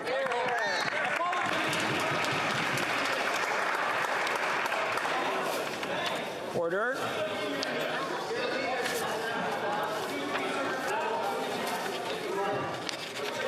Order. Order. I just want to remind the honourable members not to call each other names. It's a very simple principle. Do not call another member a name regardless of which side you're sitting on, or accuse them of something that is, well, calling them a name. So I'll leave it at that, and I'm sure both sides will learn from today's experience. The member from Avalon. The member for Avalon. Yeah, point of order, Mr. Speaker. I've listened now for weeks on end in question period, members getting up and referring to a government that's been in power for 8 years. This government won't be in power for 8 years until October 19th. I'd like for that to be corrected. I'm afraid the Speaker does not have the power to regulate either the questions that are being asked or the answers that are being given. That is up to the honourable members to do. Tabling of documents. The Honourable Parliamentary Secretary to the Government House Leader. Yes, thank you, Mr. Speaker. Pursuant to Standing Order 36.8a, I have the honour to table in both official languages the government's responses to 39 petitions. These returns will be tabled in an electronic format. 39, you've been busy. So that was tablings of documents. Let me just bring the microphone back. Introduction of government bills. Déclaration. Statements by ministers. Rapport de délégation. Reports from interparliamentary delegations. Davenport. Mr. Speaker, pursuant to Standing Order 34.1, I have the honour to present to the House in both official languages the following reports of the Canadian NATO Parliamentary Association respecting its participation at the Bureau and Standing Committee meetings in Athens, Greece from April 9th to the 10th, 2022, and the spring session in Vilnius, Lithuania from May 25th to the 30th, 2022. Thank you, Mr. Speaker. Thank you for that, and that was both of them, so there you go. Presenting reports from committees, the Honourable Member for Cloverdale Langley City. Thank you, Mr. Speaker. Mr. Speaker, I have the honour to present in both official languages the 8th report of the Standing Committee on Natural Resources in relation to Bill S-222, an act to amend the Department of Public Works and Government Services Act, use of wood. The committee has studied the bill and has decided to report the bill back to the House without amendment. Thank you, Mr. Speaker. Presenting reports from committees, Présentation de rapport de comité, the Honourable Member for Humber River Black Creek. Thank you very much, Mr. Speaker, and I'm very pleased to present a report from our Standing Committee on International Trade that we have spent many hours discussing and looking at opportunities for improvements in the system. So it is my honor to present it in both official languages as required, the 6th report of the Standing Committee on International Trade entitled The ArrivaCan Digital Tool, Impacts on Certain Canadian Sectors. Pursuant to Standing Order 109, the committee requested the government table a comprehensive response to this report. And I have one more, Mr. Speaker, to give to you. Again, this is the committee activities and expenditures from April 1st, 2022 to December 1st, 2022 of the committees of the House of Commons. And so I will present it in both official languages as required. This is the 5th report of the Liaison Committee. This report highlights the work and accomplishments of each committee of the House, as well as detailing the budgets that fund the activities approved by committee members. Thank you, Mr. Speaker. Presenting reports from committees, présentation de comité, and I understand there might be 5 of them here with a few dissenting opinions, so we'll see how this works out. The Honourable Member for Waterloo. Bonne journée de la francophonie, Monsieur le Président. Happy Francophonie Day, Mr. Speaker. Today, it is my honor to table in both official languages the 4 following reports of the Standing Committee on Procedure and House Affairs. First, the 26th report of the Federal Electoral Boundaries Commission for the Province of Nova Scotia, 2022. The 27th report of the Federal Electoral Boundaries Commission for the Province of New Brunswick, 2022. The 28th report of the Federal Electoral Boundaries Commission for the Province of Saskatchewan, 2022. And the 29th report of the Federal Electoral Boundaries Commission for the Province of Manitoba, 2022. I hope that we will find a way to consider the reports from Alberta, British Columbia, Quebec, and Ontario in committee. Thank you, Mr. Speaker. Okay, and I believe we have another opinion from the Honourable Member for St. Albert, Edmonton. Thank you very much, Mr. Speaker. I rise on behalf of the Conservative members of the Standing Committee on Procedure and House Affairs to table 3 dissenting opinions in respect of the main reports of the committee regarding the reports of the Federal Electoral Boundaries Commissions for the provinces of Saskatchewan, Manitoba, and Nova Scotia.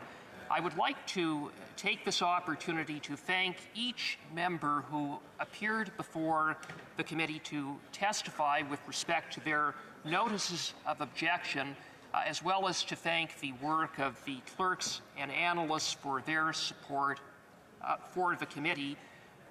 We support and respect the work of the commissions and therefore broadly support the findings of reports of each of the commissions. However, we do concur with the main reports of the committee in respect of the notices of objection of the members for Regina Louvain, Regina Capel, Selkirk, Interlake, Eastman, and Churchill, Kawatnik, Askey. Thank you, Mr. Speaker. And still under presenting reports from committees, the Honourable Member for Waterloo. Thank you, Mr. Speaker. Pursuant to Standing Order 104 and 114, I have the honour to present in both official languages the 30th report of the Standing Committee on Procedure and House Affairs regarding the membership of committees of the House.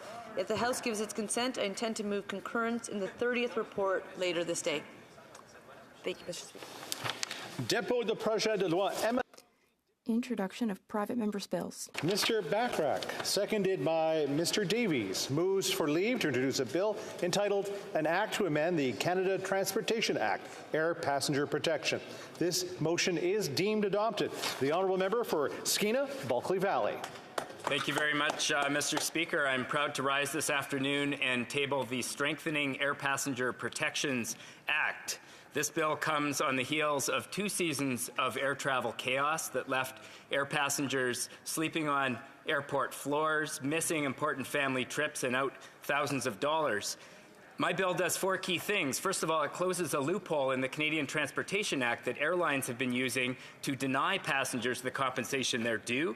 It makes compensation automatic. It shifts the burden of proof off of passengers and squarely onto the airlines themselves. And finally, it increases the financial penalties for noncompliance. Most importantly, Mr. Speaker, this bill will bring Canada's air passenger protection regime up to the standards set by the European Union. Finally, and for all time moving forward, I'll end by thanking the organizations Air Passenger Rights, the Public Interest Advocacy Centre, and Option Consommateur, whose hard work helped immeasurably in crafting this bill. The government does not have to wait to debate my bill. They can take the ideas contained within and table a government bill. I hope they do that at their soonest opportunity. Thank you, Mr. Speaker. Monsieur Bachrach, appuyé par Mr. Bacharach, seconded by Mr. Davies, moves that the bill be now read a first time and printed. This motion is deemed adopted. When shall this bill be read a second time? At the next sitting of the House. There we go. So, first reading of Senate public bills, ou première lecture de projet de loi d'intérêt public émanant du Sénat. Motions. The honourable member for Waterloo. Mr. Speaker, if the House gives its consent, I move that the 30th report of the Standing Committee on Procedure and House Affairs presented to the House earlier this day be concurred in. Busy committee. Que tous ceux qui s'opposent. All those opposed will please say nay. The House has heard the terms of the motion. All those opposed to the motion, please say nay. Motion is carried. Presenting of petition, présentation de pétition. The honourable member for Thornhill. Thank you, Mr. Speaker. I rise today to present a petition on behalf of Canadians concerned about a report from Safeguard Defenders that the government in Beijing is operating 3 police stations in Toronto. These police stations threaten public safety, violate international law, and undermine our sovereignty. In support of the petitioners, who are calling on the Minister of Public Safety to direct the RCMP and CSIS to investigate these operations, protect Canadian sovereignty, and shut down any operations found contrary to Canadian and international law. I'm going to table that right now, Mr. Speaker. Presenting of petitions, présentation de pétition. The honourable member for Bruce Grey, Owen Sound. Thank you, Mr. Speaker. I'm presenting a petition. I've presented a very similar petition about 10 times now in the House from constituents calling upon the government to take action to shut down the TC Energy's proposed pump storage project on the 4th Canadian Division Training Centre at Base Meaford due to the negative impacts it will have on the environment, the economy, and more. Thank you, Mr. Speaker. Presenting of petitions, présentation de pétition. The honourable member for Sandwich Gulf Islands. Speaker, this is also not the first time I've presented a similar petition. Constituents in Sandwich Gulf Islands remain devastated by the deaths and the opioid crisis, both near home and across Canada. The opioid crisis in Canada is a poisoning crisis. It has not yet been declared, but the petitioners call on us to declare it a public health emergency. The number of deaths in Canada due to the poisoning of drug supply and illegal drug supply, the petitioners call for us to recognize is a health issue and not a criminal issue. They call on us to act on the recommendations made by social worker, frontline workers, nurses, doctors, organizations like Moms Stop the Harm, and decriminalize drugs in Canada. Thank you, Mr. Speaker. Presenting of petition, présentation de pétition. The honourable member for London Fanshawe. Thank you, Mr. Speaker, and I am honored to stand to present the petition E4217, signed by 1,393 signatories, and they are calling on the government and upon the House of Commons to conduct and publicize a comprehensive study on the financial, climate, environmental, and social costs and risks of the F-35 fighter jets. They want to make public the findings for the gender-based analysis and environmental assessment, climate impacts, and impacts on Indigenous communities of this new fleet. And they are asking that the Government of Canada invest in climate change and the well-being of Canadians instead of this massive purchase. Thank you, Mr. Speaker. Presenting of petitions, présentation de pétition. Oops, so sorry. Moving on to questions on the order paper. The Honourable Parliamentary Secretary to the Government House Leader. Yes, thank you, Mr. Speaker. The following questions will be answered today. Question 1148 to 1150, 1152, 1169 to 1171, 1179, 1184, and 1188, and 1189. Furthermore, Mr. Speaker, if the government's responses to questions number 1146, 1147, 1151, 1153 to 1168, 1172 to 1178, 1180 to 1183, and 1185 to 1187 could be made orders for return. These returns would be tabled immediately. Is it the pleasure of the House that the aforementioned questions be made orders for return and that they be tabled immediately? Agreed, and so ordered. The Honourable Parliamentary Secretary to the Government House Leader. Finally, Mr. Speaker, I would ask that all remaining questions be allowed to stand at this time. Once again. Anything else? We're good. Orders of the day. Orders of the day, government orders, business of supply. Resuming debate on an opposition motion regarding an instruction to the Standing Committee on Access to Information, Privacy and Ethics regarding foreign interference. Standing in the name of Mr. Cooper. And when we left off, I believe we were on questions and comments, so questions et commentaires. I don't know where we were in the sequence. I'm going to make sure, The Honourable Member for Berthier-Masquinongé. Thank you very much, Mr. Speaker.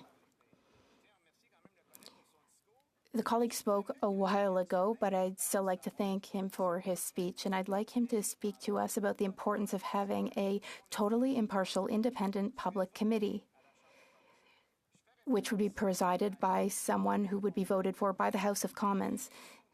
My colleague from Trois-Rivières spoke eloquently about the importance of public trust and confidence. And the government's current attitude is, in fact, causing a deterioration of public confidence and trust in our government, as my colleague from Trois-Rivières explained. So I'd like the colleague to speak to us about this. In his view, why does he feel that the government is trying to buy time? The Honourable Member for New Westminster Burnaby. I couldn't agree more with my Bloc Québécois colleague. That's why, as I stated in my speech, the NDP will table a motion tomorrow.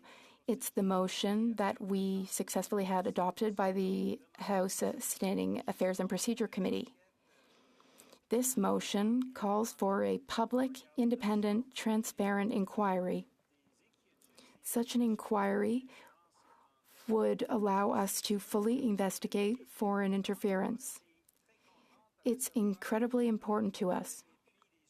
We were very happy to receive the support of other parties on this for our motion. And as I said, Mr. Speaker, tomorrow we will present our report. Currently, as of now, it's been adopted by the committee, and we would like it to be adopted by this House. All members will be able to partake in debate, but of course will also be able to vote on this important motion, and we hope to have the support of everyone in this House. We hope to be able to push the government to take action in order to set in motion a public inquiry which must absolutely be independent and transparent. Thank you, Mr. Speaker. The Honourable, I'm going to go in sequence here. The Honourable Member for Kingston and the Islands. Thank you, Mr. Speaker. I was trying to ask the member this question before, but he didn't answer it, so I want to give him another opportunity. The leader of the NDP has said, up to this point, I've seen the committee, and the way it's operating is more so a form of scoring political points on each other. The Conservatives are trying to score points on the Liberals. He goes on to say, and so to me, it is the wrong use of our resources. The fact that a committee is being used in a partisan way to score points on something is inappropriate. As a matter of fact, this member, Mr. Chair, Mr. Speaker, on February 21st in the Proc Committee said, I caution the use of inviting staff to committee. He went on to say, around the issue of political staff as opposed to being ministers being brought forward to testify, I support ministers coming forward to explain what they did and why. So given that this motion is all about inviting staff to committee, can the member, give some insight into why the NDP is even considering whether to support this, given his comments in committee and the comments by the leader of the NDP? He didn't answer the question last time I asked.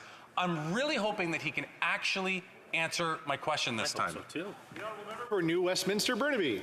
I absolutely did answer the question, and the member from Kingston and the Islands is being disingenuous, but he didn't like the answer. And the reality is, Mr. Speaker, if you ask Canadians from coast to coast to coast what they want to see, they want to see resources invested now in a national public inquiry that is transparent and independent. So, Mr. Speaker, I'm answering this question now for the second time. It's the same question he asked. I'm giving the same answer. Resources resources need to go to a national public inquiry now. That's what Canadians want. So my question back to the member from Kingston and the Islands is simply, why is the government stonewalling something that Canadians want and want to see now, and why isn't the government investing those resources so we can have the national public inquiry that so many Canadians want to see?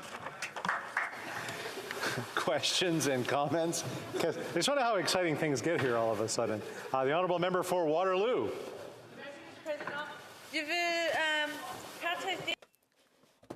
Thank you, Mr. Speaker. We must absolutely take foreign interference seriously. Now, here's my question for the member. Would he agree that we need to investigate not only the 2019 and 2021 elections, but others too? The NDP said that we could look at other countries, but should we look into other elections, previous ones, so that we can have more information to protect our democracies? The Honourable Member for New Westminster, Burnaby. Thank you, Mr. Speaker, and I appreciate my colleague's question, asked in French at that. I appreciate the work that she does on the House Standing Procedure and Affairs Committee. Now, with regard to a public inquiry, well, Mr. Speaker, as the member knows full well, the NDP proposed a broader public inquiry. The Conservatives refused that. What they wanted was to ignore previous interference and that our agencies have told us about and called worrisome. For example, Russian interference, Iranian interference, interference by other countries. I don't understand why Conservatives wanted to limit the scope of the investigation. We are calling for a broader scope of inquiry, Mr. Speaker, and it's essential that the government take action now to set up this public inquiry, which absolutely must be transparent and independent. Battle River Crowfoot. Thank you very much, Mr. Speaker. And I know certainly over the last number of weeks since these stories started to broken, since the leader of the official opposition started asking questions about this very, very important issue. I have heard from many, many constituents that have found the faith that they need to have in our democratic institutions. That has been shaken.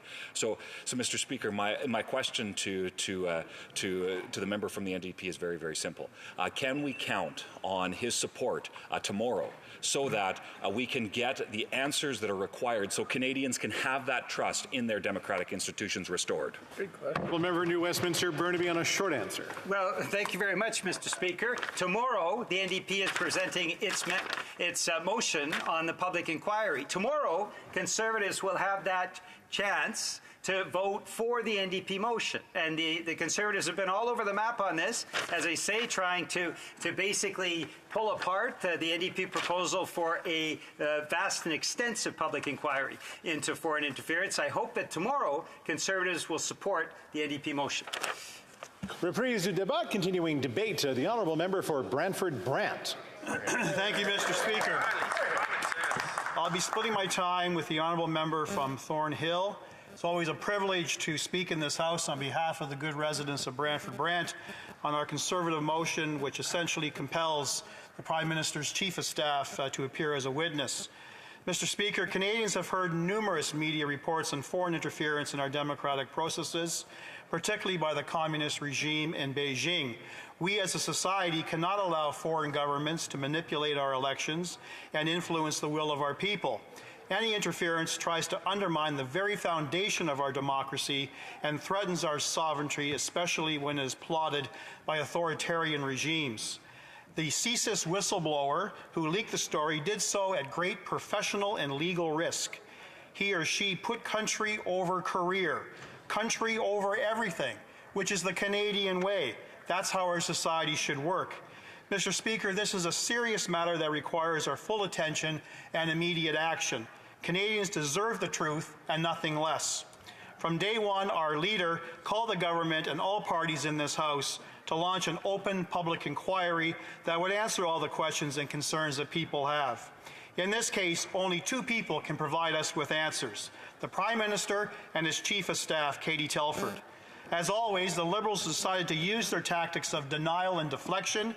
Rather than explain what he knows, the Prime Minister is suggesting there be an investigation into what he already knows. After all these years and numerous scandals, particularly the SNC Lavalin and Weed Charity, accountability was never the goal of this government. The goal is to prolong the scandal as much as possible until no one can remember why it matters. For the past several weeks, the Liberals have been unnecessarily fighting attempts to have Telford appear before committee to testify. They have delayed votes, given long speeches to run out the clock, and even refused to show up for meetings, all in an attempt to block Telford from appearing. Almost 24 hours of committee work has been wasted for this single cause. Hearing from Katie is vital to any investigation into the global news story because she would have been the top advisor that CSIS advised in 2019 to provide a brief on concerns about the Liberal candidate and his ties to the Chinese Foreign Interference Network. She's been the Chief of Staff since 2015 and has top secret clearance needed to be briefed. The Prime Minister rightly said that voters and not intelligence services get to pick who represents them, but if those intelligence services believe a candidate is compromised by a foreign government, voters should know that before casting their ballots. Having Telford come before the committee and tell MPs what the government did with the intelligence, if anything, is a necessary step in restoring confidence in our democracy. The fact that the Liberals refuse to allow this to happen may tell us a lot. Probably what she has to say would shake the leftover of that confidence even more. It's time to end the Katie cover-up. The NDP have a choice to make. Will they vote for transparency and answers on Beijing's interference in our elections, or will they prop up again this Prime Minister? We insist that Canadians must hear from Katie Telford and learn what the Prime Minister knew, when he first knew about it, what he did or failed to do. Katie is the highest-ranking political staffer in the Prime Minister's office. She supports not only the Prime Minister but his entire cabinet. It is a powerful yet largely behind-the-scenes role. Unlike other public servants, her job is a political one. She works not only for the PMO, but for the Liberal Party during elections. Calling political staff, current or former, to testify isn't something extraordinary. She testified before the Finance Committee on the WE scandal and on the sexual misconduct in the military in 2021. Last year, she testified before the Rouleau Commission. Mr. Speaker, any international attempts to interfere in our elections should be a nonpartisan issue. The fact that the Liberals are making it one and trying to stop investigations should make everyone question their motives. And today we call on all parties in this House to support our motion and stop the endless filibustering by Liberal members who are deliberately blocking the Prime Minister's Chief of Staff from testifying. While the Prime Minister claims that his approach to the issue is grounded in facts and independent decision-making, he is the one that's playing the partisan games in the hope to delay any serious investigation or discussion about interference. As revelation after revelation reveals, the Liberal government knew about China's election interference. They had 4 years. They didn't inform the public. They did not recall any diplomatic staff. They did not pursue any legal remedies. Poll after poll shows that the majority of Canadians are concerned about China's attempts to meddle into our elections. A recent Abacus data poll showed that 67% of Canadians support a public inquiry into that issue, and in fact 70% of Liberals support that. Mr. Speaker, it's irresponsible to silence down a matter of a foreign government that attempts to corrupt our election by pressuring members of the Chinese diaspora. If that doesn't qualify for the fullest and most public examination, then ask yourself this question: what will? There are lots of questions the Prime Minister does not want to answer. Number one, were the Liberals briefed by national security officials that at least one Liberal candidate in 2019 was allegedly part of the interference network from Beijing? Two, did they willfully ignore that warning because it was to their advantage? Three, did they know that 11 candidates in that election, 9 of which were Liberals, were favored by Beijing? 4, were Trudeau and his advisors also briefed about China working to defeat Conservative candidates in 2021? We can't use the names of members here, so you did use the honourable member, the Prime Minister's name. So, my apologies. The honourable member for Brantford Brant. Yes, thank you, Mr. Speaker. Was the Prime Minister and his advisors briefed that China was working to defeat Conservative candidates in 2021 so that a Liberal minority government would be elected?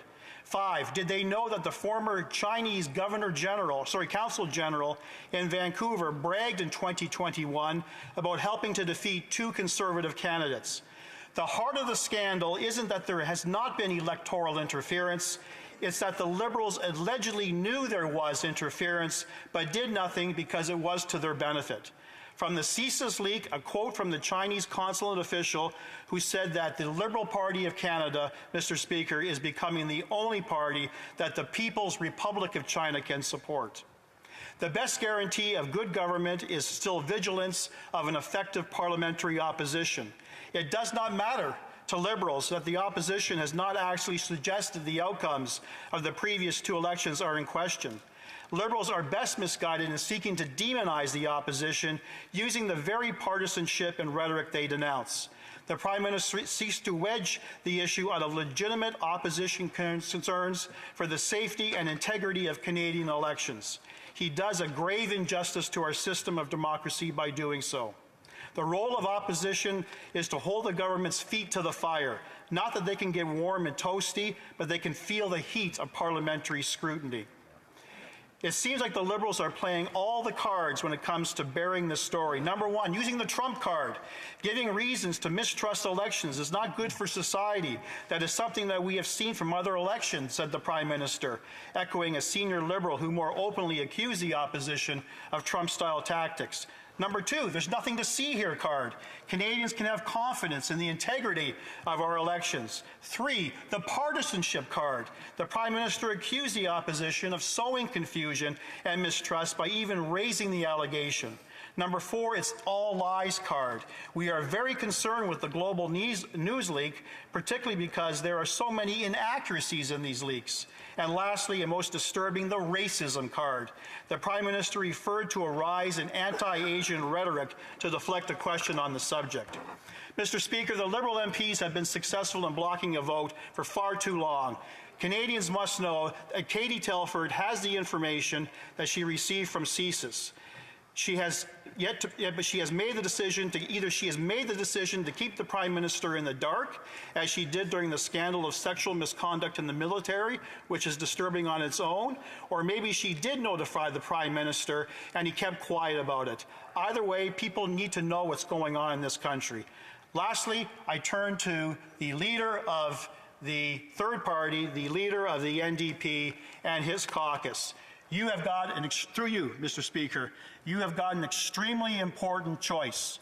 When you were elected to represent all of your constituents, not those constituents who voted for you. It's time for you to make a decision.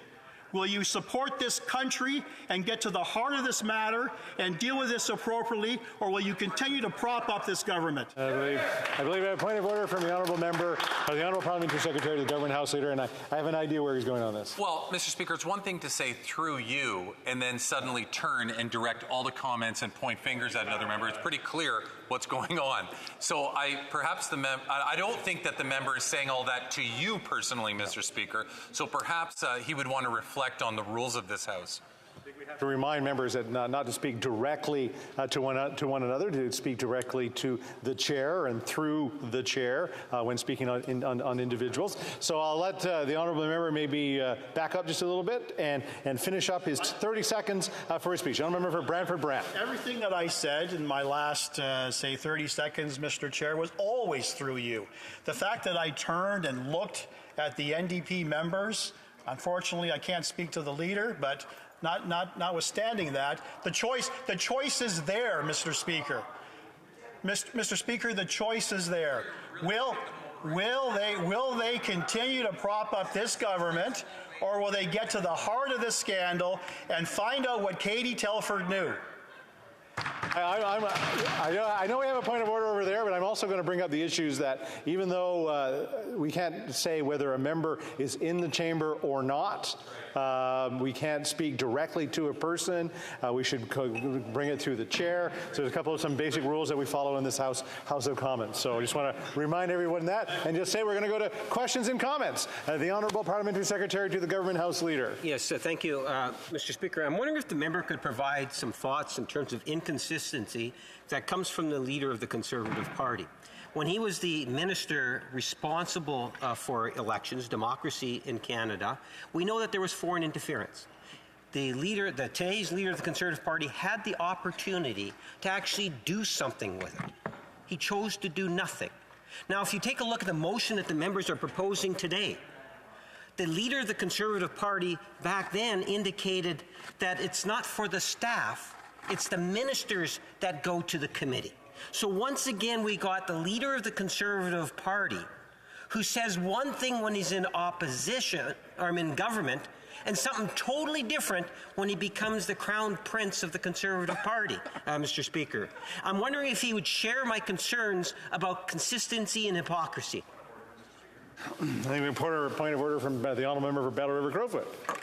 You know, the irony about how the Liberal members have been pretty quick to point out anything that comes close to skirting the rules and procedures of this place. I would ask, Mr. Speaker, if you have guidance as to what that member just stated regarding the Leader of the Opposition. I think we all should just remind ourselves that the standing orders of the House of Commons are really important to us, and we should all follow them as closely as possible. Answering that question, the Honourable Member for Brantford-Brant. Thank you, Mr. Speaker, and I thank my friend for his question. I'm sorry to disappoint my friend, but there's very little that my friend says that I actually agree with. So it should become as no surprise to my friend right now that I completely disagree with the characterization of his question. The point of the matter is that Katie Telford, as the Chief of Staff, is not an ordinary staffer. She is a staffer who has been so closely intertwined in everything that the Prime Minister has done. When he was leader of the third party in this Parliament, she was responsible for all of his elections. She's his principal primary advisor. She is the one at the heart of the matter that can finally shed some light on this mystery that's shrouding this Liberal government and fostering this mistrust.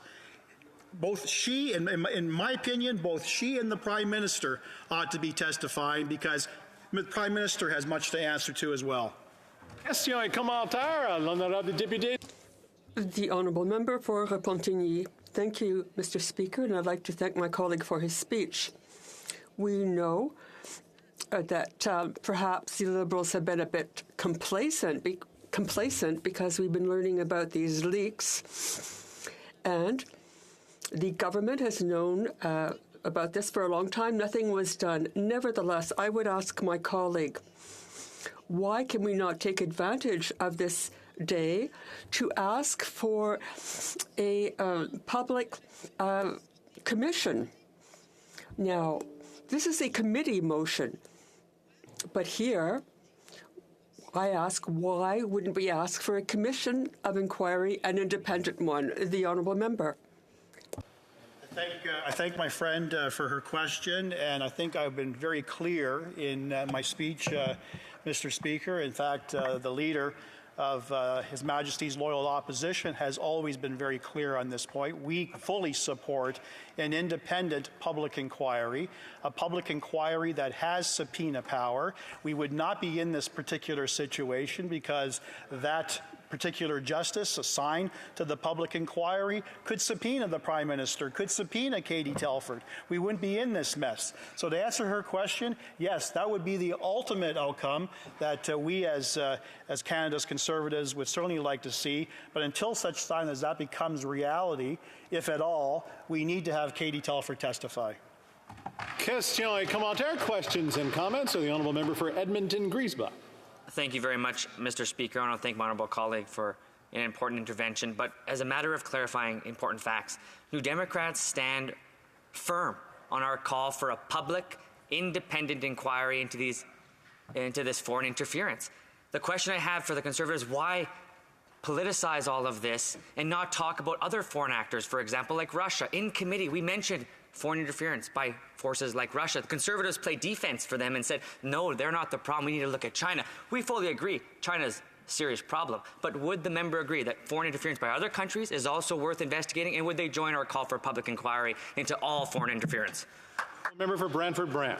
I thank my friend for his question, and I wholeheartedly agree that there are problems with foreign interference from other nations, not exclusive to China, Russia being one of them. But this particular motion is narrowly defined. We are here to discuss China, not Russia, not any other nation. Insofar as your overall goal, or the member's overall goal for a public inquiry, Mr. Speaker, this motion is not about a public inquiry.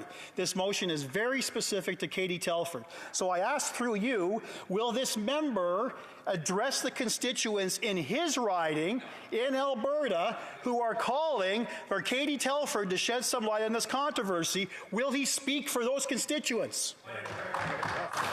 Point of order from the honourable member for Edmonton-Griesbach. Mr. Speaker, if the member would like to speak to me directly about these questions, I'd be very happy to speak to him directly. But, Mr. Speaker, simply saying...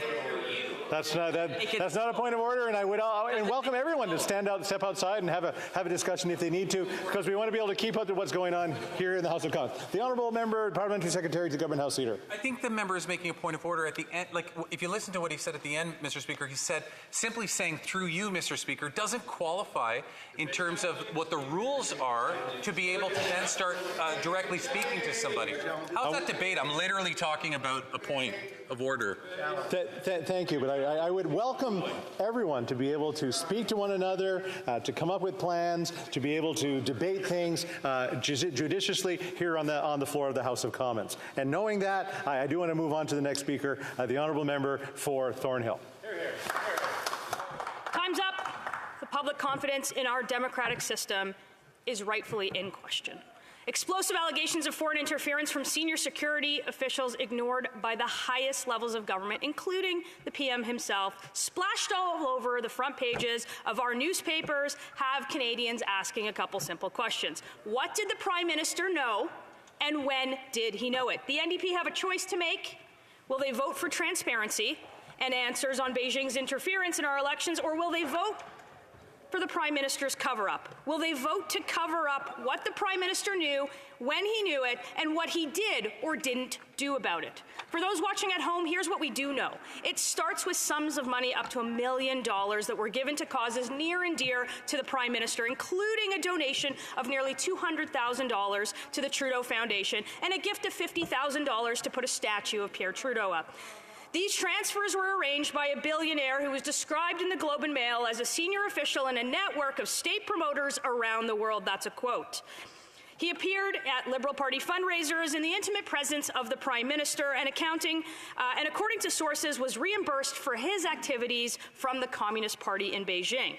This should raise concern. So again, two questions remain. What did the Prime Minister know, and when did he know about it? And again, the NDP have a choice to make today. Today they have a simple choice. Do they want to know, or will they vote for this Prime Minister's continued cover-up? But back to what we know, the goal of these endeavors, everything I just talked about, was to curry favor with the government that was perceived to be friendlier to communist interests. As one official quoted saying, red is good, blue is bad. They sought cash for access, they sought positive trade terms, they sought international cooperation. And by most accounts, the relationship was going swimmingly well. And many in Beijing were, quote unquote, extremely pleased.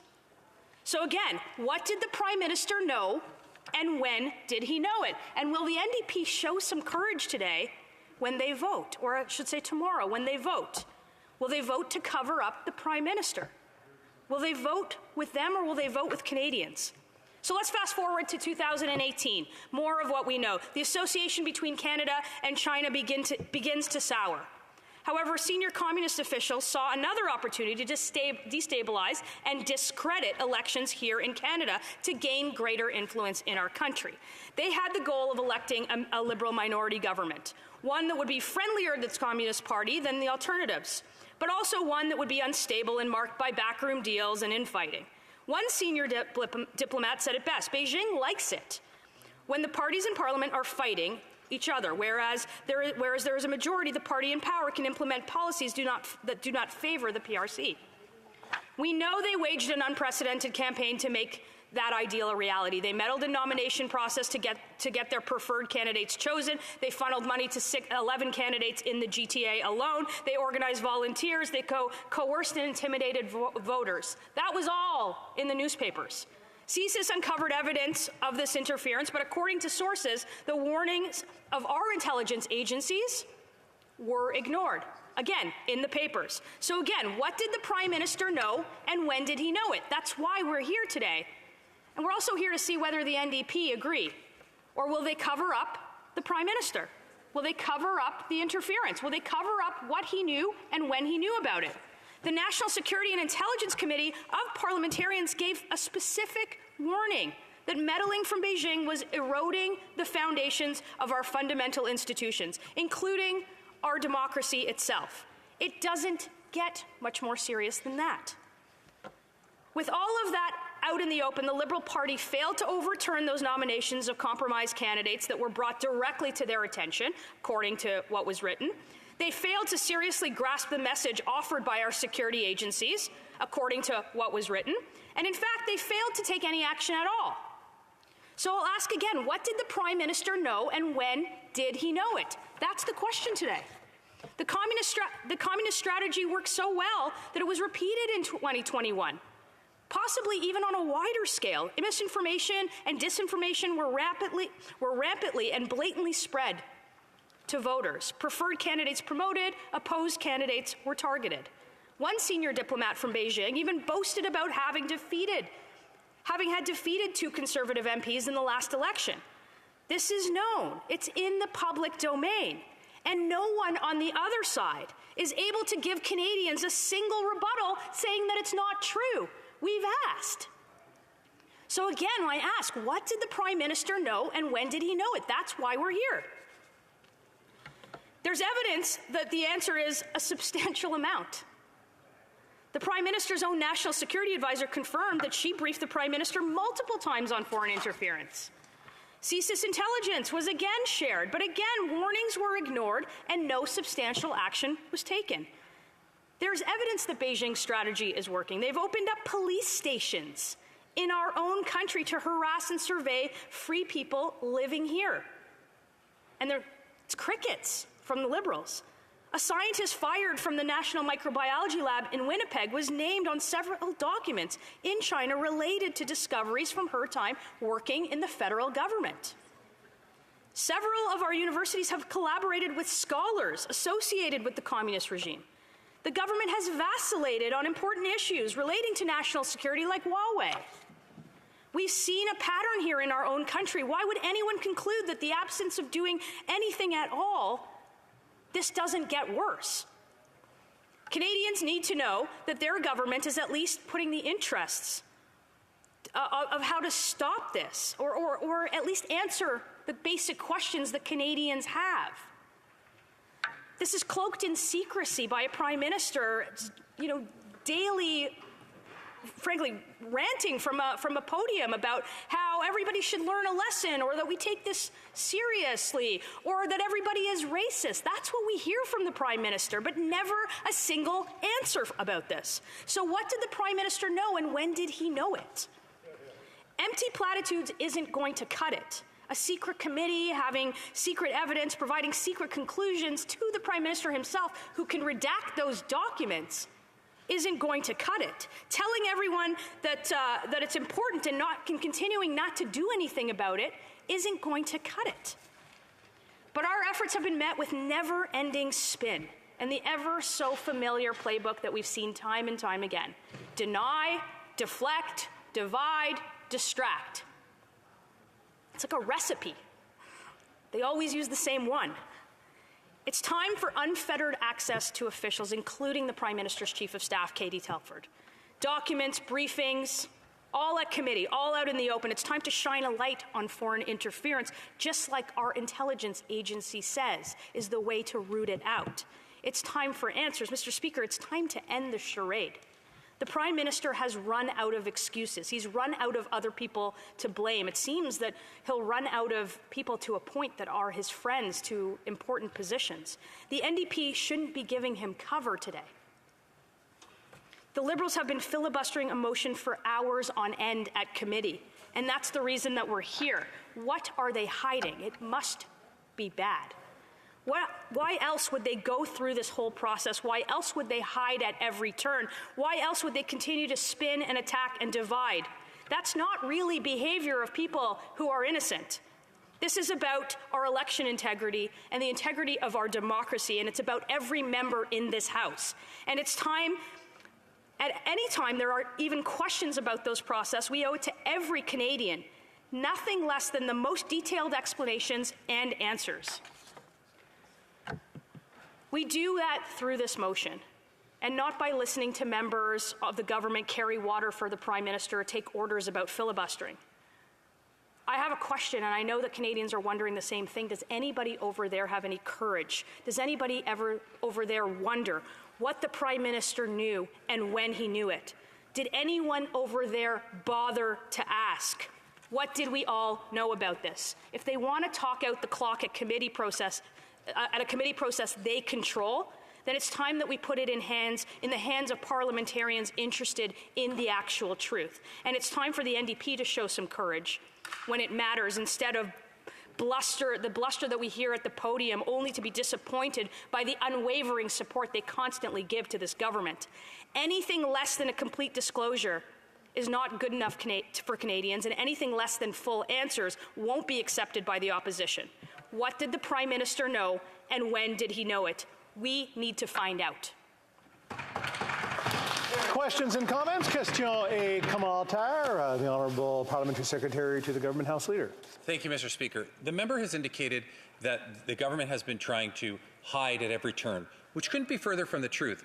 As a matter of fact, we've had 2 ministers already come and answer questions by committee on this. We have, told Canadians about a number of different measures we're going to take. The issue for me, Mr. Speaker, is inviting staff and requiring staff to come to a committee when ministers are responsible at the end of the day, not staff. And she doesn't have to take this just from me, Mr. Speaker. She should listen to her boss, the member from Carleton, the Leader of the Opposition, who in 2010 said, ministers answer questions on behalf of the government, not staff. We're not going to be changing 300 years of history all of a sudden at the behest of the coalition parties. We're going to have we're not going to have staff members appearing in question period to answer on behalf of the government. We're going to do it the old-fashioned way, the way it's been done right up until the last several months. And we're going to keep the ministers, the guys in charge, responsible for their duties. That was the member from Carleton, the Leader of the Opposition, who said staff don't come to committees, ministers come to committees. Why is it okay now to do this, but it wasn't for the member from Carleton back then? The Honourable Member for Thornhill. Well, it was okay for the Prime Minister's Chief of Staff to testify in the WE scandal at committee. It was okay for the Chief of Staff of the Prime Minister to appear during the scandal of sexual assault in the military. It was okay on those 2 occasions. I think the better question is why isn't it okay today? And if she doesn't want to appear as the Prime Minister's Chief of Staff, perhaps she can appear as the campaign director of the Liberal Party campaign, the campaign director of his own leadership, the campaign director overseeing nominations in their party. Why doesn't she appear under that title? Questions and comments? Question et commentaire. L'honorable député de Saint-Hyacinthe-Bagotte. Merci, Monsieur le Président. Thank you, Mr. Speaker, and thank you to my colleague for her speech. We know that the Prime Minister, who was not yet Prime Minister, who was the member for Papineau at the time, said in 2013 that he had a certain level of admiration for China because their dictatorship allowed them to do very quick economic changes. They had I don't have to go on about the massacres that have occurred there, the Cultural Revolution, and so on. Now, with everything we know about funding activities and the Prime Minister wanting to sign a free trade agreement with China, which would have been catastrophic for Canada, that he wanted to bring China into the Trans-Pacific Partnership, whose goal was to unite Asia outside of China. if there is a thread to this plot, it seems to be complacency. In November 2022, there was a warning about Chinese interference in the 2019 elections. According to my colleague, does the Prime Minister not see, or does he not want to see? The Honourable Member for Thornhill. I happen to agree with the honourable member on his assessment, and I happen to agree that this government at every turn has either hidden the truth, we want to know what that is. They've hidden what the Prime Minister knew about the potential of election interference that is now splashed over the pages of our newspapers from foreign intelligence officers, and they've done nothing about it. And in fact, they've even further kicked the can down the road to have a plan to maybe look into it or to appoint somebody who will then tell us that maybe they could possibly have an inquiry. Canadians deserve the truth. The time is up for these guys. Questions and comments? Question commentaire. The Honourable Member for Vancouver Kingsway. Thank you, Mr. Speaker. We know from the HoC's foreign interference report from a few years ago that there's a number of countries that are alleged to be interfering in Canadian democratic processes. So my first question to my honourable colleague is this motion broad enough to encompass all those countries, not just China? Because I think Canadians want to make sure that their elections are free and clear of all foreign interference, not from one particular country. My second question has to do with, we know that the only person who's resigned from a caucus in this country so far over interference is a Conservative MPP in Ontario, Vincent Key. And we've also heard allegations that there was Chinese interference potentially in the ouster of the previous Conservative leader from Durham. I'm wondering if she can tell us what steps her party is taking to root out alleged Chinese interference in the political internal affairs of the Conservative Party. Now we are out of time, but I will allow the Honourable Member to answer. The Honourable Member for Thornhill. I'll answer the member's first questions. We have detailed reporting from a courageous whistleblower who probably told the government probably didn't listen to him, and then splashed it over the front pages of our newspapers. And it ought to be, I don't know how that member is going to explain to his constituents that he doesn't want to know more about it, or that he's going to support the cover-up of the Prime Minister. Reprise du débat. Continue. Resuming debate. The Honourable Parliamentary Secretary to the Government House Leader. Thank you very much, Mr. Speaker. I'll be sharing my time with the member from Yukon today. I'd like to start today, Mr. Speaker, by speaking directly to the seriousness of these allegations, the seriousness of foreign interference, generally speaking, and what the government has been doing.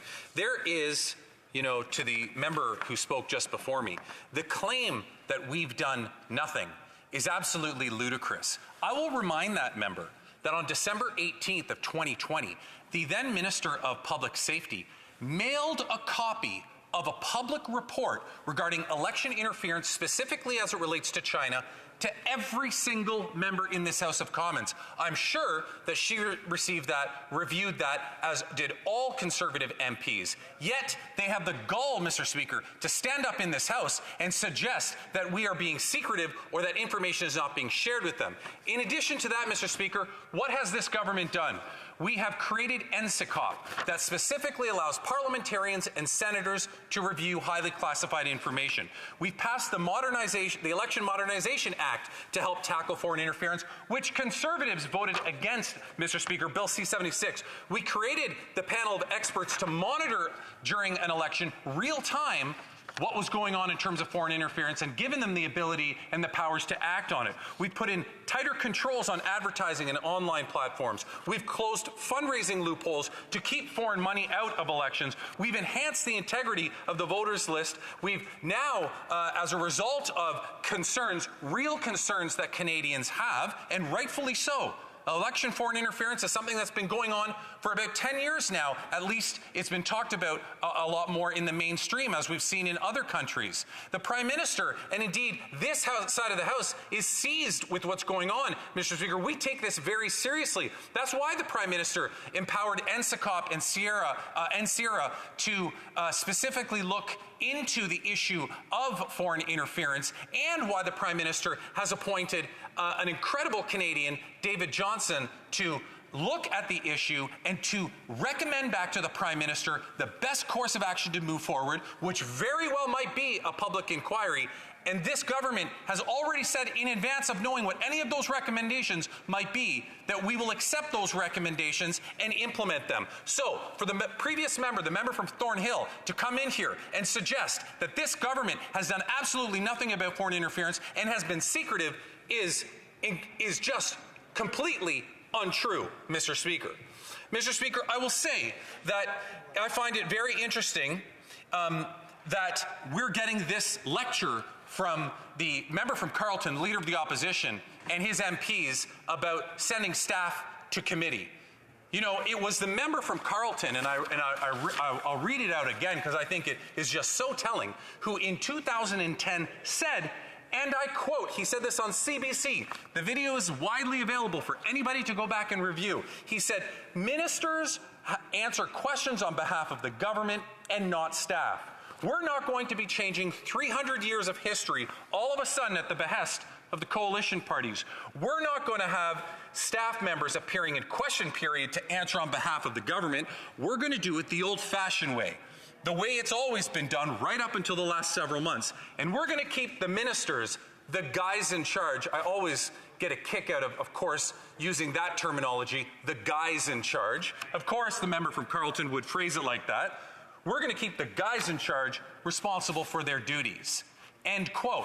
This was the member from Carleton when he was in government, and he was answering a question as to whether or not staff, in particular Dimitri Soudis, would go to committee, the Prime Minister's Director of Communications.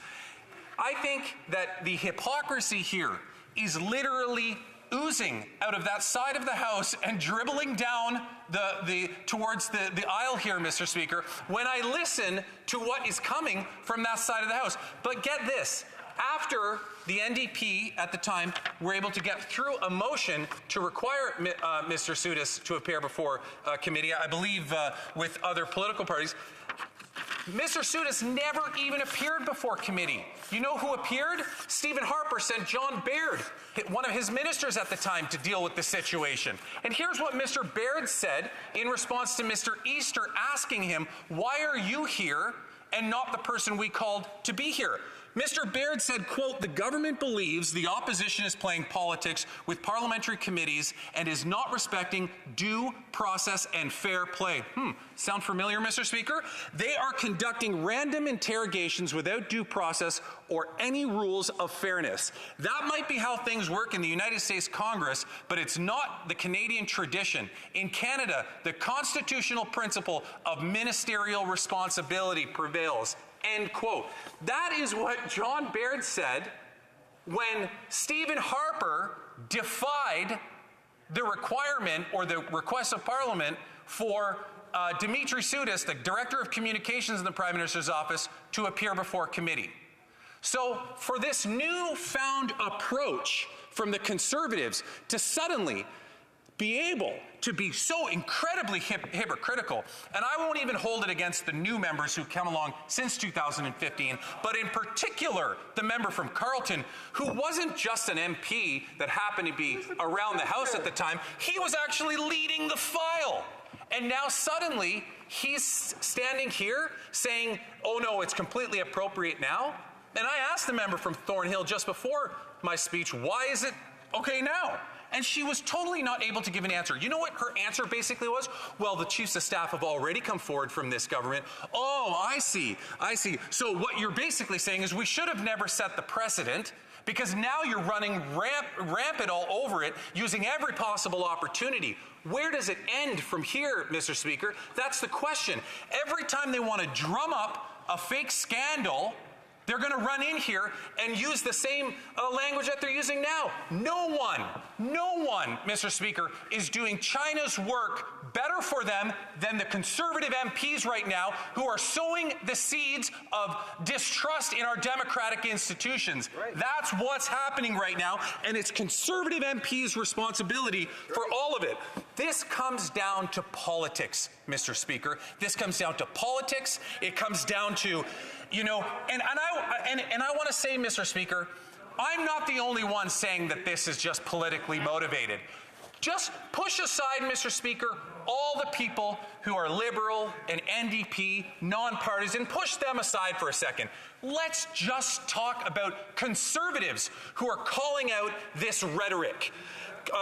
We have Fred Delory, the campaign manager from a year and a half ago, who's nightly, it's like he's lining up to get on every talk show or every panel he can, CTV, CBC, he's everywhere right now, basically saying that the Conservatives are just trying to score political points. We have Vern White, former Conservative senator, who has referred to what's going on as BS. That's what he actually said, Mr. Speaker. He's a former Conservative senator because at some point he came to the realization that this political party is way farther to the right than where they had been when he was appointed a senator, if you can believe that. Former Senator HoC, who represented my area, who I have an incredible amount of respect for, has also, You have no, listen to them heckle, Mr. Speaker. They have no idea of the incredible things that HoC has done just for our area. A great champion of income, of basic income guarantee. You know, he referred to what they're doing as the Chicken Little nature of the opposition. This is a Conservative. You know, it goes on. And then, of course, there's a most recent comment by the member from Carleton himself, which I found very telling and just highlighted the politics of this, Mr. Speaker. When the member from Carleton, the leader of the opposition, said he didn't want a briefing. If he was offered a briefing, would he take that briefing on what was going on? And he said, no, I won't do that because that means that it would be illegal for me to speak out. So what you basically got is you got the leader of the opposition who's saying, I don't want to know the information because even though that might be helpful to Canada, I'd rather be oblivious so that I can continue scoring political points. It works a lot better in my fundraising emails that I blast out every day, and that's what he would much rather do. So, Mr. Speaker, this really does fall in the hands of the NDP. The NDP get to decide what happens here. Do we keep playing political theater, which is exactly what China wants, or do we actually look into this in a meaningful way that can get answers for Canadians and that can get Canadians' confidence in the system, in particular, the strong fundamental institution of democracy that we have here? Thank you, Mr. Speaker. Questions et commentaires. Questions and comments. L'honorable député de Louis Saint-Laurent. The honourable member for Louis Saint-Laurent. Especially when you talk about the fact that we are attacking the institution. Well, there is a real roadmap, I would say, from this Liberal government since they have been elected to attack our institution. When this Liberal government was in trouble with the We Charity, what did they do? Well, they postponed they prorogued the House, Mr. Speaker. When they were in the problem with the SNC-Lavalin scandal, what did they do? They kick out the Justice Minister, who has been the first Aboriginal General Minister to sit in this very important post. Why? Because the Prime Minister said, we need to get re-elected. And when they are in deep problem right now with the Beijing intervention in our system, they said, well, that's not true. After that, they said, well, the journalists is all wrong. We have to find where is the leak. Exactly was the Watergate, Mr. Speaker. So how can we be serious with this Liberal government? How this Liberal government can be serious when they are attacking our democracy for the last 8 years? The Honourable Parliamentary Secretary. You can see the politics of it right there, Mr. Speaker.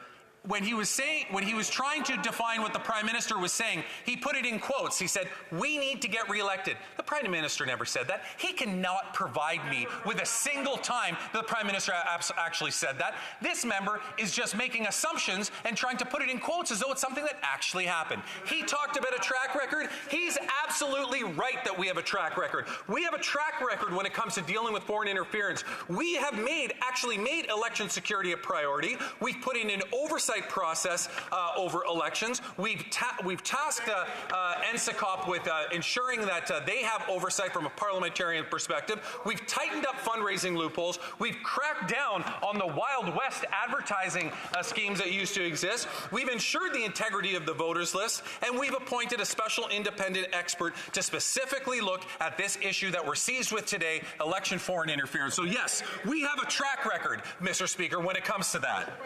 question et commentaire, l'honorable député de Shefford. The honourable member for Shefford.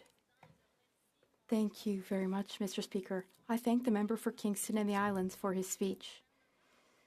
He spoke about what his government has done, but I'd rather hear about what they haven't done. He mentioned the report of Maurice Rosenberg, who is a friend of the Trudeau Foundation. What about Mr. Johnston, the special rapporteur, who is a friend of the Prime Minister? Is that the goal? Is that how to get the population's trust? What about conflicts of interest? It's awkward that the government seems to be a fan of this Chinese government, which violates human rights and freedom of speech. Why is the Liberal government trying to win time, to gain some more time? What do they have to hide? Why are they protecting the Chief of Staff rather than really trying to get to the bottom of this? And the Conservatives, what they want is just some political theater, but what we want is to get to the bottom of this with an independent study. This member wants to attack the credibility of David Johnson. That's entirely her prerogative, Mr. Speaker. But I think nobody said it better than Chantal Hébert, who said, if I had the accomplishments of David Johnson and I lived to be 81 years old, I wouldn't give a damn about what Pierre Poilievre or anybody else said about me. The reality of the situation. Sorry. Yeah, well, that's what she said. What the leader of the opposition. Order. I'll do it. Let me let some energy get out of the room here just a little bit. We good there? All right. I mean, the honourable member knows full well he's not supposed to use the proper names of the members, so he can go to member of the opposition, leader of the opposition, or whatever he wants to do. The honourable parliamentary secretary. I apologize, Mr. Speaker. And yes, I don't think that David Johnson should really care what the Leader of the Opposition or any bloc member should. I think his record and his incredible accomplishments throughout his career at being 81 years old speak for themselves. And if people would like to challenge that, well, that's their prerogative. I'm going to say the honourable member for Hamilton Centre. Thank you very much, Mr. Speaker. I'm certainly not here to get down that rabbit hole on David Johnson, but I will make one thing clear. I don't recall anybody asking for a special rapporteur. This honourable member suggests that it's our decision, but they have a decision they could make. They can call a public inquiry. They can allow an independent body to dig into this. They can have the Prime Minister commit to testifying at committee if they believe in Prime Ministerial accountability, or they can have Telford testify. Those three choices have been put on the table at Proc. What will this government do, and what does this honourable member have to say when tomorrow this comes? He had the choice, and yet they chose not to take this action and instead appoint a special rapporteur that nobody in this House asked for. We are out of time, but I'll allow the member to answer, the honourable parliamentary secretary. I don't recall seeing the member at Proc. If he had been there, he would have heard various different experts coming forward saying, including conservative supporters, including the national security experts, basically everybody. There wasn't a single expert that came forward and said the best the best place to discuss national security is in a public inquiry. It didn't happen. So to the member's point, Mr. Speaker, there will be a very important decision for the NDP to make tomorrow. It is entirely up to them, but I would refer him back to his House leader, who actually said in that committee that staff should not be called before committee. And committee, the only people that should be called before committee as it relates to the political arm of government are ministers. Just a quick reminder before we move on that, the shorter the questions and the answers, the more people can get to participate in the debate. Continuing debate, le reprise du débat, l'honorable député du Yukon. The honourable member for Yukon. Thank you, Mr. Speaker, and I must say it's a little intimidating to follow the convincing fire and brimstone of my honourable colleague.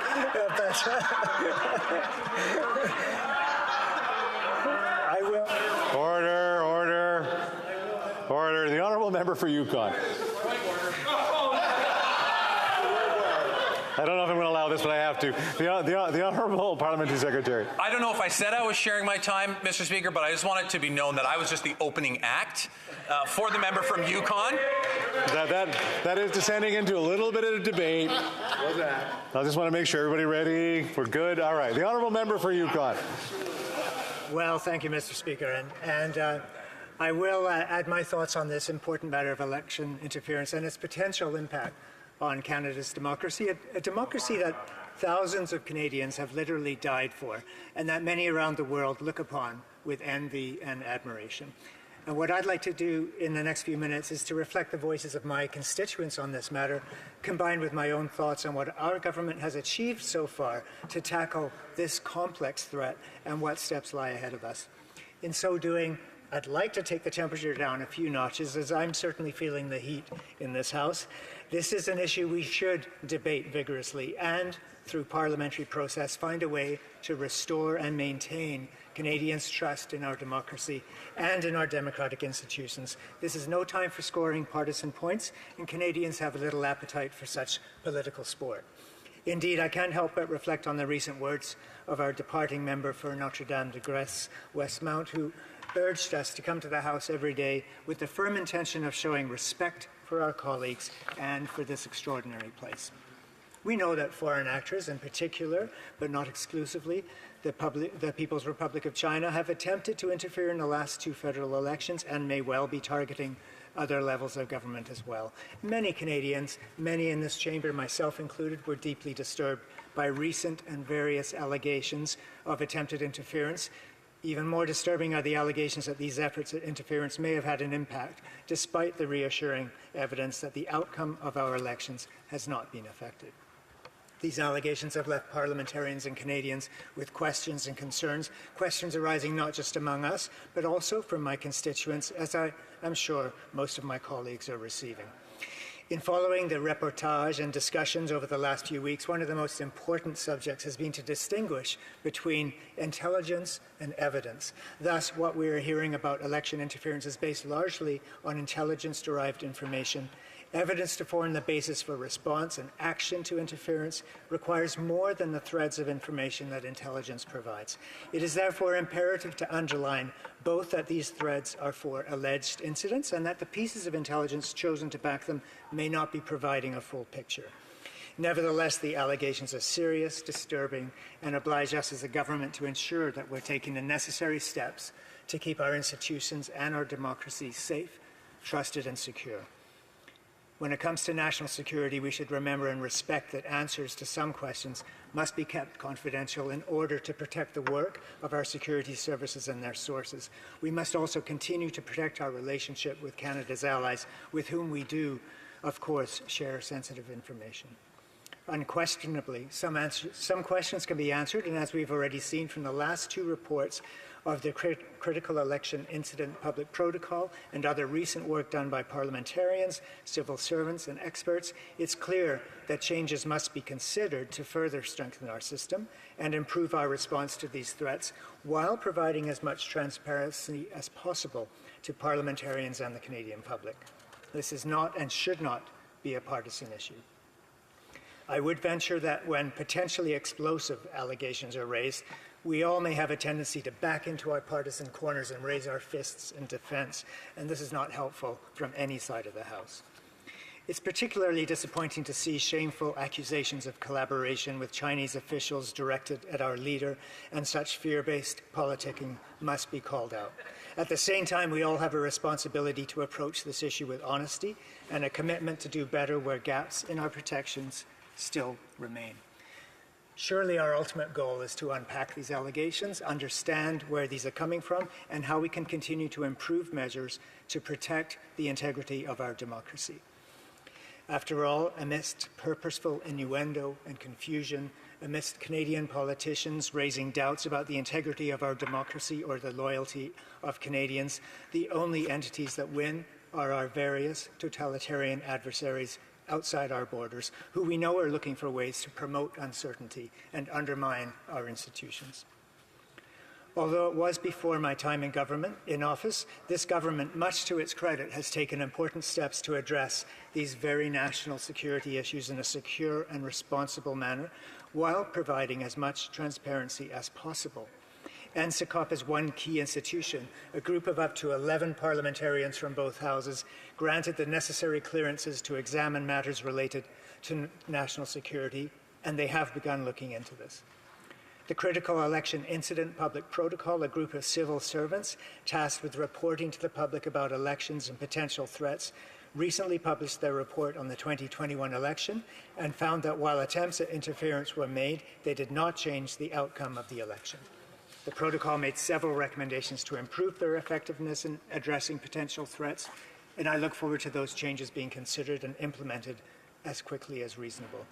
In addition to the ongoing work surrounding these bodies, I was pleased to see the Right Honourable David Johnston, Canada's 28th Governor-General, an eminent legal scholar, upstanding Canadian, appointed to examine the issue of foreign interference in our elections and to make recommendations on how to uphold or restore Canadians' confidence in those institutions. The appointment of a non-partisan figure to examine this matter and recommend appropriate next steps is critical because we need to take partisanship out of the issue. I think it's incumbent on all of us to wait for Mr. Johnston to present his recommendations before assuming what he will or will not conclude. As I've discussed with my constituents, though I have reservations, I'm not opposed to some form of public inquiry or public engagement on some of the issues we're discussing, but I am mindful of the limitations of a public inquiry into issues related to security. And I once again point to bodies and mechanisms like HoC, parliamentary committees and others, which exist not only to examine specific allegations, but the issue, risks and responses to foreign interference more broadly. In addition to Mr. Johnston's upcoming work and that of HoC, the National Security and Intelligence Review Agency is reviewing intelligence related to foreign interference, as assessed by Canada's security agencies up to, during, and following the last two elections. The CEIPP reports offer several recommendations, deserve consideration for implementation to make the process more transparent and our democracy safer. The debate we're having today reflects the work of several parliamentary committees, and committees should be the ideal bodies to select and hear from witnesses and experts to inform recommendations for concrete steps to make Canadians safer. I believe committees are best suited to determine who they call as witnesses, and therefore I am disappointed that we must hold a vote on the House on who to call. I will not be supporting this motion, as I feel this is the responsibility of the committees. Efforts to circumvent this process should be stopped so that the work of the committees in question and the work of this House can continue unimpeded. While announcing the role Mr. Johnston would occupy, the Prime Minister also announced that the Minister of Public Safety would be launching long-awaited consultations on a foreign influence registry. These consultations will be completed in early May, and I hope they will be able to be legislated expeditiously. I understand the frustration that victims of foreign interference and those concerned about it may have. Section 11D of the Charter of Rights and Freedoms grants every citizen the presumption of innocence until guilt is proven, and none of the present allegations come close to that. Canada has an unfortunate history where we have maligned, marginalized, and persecuted people in the past and questioned their loyalty based on where they come from. In these recent storms of allegations, some have tended to get carried away and abandon due process based on fears stoked by irresponsible individuals. Too often in Canada's history, we learned that rash conclusions can bring devastating and long-lasting effects. Let's take partisanship out of this issue. Let's commit to working cooperatively to respond to the situations. Canadians are expecting nothing less. Thank you, Mr. Speaker. Questions and comments? Question commentaire. The honourable member for Bruce Grey Owen Sound. Thanks, Mr. Speaker. But before I get to my specific question, I do want to quote Sean McFate in his book, The New Rules of War, where he quotes, "Secrets and democracy are not compatible. Democracy thrives in the light of information and transparency," unquote. My colleague spoke about the importance of transparency around that and about needed action in taking the partisan rhetoric out of it. HoC, in its 2019 annual report to the Prime Minister, and it was tabled here in the House in a redacted form, although the findings and recommendations under its 50 pages tied to foreign interference are all unredacted. There was 3 recommendations made to the government and the Prime Minister to take moving forward. The third one being something the same committee made to the government in their very first report to the Prime Minister on his trip to India, which is around the need to brief opposition MPs on foreign interference. Read them in, get them the appropriate clearances, and brief them. I want to ask the member, how come this hasn't yet happened? It's been 5 years since it was first recommended to the Prime Minister.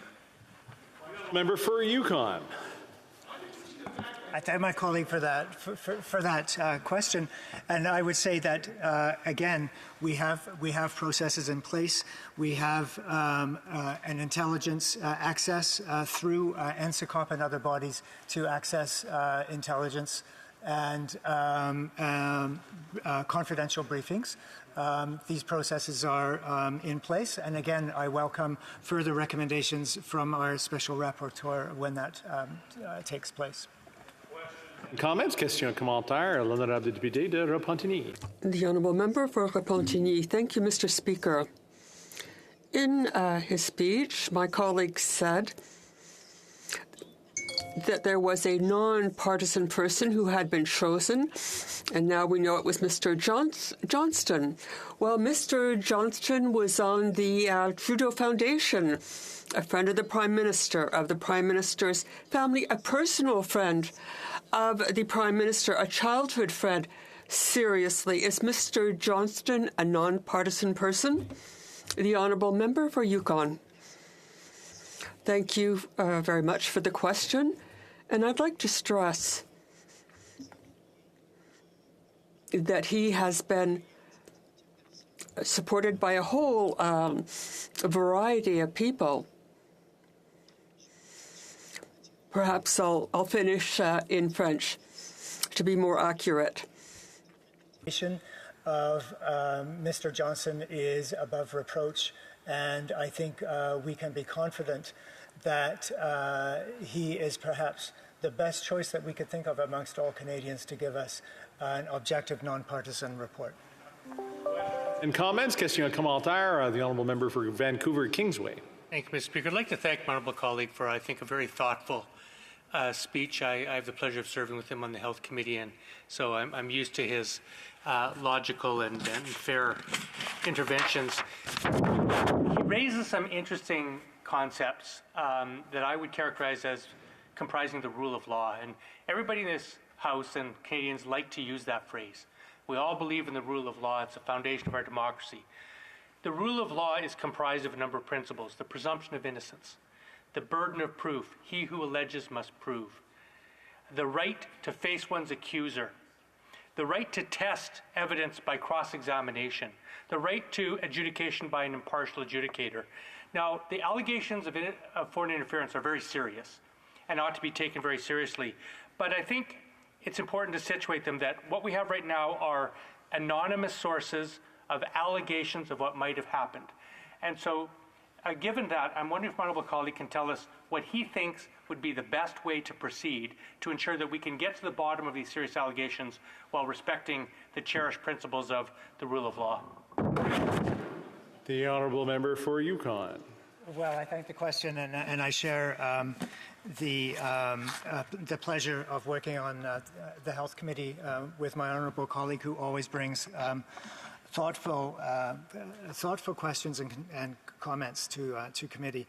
I do think this is complex, and as I said in my discourse, there are, I believe, limitations to what a public inquiry can reveal versus what can be discovered in more secure environments such as NSICOP. And so I do think it's a question of addressing the complexity. I certainly will await the recommendations of Mr. Johnson and the Special Rapporteur to see what additional ways we can reassure and restore confidence in our democratic institutions. Alors, conformément à l'article 30.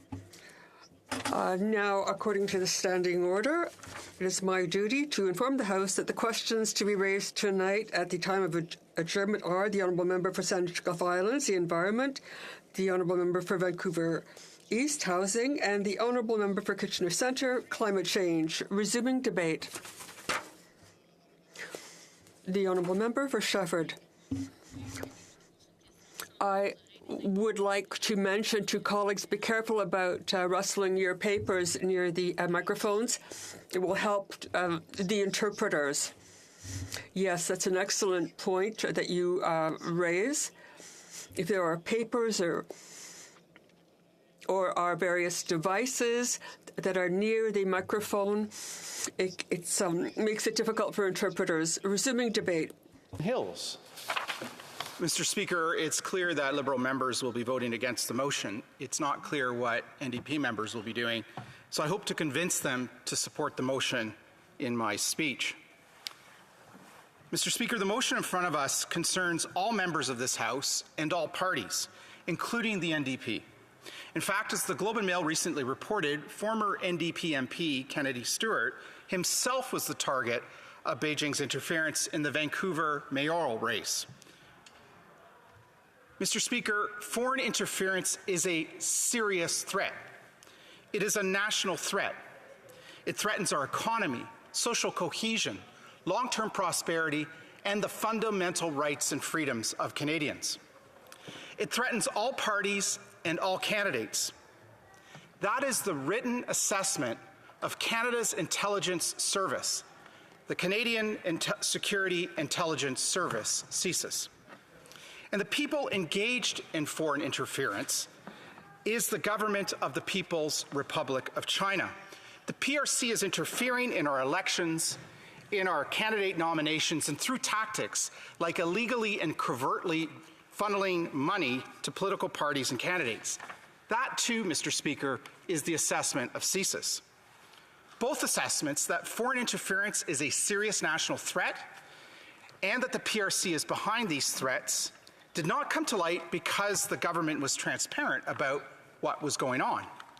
They came to light because brave public servants concerned about a serious national threat to the security of Canada decided to blow the whistle, to work with investigative journalists to make these assessments public. They came to light through reports in the Globe and Mail, Global News, and other news outlets. And all along the way, the Prime Minister has refused to be accountable and to answer questions. Initially, he dismissed the news reports. When that didn't work, he changed tactics. He suggested that critics were fomenting anti-Asian racism. He tried going after the whistleblowers by suggesting that they were the real threat to national security. He tried obfuscation. For example, last month, in response to a Globe story about how Beijing uses tactics like undeclared cash donations and illegally reimburses donors, he said, quote, "There are so many inaccuracies in those leaks," end quote. The next day, he backtracked and said that he wasn't referring to the Globe story, but to comments made 2 months earlier by his national security advisor, Jody Thomas. His office has tried to block the Procedure and House Affairs Committee from further investigating this matter through a filibuster that goes on as we speak. And when all of that didn't work, he tried to bury the whole thing in process. He announced he was referring the matter to 2 government committees and appointing an independent rapporteur to make recommendations about a public inquiry. The Prime Minister has refused to answer basic questions. We still don't know the details of which candidates were targeted in the last 2 election campaigns and who exactly was involved. Most importantly, we don't know the answer to the following questions. What did the Prime Minister know? When did he know it? And what did he do about it? And why is the Prime Minister so reluctant to release this information? Only the Prime Minister can authorize the release of this information. We need to know why he's been reluctant to release it and why he isn't heeding the advice of intelligence experts to release it. And that brings us to the motion in front of us today. We need to hear from the Prime Minister's Chief of Staff, Katie Telford, and others enumerated in the motion. We need answers to questions. And here's why. Translating intelligence into evidence for a prosecution is often very difficult. But one tool governments can use when intelligence cannot be translated into evidence is sunlight and transparency. Sunlight and transparency to reveal the details of foreign interference threat activities so that the Canadian public is made aware of these activities, so that citizens, parties, and candidates can make informed decisions about what is going on. But citizens, parties, and candidates can't make informed decisions if they don't know what is going on, if they don't know the details of foreign interference threat activities. They can't make decisions about which donors and donations to reject, about which volunteers they will allow to work on their election campaigns, if they don't know who exactly is involved with these foreign interference threat activities. This practice of using sunlight and transparency to counter malevolent threats from foreign actors is exactly what CSIS has been advising the Prime Minister to do. It's written right in their top secret briefing note that was released to the Procedure and House Affairs Committee before Christmas. It's the best practice of the Five Eyes intelligence allies.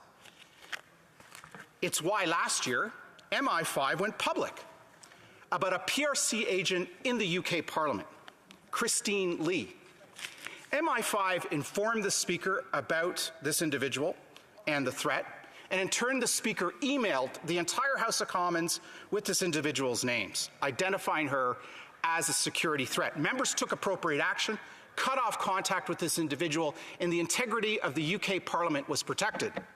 Sunlight and transparency worked, and the integrity of UK's democracy was ensured.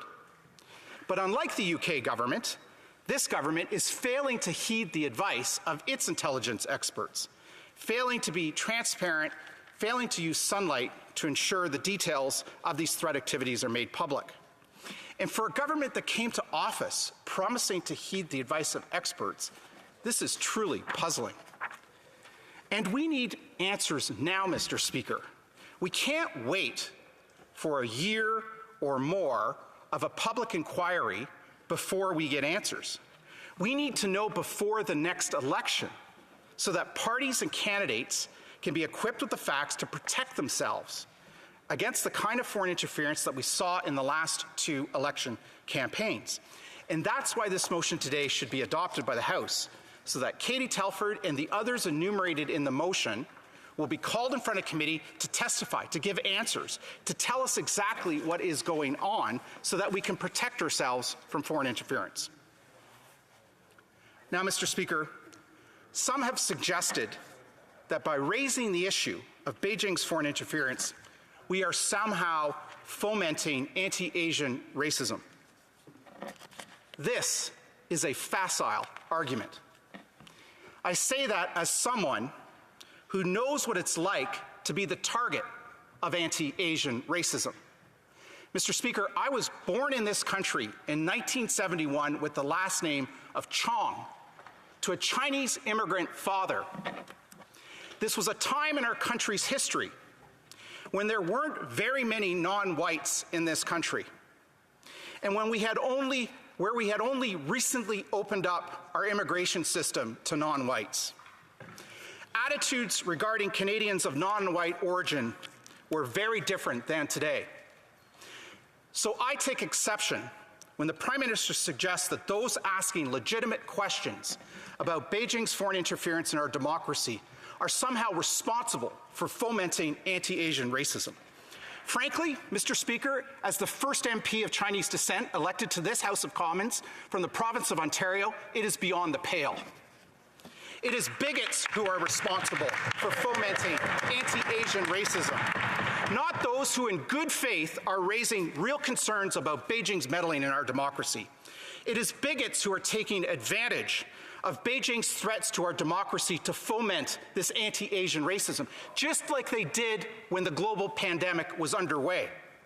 We must counter both anti-Asian racism and the very real threats that Beijing is presenting to our cherished democracy. To do one or not the other is either to abandon our fellow Canadians to racism, or it's to ignore the very real threat that Beijing presents to this democracy that we all own. And we cannot allow that to stand, not anti-Asian racism, nor Beijing's threats to our democracy. Mr. Speaker, I'll close by saying this. CSIS has assessed that Beijing's interference in our democracy is a serious national threat. And it is for that reason I implore all members of this House, particularly members of the NDP, to vote for this motion so that we can get to the bottom of this matter and shed some light on what exactly is going on. Thank you, Mr. Speaker.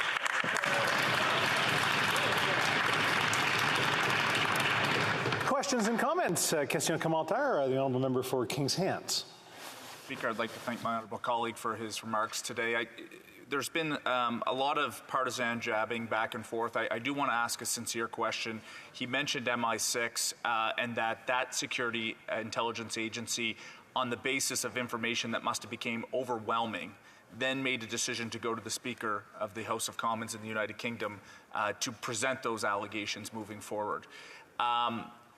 We've talked a little bit today about the idea between evidence, intelligence gathering, and actual strong demonstrable evidence to demonstrate that something is indeed true. I'm curious, because this member is quite involved in these types of matters. In Canada, what would that process look like? Is CSIS allowed to perhaps come to the Speaker of this House of Commons to be able to, if on a balance of probabilities they felt the evidence was strong enough, that they could do what happened in the United Kingdom? If not, is that something that the member would perhaps like to see moving forward, perhaps something the Special Rapporteur could recommend for all of us as parliamentarians to make sure that those agencies have that ability without undermining the intelligence work that goes on to actually gather the said information? Thank you. For Wellington Halton Hills. Well, I thank the honourable member for the question. There is a great BBC article on this particular case of Christine Lee, dated July 9th of 2022, titled, "Why Did MI5 Name Christine Lee as an Agent of Influence?" I encourage the member and others to read that article because it explains the tactics behind MI5 going public with this information. But to answer his question, at the end of the day, CSIS cannot go public with any information, either to the Speaker of the House of Commons or to individual members of Parliament, to political parties, to candidates, without the express authorization of the Prime Minister. And what has been happening here, Mr. Speaker, is that the Prime Minister has refused to grant this authorization for CSIS to come public with the details of these foreign interference threat activities. And that's why it's so critically important that we use the tools of this House, its committees, to compel testimony from individuals like Ms. Telford and others to answer questions about what exactly is going on so that we can heed the advice of Five Eyes intelligence experts to use sunlight and transparency to publicly reveal the details of what is going on. Thank you. Question commentaire, questions and comments. L'honorable député de Shefford. Merci beaucoup, Monsieur le Président. Thank you, Mr. Speaker. I'd like to thank my colleague for his speech. Recently, I met researchers from Sherbrooke University, and this isn't people who are involved in partisanship. They looked into cyber violence, cyber criminality, and they made me aware that Canada is behind compared to Europe and Australia on the issue. I'm really concerned about this, and these are researchers working at university who do serious research and are not partisan, and so they launched a significant warning. What I'm concerned about, with so many witnesses and so many meetings, I feel like we're not really going to get to the heart of the matter. I was involved at the Defence Committee when we looked into cases of assault within the armed forces, and what the Liberals did once again was they filibustered, and we were not able to shed light on cases of assaults in the armed forces, and a report did not happen. And they're doing the same thing again when it comes to the issue of Chinese interference. Why not simply propose a public independent inquiry and insist that the government meet this request from the opposition parties? The Honourable Member for Wellington Halton Hills. I want to thank my colleague for the question. I think that the threat of Beijing is a real threat to our democratic institutions.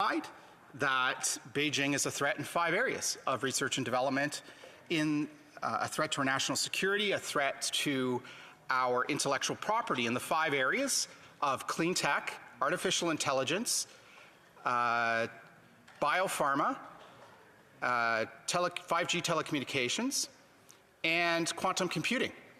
And yet the government has failed to take action to protect the post-secondary research institutions that my honourable colleague has referred to. It has failed to provide a directive ordering the 4 granting councils, the Canada Institute, the CIHR, CFI, HoC, and NSERC, banning funding in partnership with entities in the People's Republic of China in these 5 sensitive areas, which is why we've been lax in protecting our national security. More broadly, the government has failed to step up when it comes to protecting the cybersecurity of Canadians. In the last election, we saw the case of candidate Kenny Chiu, who was subject to a volume of disinformation that the Global Affairs Canada G7 Rapid Response Mechanism was tracking, but that the site task force failed to release during the election to ensure that Kenny Chiu at least had a fighting chance to counter this disinformation. Thank you, Mr. Speaker. And we are out of time, and I notice there's a number of people that have gotten up over and over again, so I'm going to probably recognize a few of the members that haven't been had an opportunity to ask a question yet. So I'll do that for on the next round. So continuing debate, reprise de débat, the honourable member for Kildonan, St. Paul. Thank you, Mr. Speaker. Tomorrow, the House of Commons will see a very important vote. One that will show Canadians whether the New Democratic Party, the NDP Party of Canada, is a opposition party that believes in its role to hold the government, the Liberal Party, accountable for its actions, or if the NDP is just a sidekick to Liberal government and will do whatever it can to uphold their government and to support them in their cover-up of getting to the truth on the Beijing election interference in our elections. That's what's at stake with the vote tomorrow. And the stakes are so high, in fact, just breaking on the news, there's sort of whispers going on that the Liberals may make tomorrow a confidence vote. That's how desperate this government is to cover up the truth. That's the latest on the news, that may be happening tomorrow to force the hand of the NDP, that if they lose that vote, the Liberals lose that vote, we will have an election in this country. That's how desperate the Liberals are to make sure we don't get to the truth, Mr. Speaker. So I implore them to fulfill their duty as the opposition party, the NDP, to hold this Liberal government accountable, no matter what the consequences are tomorrow. That is their duty to Canadians. That's what they were elected to do, Mr. Speaker. And so what is it exactly that we're debating today, in its essence, is a motion to compel a number of key government witnesses from the Liberals to come to committee, to face accountability, to be transparent on what they knew, what the Prime Minister knew about this political interference campaign from Beijing, when he knew it, and what he did or didn't do about it.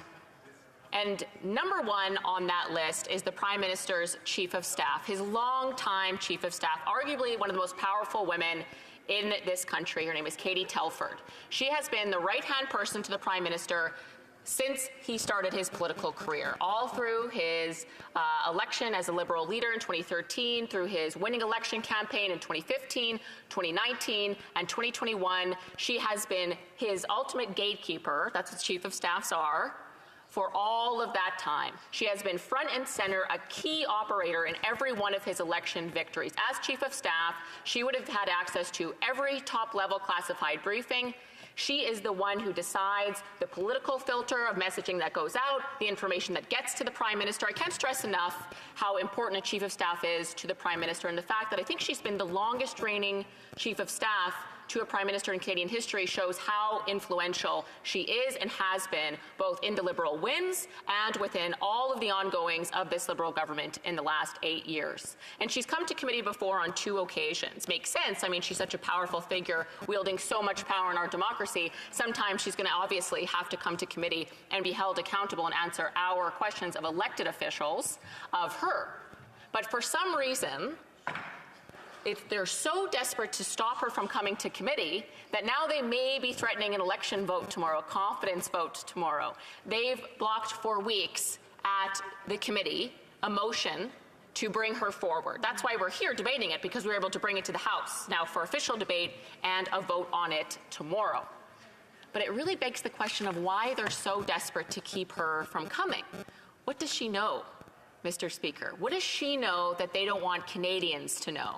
If she wasn't hiding anything, what's the problem? She's come to committee twice and, frankly, left relatively unscathed. She's a smooth, intelligent operator. If she's got nothing to hide, she can easily come and fulfill her democratic duty to be held accountable as a powerful woman in this administration and answer our questions as the elected officials. I think it's not a lot to ask, frankly, given what's at stake. I'd like to go over a little bit of what it is and what it is we're talking about and why it is so important. And now Conservatives have been asking questions, particularly of the Prime Minister, for a number of months regarding election interference from Beijing. But it was only about a month ago that the Globe and Mail and some of the most preeminent journalists in the country, Bob Fife and Steve Chase, broke a very groundbreaking story about leaked CSIS documents. That's our spy and intelligence service. It's basically Canada's equivalent of the CIA. Leaked documents from them. Someone blew the whistle and gave this to Bob Fife and Steve Chase. And here is what they found in those documents, Mr. Speaker. I'll just quote it here. China employed a sophisticated strategy to disrupt Canada's democracy in the 2021 federal election campaign as Chinese diplomats and their proxies backed the re-election of the Liberals.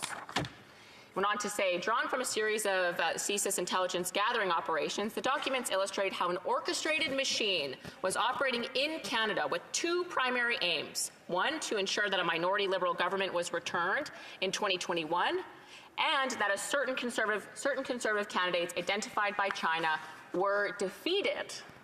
This is what our head spy and intelligence service has written. Fairly significant. You think that the government would be moving heaven and earth to open the box and tell Canadians what they know and what they've done about it, which amounts to really nothing to this point.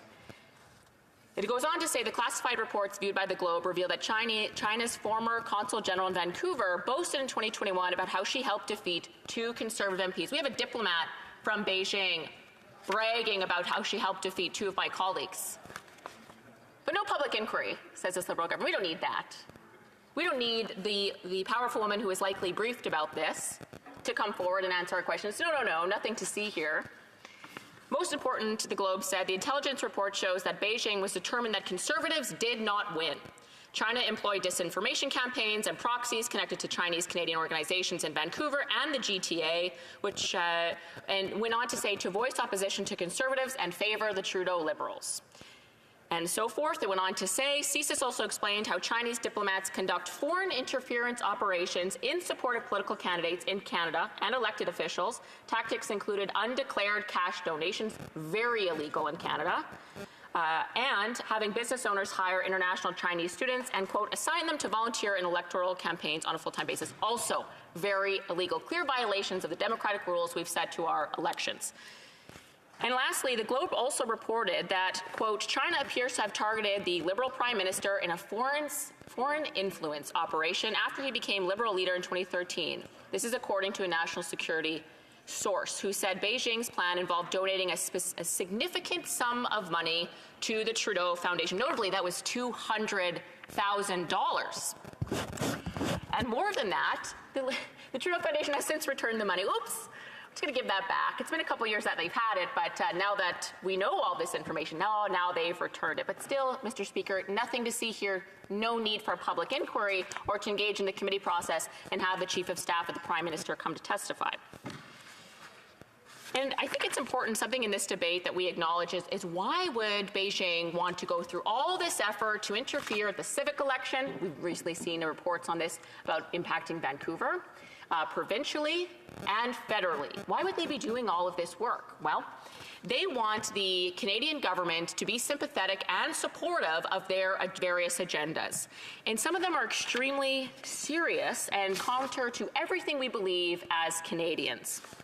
For example, they want Canada to accept China's claim on Taiwan by force, that it can annex it by force. They also want us to accept their draconian 2020 national security law on Hong Kong. They also want us to look the other way with what they're doing in Tibet and their militarization of the South China Sea and sweeping maritime claims in the region.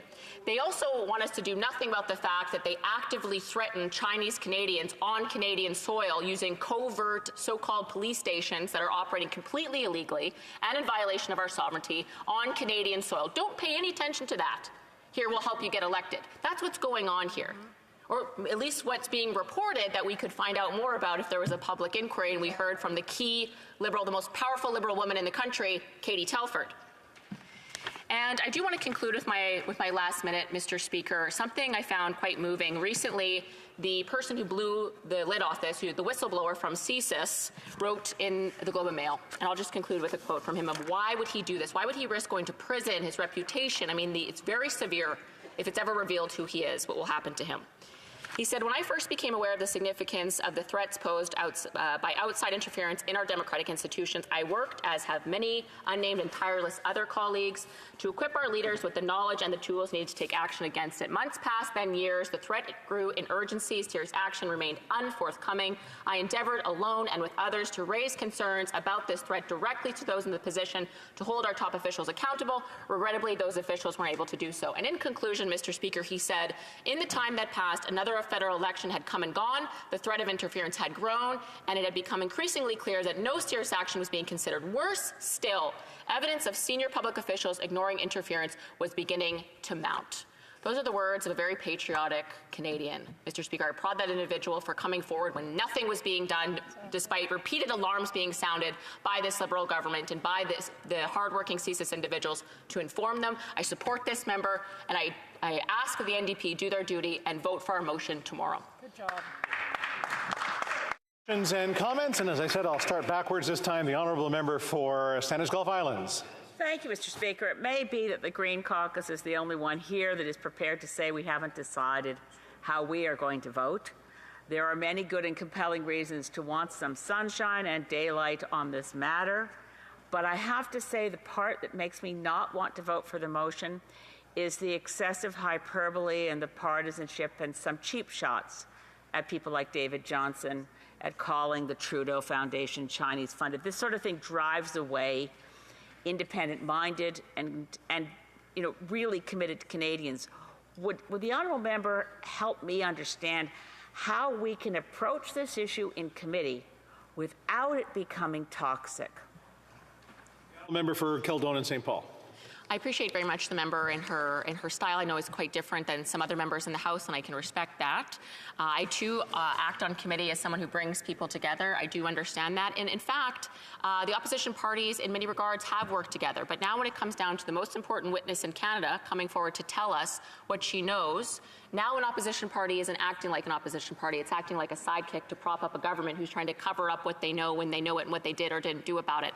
And on Mr. Johnson, I will say certainly his time as Governor General, very well respected. He is an eminent Canadian in many ways. However, for the fact that part of this public inquiry would have to investigate what the Liberal leader knew, I don't believe this individual is the right choice if you just look at his record. He is a member of the Trudeau Foundation, for example, and he aids in appointing the board members and crafting its bylaws. He was also the commissioner of the Leaders Debate in 2019, which appointed the WE co-founder, Craig Kielburger, to the advisory board of that commission. Also under his leadership, CBC Rosemary Barton was selected, and then she later sued the Conservative Party in that election. I can go on, but certainly not taking anything away from his time as Governor General. By all accounts, did an amazing job. Is he the right person to put the Prime Minister under immense scrutiny when he called him a lifelong friend? I would say no. In comments, question commentaire, the honourable member for London Fanshawe. Thank you, Mr. Speaker. Aside from the fact that despite months and months of railing against coalitions, now their Conservatives are asking for support from the NDP, but I digress. I want to emphasize that the NDP was the first party to openly come out and say absolutely a public inquiry is absolutely necessary. That we were the first ones to push that. It was Conservatives after that said, yeah, okay, that'd be great.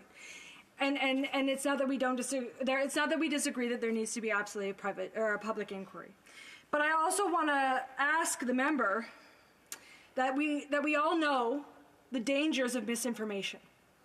And I wanted to ask, she put a lot of emphasis on the rumors of this being a confidence vote. So does the member have documentation, proof that she could table, that she could bring forward on this actual confidence vote? Or is this simply just meant to play into that hyperbole that the honourable member from Sandwich Gulf Islands was mentioning before? Thank you, Mr. Speaker. The honourable member for Kildonan St. Paul. Thank you, Mr. Speaker. I have a lot of respect for the member opposite, and I appreciate her question. This is from the Canadian Press, so this is Mainstream news headline: Liberals float possibility of making motion on foreign interference and confidence vote. So she can look that up herself and judge if she thinks the news is spreading misinformation or not. I do have issue with the opening part of her question, however. She mentioned that the Conservatives are asking for the support of the NDP. It's not us asking for it. It's the Canadian people who care about upholding our democratic institutions, who deserve to know from the most powerful Liberal woman in the country, who is side by side of the Liberal Prime Minister for every single one of his election wins, who would have been briefed by CSIS multiple times about this, who would have held all the information for the Prime Minister and advised him how to act. We shouldn't have to ask the NDP to do their democratic duty that they were elected to do on behalf of Canadians as an opposition party to hold the Liberals accountable. We are not asking them. It is their duty to Canadians, Mr. Speaker. Time for a very short question exchange. L'honorable député de Saint-Hyacinthe-Bagotte. Merci, Monsieur le Président. Ben, écoutez, s'il faut que ça... Thank you, Mr. Speaker. If it has to be brief, I will abridge as much as I can, which is not something I do easily. But what does my colleague think of the fact that we're here to debate and shed light on an issue? I didn't hear the Prime Minister hear that. I didn't hear the Prime Minister say that or the government say that. But to turn this into a confidence vote,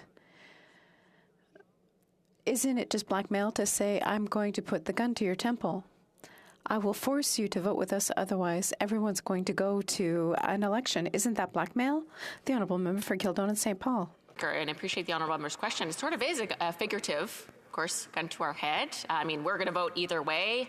Come hell or high water, we'll go to an election any day.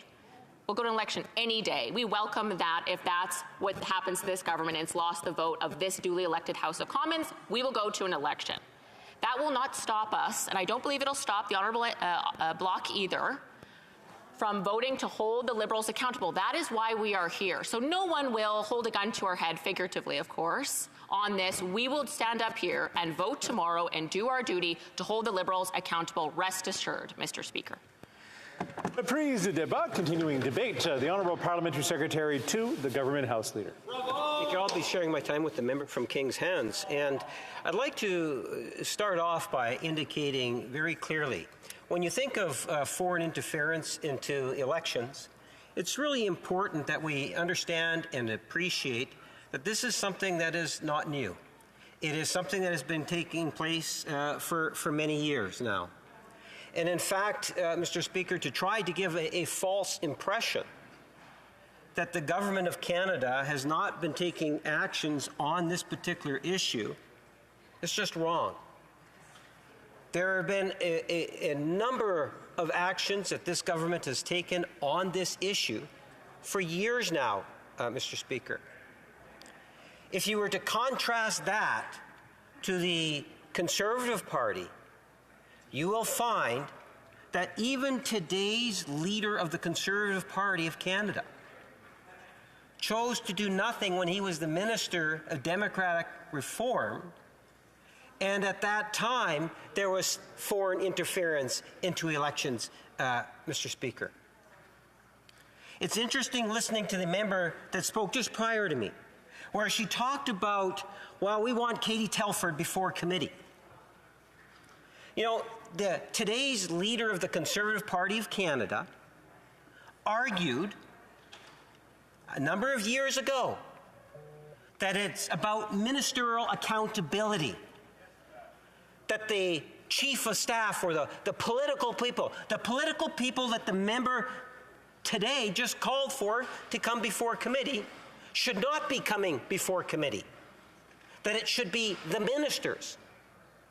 That's exactly what it is that the current leader of the Conservative Party was arguing just a few years back, Mr. Speaker, while he was the minister. As a government, to be crystal clear, we have been very much active on the issue of foreign interference into elections. I wanted to somewhat start off my comments by reading a quote, as others have been citing quotes, Mr. Speaker. And this comes from the U.S. Ambassador to Canada, who says the question of whether or not foreign election interference is happening is less important than whether it's been successful. and he hasn't seen any proof that alleged interference attempts by China in Canada's elections have managed to affect the results. David Cohen told CTV in an interview that aired on Sunday, his many years of political experience have led to his developing a certain level of skepticism and thick skin and an assumption that both, and I want to emphasize this, Mr. Speaker, both China and Russia have been interfering in elections of several countries, meaning, Mr. Speaker, not just Canada, several countries, for years. That's what it is that the member said, or the ambassador, U.S. ambassador to Canada stated. He goes on to say, I almost think it's not even worth asking the question about whether there's interference, he said. I think the better question is, what is the interference targeting? Has it had any impact? Has it had any effect? And it goes on to say, and again, it's a quote from the ambassador, I've seen nothing that anyone's reported or that anyone has said that's been able to disclose any impact from any alleged interference by the Chinese in the last couple of Canadian elections. I think the Chinese and Russians have been at this for a long time, he also said, Mr. Speaker. Now, people will say, well, why am I citing the American ambassador? Let's take a look in terms of the type of accountability that we have witnessed here in Canada, Mr. Speaker, on this very issue. Canadians and parliamentarians have already heard from, Mr. Speaker, the Canadian Security Intelligence Service on the matter, the Communications Security Establishment on the matter, the National Security and Intelligence Advisor to the Prime Minister on this matter, and Security and Intelligence Threats to Elections Task Force on this matter. Not to mention Elections Canada itself, Mr. Speaker. All of those organizations that I just finished listing off indicated, that testified, Mr. Speaker, who testified that our elections were safe and that Canadians and Canadians alone determined their outcome, Madam Speaker. The Conservative Party will cite certain things, and they're very selective in terms of not including the many individuals, professionals, individuals that are apolitical, Madam Speaker, that have been very clear that the outcome of the election was not impacted by foreign interference, Madam Speaker. And the Conservatives know that, but they intentionally disregard it, Madam Speaker, because they rather ratchet up the rhetoric. And we've seen the rhetoric coming from the Conservative Party. They do it, Madam Speaker, again, because this is one of those issues where the Conservative Party is more interested in raising money for their own coffers and using it as a fundraising tool, I would argue, Madam Speaker. They don't have any solid grounds to argue what it is that they're arguing today. They say that they want Katie Telford to come forward. Yet, Madam Speaker, where was that argument when they were in government? When they were in government, they argued ministerial accountability. Ministerial accountability meaning that if you have something that you want to question within the department, you can go to the minister. And we've had a number of ministers appear, Madam Speaker, that have been requested to appear. And like those professional civil servants, they provided the assurances that are necessary to provide a high level of comfort to Canadians. But, Madam Speaker, that's not good enough. You know, it's interesting how the Conservatives like to mock the New Democrats. Well, look how the Conservatives have conned the Bloc. The Bloc have bought into what the Conservatives have been saying, Mr. Speaker. In fact, they've even doubled down on the special rapporteur, an individual with impeccable credentials, who was an appointment from Stephen Harper, who's an individual that understands fully what is at stake here. As members know, at least on the government side, and I would suggest others, I would hope, that there's zero tolerance for foreign interference into elections. And this special rapporteur, in investigating this matter, can actually come back and say in his opinion, there should be a public inquiry. And we will respect that, Madam Speaker. The government has gone out of its way in order to be able to accommodate the best interest at protecting our elections from foreign interference, Madam Speaker. And we have seen that, as I've pointed out, in many measures that the government has actually taken over the years. We have witnessed professional civil servants that are apolitical, that came and made it very clear that there was no impact on the outcome of the election. Madam Speaker, we should be looking at our electoral system as one of those sacred pillars of Canadian society. And the politicization that we have witnessed coming from the Conservative Party on this issue, in the sake of being able to raise funds, Madam Speaker, I find is disrespectful. That our democracy is worth more than a fundraising letter, Madam Speaker. And I see my time has expired, and hopefully I'll get a question to expand upon it. Thank you. Questions and comments. Questions et commentaires. L'honorable. The Honourable Member for Saint-Hyacinthe-Bagotte. I have a very simple question, and I would like my colleague to answer yes or no. It's a very clear question. Even Stéphane Dion would be satisfied. Tomorrow's vote on this, is it a confidence vote? The Honourable Parliamentary Secretary. Well, Madam Speaker, I believe it's a vote in which all of us should be taking very seriously. At the end of the day, I would argue there is a choice that's there.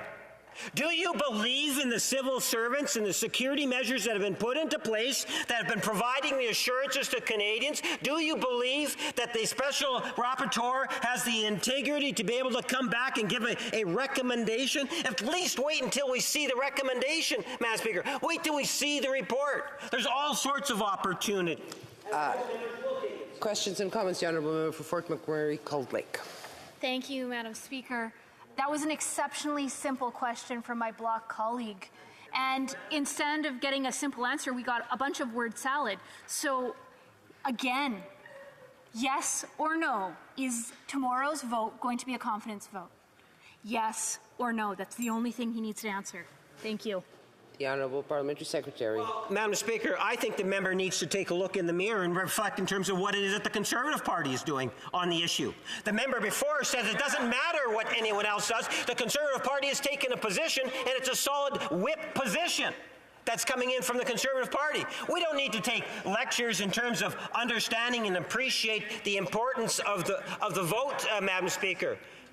Canadians have indicated this is a serious issue, and that's why we are treating it just as that, Madam Speaker, as a very serious issue.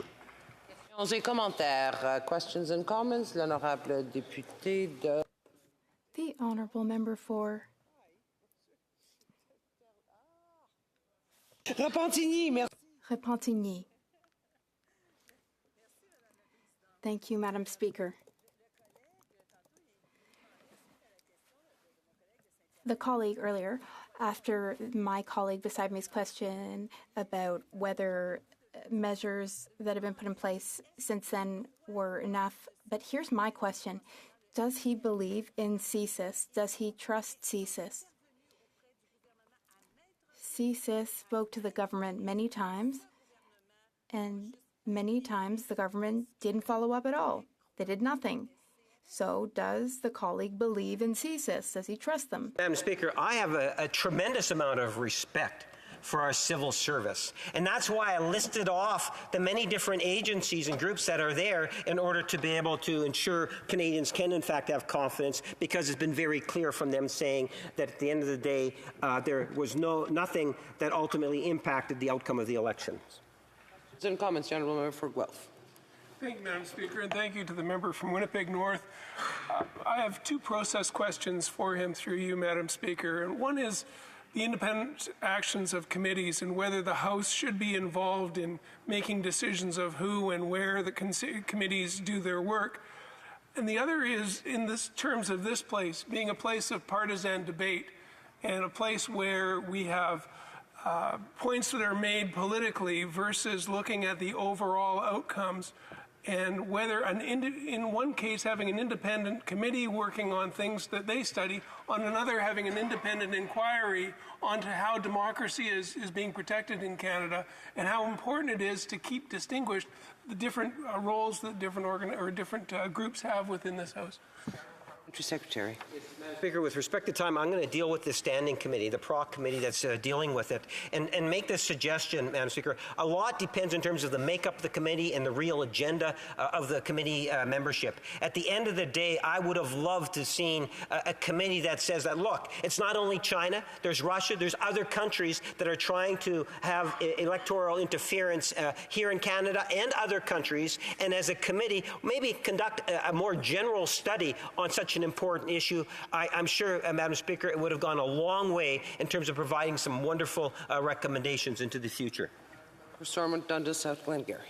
Very often Liberal members get criticized for not answering questions. So for the third time, I'm going to ask the parliamentary assistant to the government House Leader the simple question. The NDP last week supported the idea of having the Prime Minister's Chief of Staff and key witnesses testify in committee on what they knew and how they knew it when it came to Beijing's election interference. Suddenly, they're wavering. Can he answer the question, yes or no? Have they made the vote tomorrow a confidence matter? For the third time, yes or no? Very brief answer from the Honourable Parliamentary Secretary. Speaker, the member is obviously very curious. You might want to ask the House leadership team or individuals that at the end of the day, Madam Speaker, I am not the government whip, nor I would suggest, Madam Speaker, that the vote is going to be important for tomorrow. The Honourable Member for King's Heads. Merci, Madame la Présidente. Thank you, Madam Speaker. I am happy to have the chance this afternoon to partake in debate on this very important topic. I am happy to speak to the text of the opposition motion. Now, I'd like to be very clear about a few matters. First, it's very clear that the result of the last federal election is not being called into question. There is no evidence that any specific ridings have results which were influenced by allegations. However, alleged interference in our democratic processes means that we as parliamentarians have a duty to ensure that current protocols are adequate. I can't imagine that there's a single member in this Parliament who doesn't take the issue of foreign interference in our democratic systems seriously. It's a very important matter. But allow me to say this. The debate I've heard today was not at all about interference and our best solutions and responses as Canadian parliamentarians. What it really was partisan fighting. Or any other foreign actor, state or otherwise, that is seeking to influence outcomes in our democratic process, we should be alert and live to that reality. It is important to note that this issue is not new. In fact, it has been said, I think quite credibly through the debates, that this is something that has been raised over a decade ago by then CSIS head Richard Fadden, who was reporting at the time to Prime Minister Stephen Harper and the Conservative government. In fact, it has been noted, Madam Speaker, that the now leader of the official opposition was Minister of Democratic Institutions at the time when some of these first allegations brought forward. And I want that not to be a partisan point, but that for Canadians to understand that this question is not just something that has arisen overnight, that this has been something that has been contemplated for, as I mentioned, over a decade now, nor is it a question that is just solely pertaining to Canada. Madam Speaker, we heard from the honourable member from Wellington Halton Hills today, talking about the United Kingdom, and actually where MI5 alerted representatives in the House of Commons about a Chinese agent that was infiltrating in that manner. We know in Australia, the United States, there are democracies around the world where the People's Republic of China and their communist regime is seeking to try to influence and obscure democratic processes. So the point being that this has been in the bailiwick for quite some time, and that it is not alone Canada, it is not just Canada alone that is dealing with these important questions. Je tiens également à rappeler qu'une It's also important to remember that many of the comments made today, especially by the official opposition, take as facts unverified allegations. Now, I fully agree that now is the time to spend the necessary amount of time strengthening our protocols and implementing measures which would protect our institutions. Madam Speaker, to shoot from the hip. And I've heard that without the proper information. And some of the insinuations that are being made today, I believe, frankly, in my view, Madam Speaker, are without basis. And they actually add towards the reality of driving a discontent and sowing division in our society. Now, it is all of our jobs, indeed, to be asking these important questions. Certainly the official opposition and other parties, other parliamentarians, including on this side of the House, about what mechanisms we can have in place to protect our institutions. But to make the insinuation somehow that this is a cover-up, that members of Parliament might be implicated or involved or somehow not loyal to their country and where they swore an oath to, I think is problematic. We need to bring down that level of rhetoric and stay focused on the facts and stay focused on the best process. We may disagree with that process. Indeed, I've heard it here today. But let's stay focused on that question before just driving partisan wedges in this debate.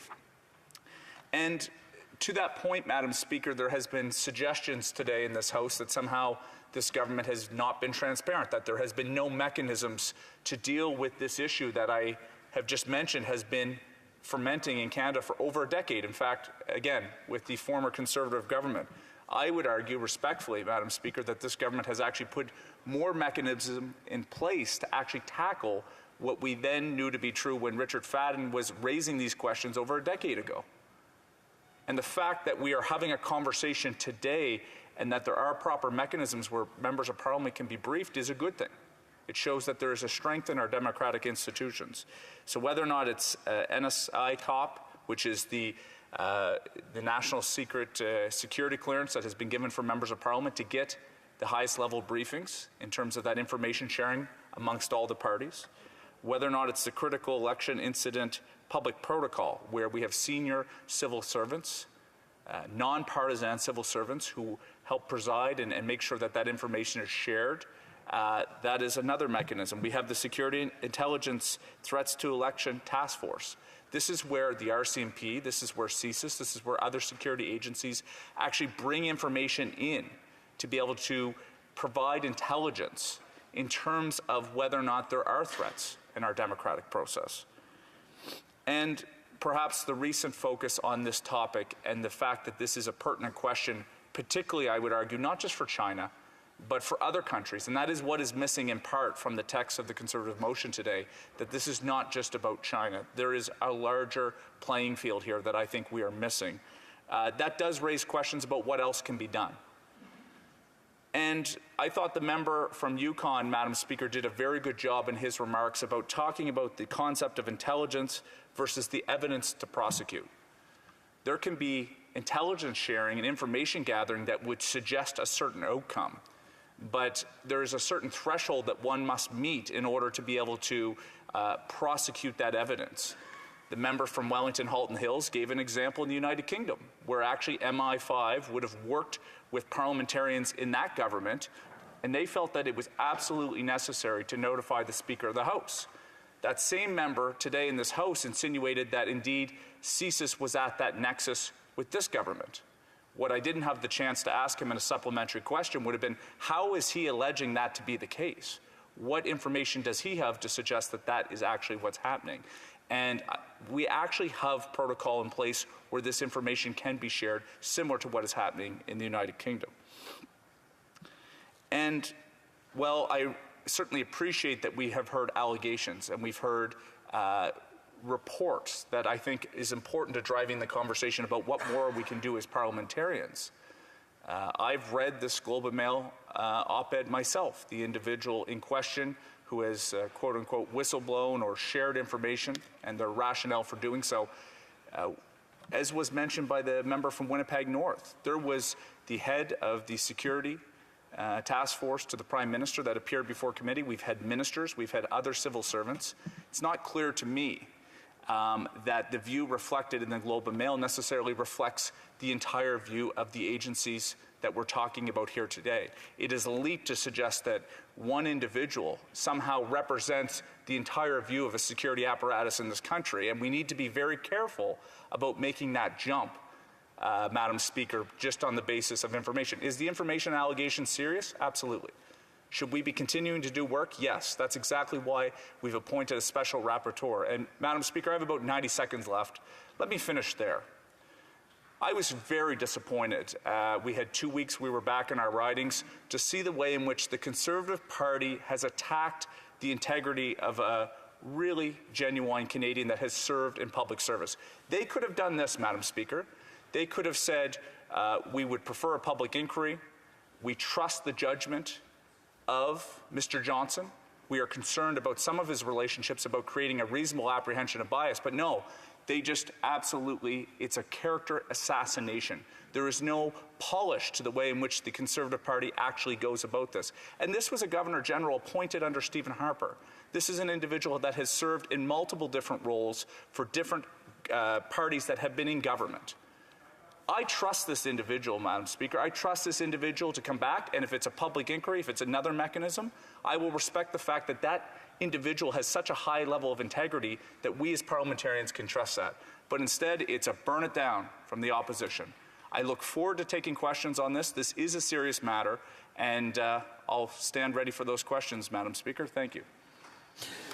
Questions et commentaires, l'honorable député de Louis Saint-Laurent. The honourable member for Louis Saint-Laurent. Thank you, Madam Speaker. I'd like to congratulate you on this day of the Francophonie for your impeccable words in French.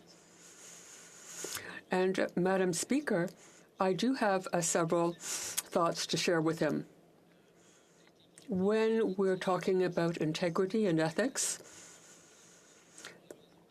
people have to have confidence in us, and we have to be able to set partisanship aside.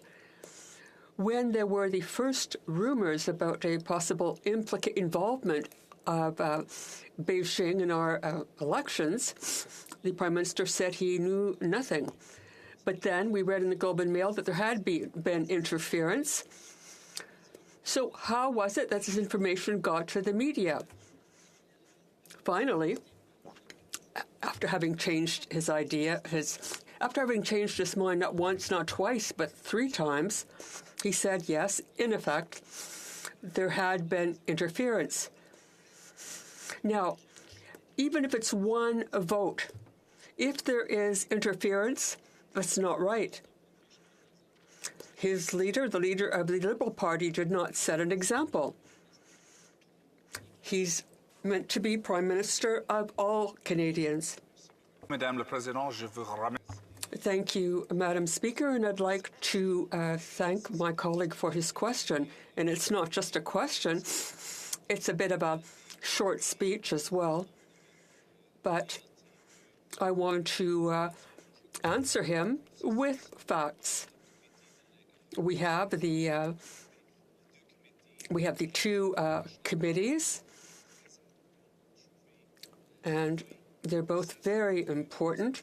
But it is important that we have a process to investigate. We need a better process in coming days, so that trust in our institutions can be maintained. And when we get the report of the special rapporteur, there will be recommendations that will be supported by the government. Thank you very much. The Honourable Member for Saint-Hyacinthe-Bagotte. Well, I'd like to thank my colleague as well and commend him for speaking in French. He began his speech by saying that he would be extremely clear. So I will put a question to him, one I've already put to his colleague, but I know that clear answers aren't easy. Will he put this to a confidence vote, yes or no? Thank you, Madam Speaker. And once again, I'd like to thank my colleague opposite for his question. I am really proud because my colleague thinks that I may be in a position where I can help the House Leader or the government decide on a motion, on a confidence motion.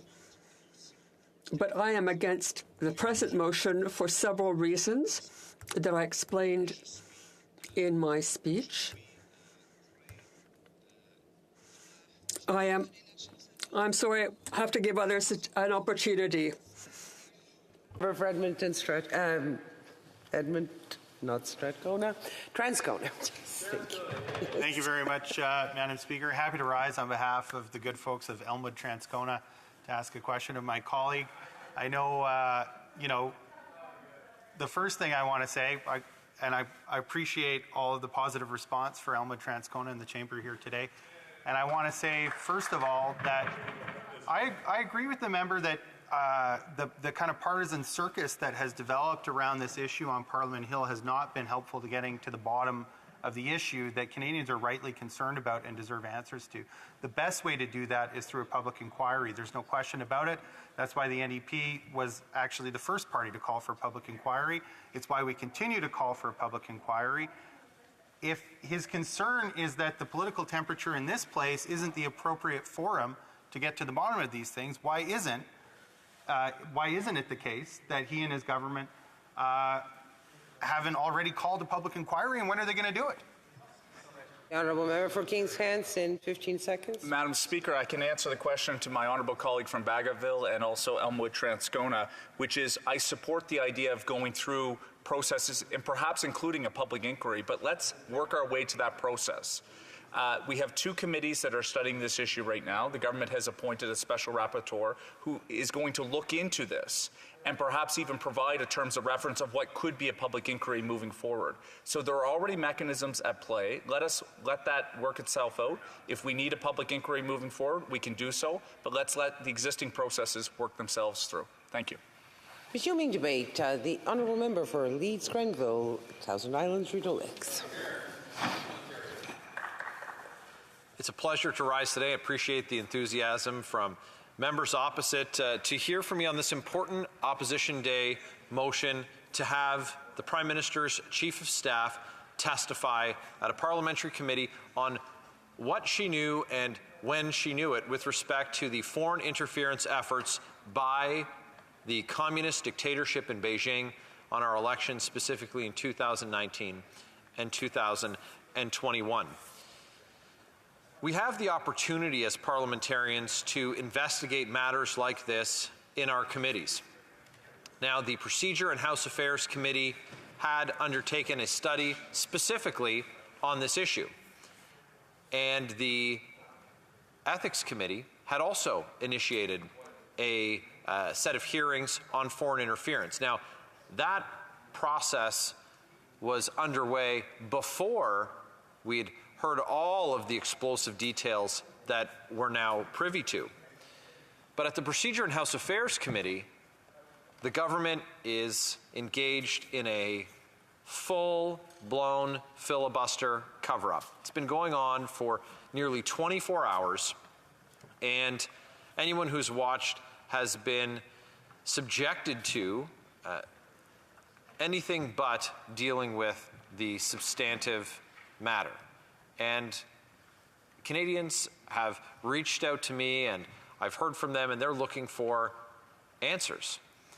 And we know, because the Prime Minister's Chief of Staff was named by members of our intelligence community as having received the information with respect to foreign interference attempts, but that is a departure from what we've heard from the Prime Minister as to what he knew and what individuals in his office knew. And so it's important that we hear from this key witness. But filibustering and obstructing and engaging in a cover-up is part of a pattern for this Liberal government. We've seen it time and time again, notably with the SNC-Lavalin scandal. And interestingly, at that time, the Prime Minister had said that the allegations in the Globe and Mail with respect to his attempts to interfere in the criminal prosecution of his friends at SNC-Lavalin, that they were false. Well, it was later confirmed by an officer of Parliament, the Ethics Commissioner, in the Trudeau report, too, that the Prime Minister had in fact, Speaker, had in fact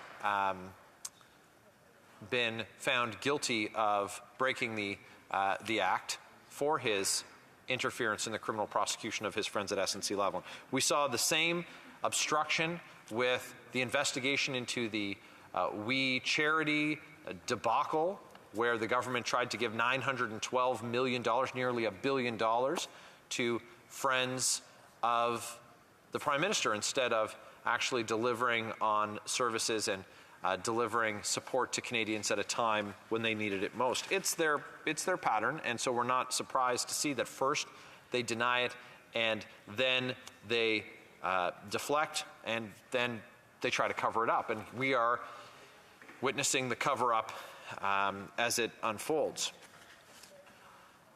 But on the matter of why Ms. Telford, the Chief of Staff to the Prime Minister, won't come to committee, the Liberals have said, well, she can't come because we have ministerial accountability, and therefore that staff member shouldn't come. It should be the minister who comes. Well, the minister is the Prime Minister, and in the 24-hour filibuster that we've endured, we haven't heard an amendment proposing that the Prime Minister come to committee. But what we do know is that that Chief of Staff has come to committee twice before. And it was on the We Charity scandal, and it was also on the sexual misconduct in the military hearings that we had at the Defense Committee. So we know that the individual, that this Chief of Staff, can come to committee, and Canadians can judge for themselves the quality of the appearances by Ms. Telford. She's a professional and able to handle herself well at committee, and we would imagine the same would happen again. So what's different this time? What information is the Prime Minister's Chief of Staff unable to share with Canadians that would be so damaging to this government that they're pulling out all the stops, up to and including, potentially, declaring an Opposition Day motion a matter of confidence in the government so that they can strong-arm the fourth party in the House into supporting them? And that's the big question that we're faced with. We know that the Liberal government is going to obstruct and that they're going to continue their cover-up. But what we don't know is what their coalition partners in the NDP are prepared to do. Are they going to provide that transparency for Canadians on a matter that speaks to the fundamental, the foundational principles of our democracy, that it's Canadians at the ballot box who decide the makeup of Canada's Parliament? Or are we about to witness a cover-up of state actors, in this case, the communist dictatorship in Beijing, putting their thumb on the scale to try and elect preferred candidates to engineer an outcome?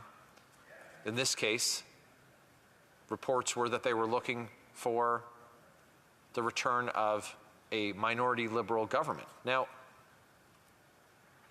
that type of destabilizing effect, and frankly, even that a diplomat from another country would make that claim on Canadian soil, should precipitate a response from the government.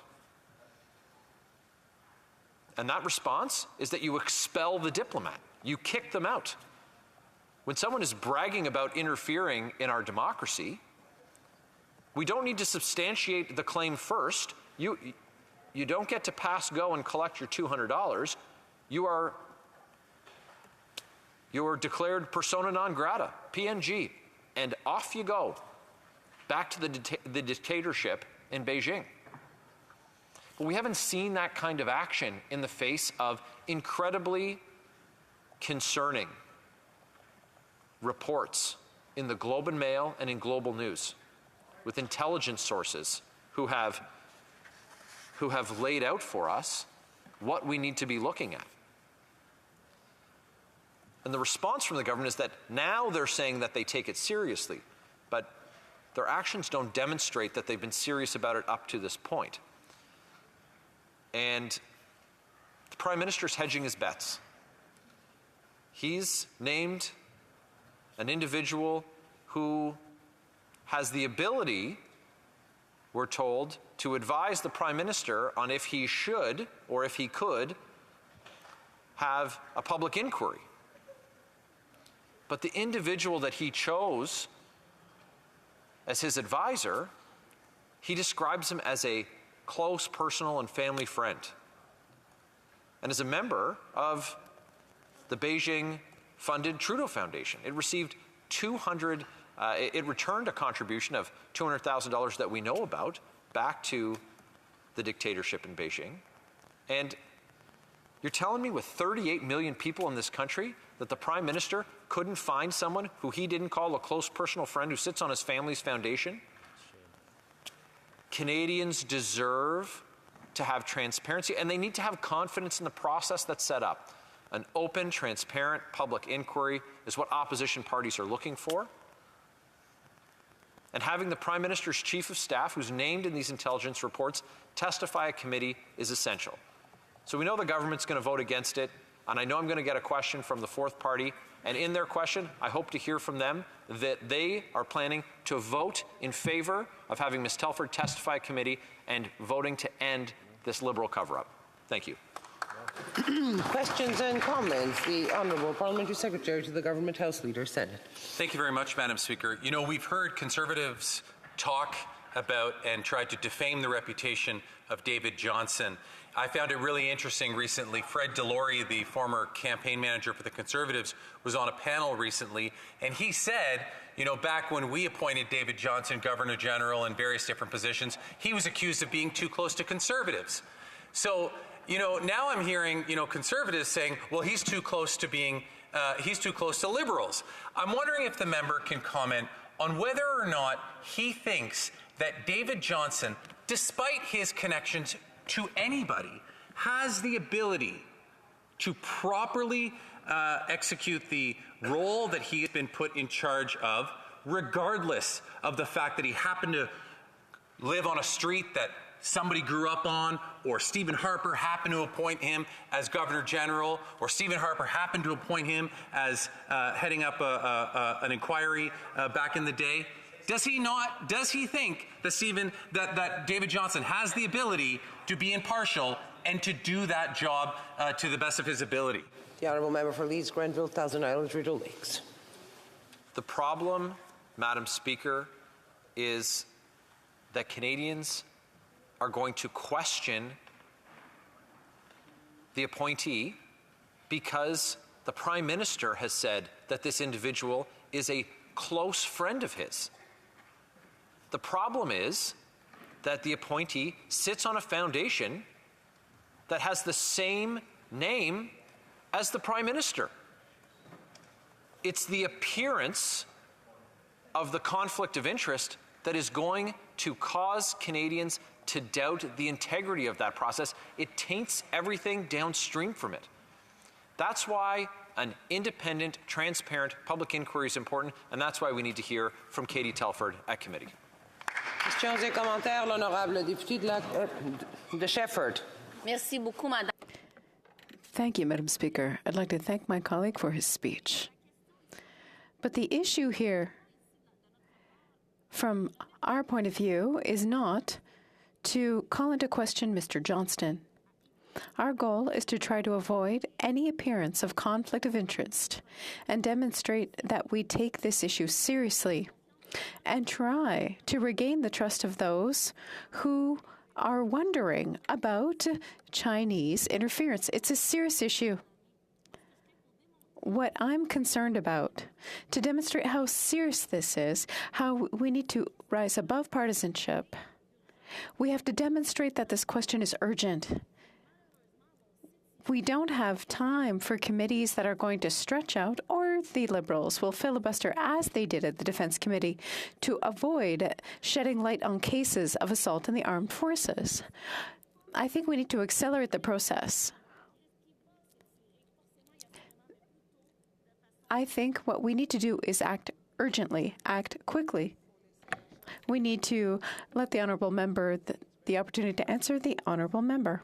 Well, thanks, Madam Speaker, to the member from Shefford for her important question. I think that acting with a sense of urgency is very important. I agree wholeheartedly, and that's why the call for an immediate, transparent, public inquiry was made, and that's also why this issue was to already have Ms. Telford testify a week ago, and not to continue a filibuster over the course of 4 weeks, and not to then have this supply day used to address this issue as well. It already could have occurred, but the government is intent on covering up what they believe is too damning for their government, for Canadians to hear, and we should move quickly with it, and all parties in this House, including backbenchers on the government side, should support having the Prime Minister's Chief of Staff testify at committee. The comments, the honourable member for Edmonton, Grisba.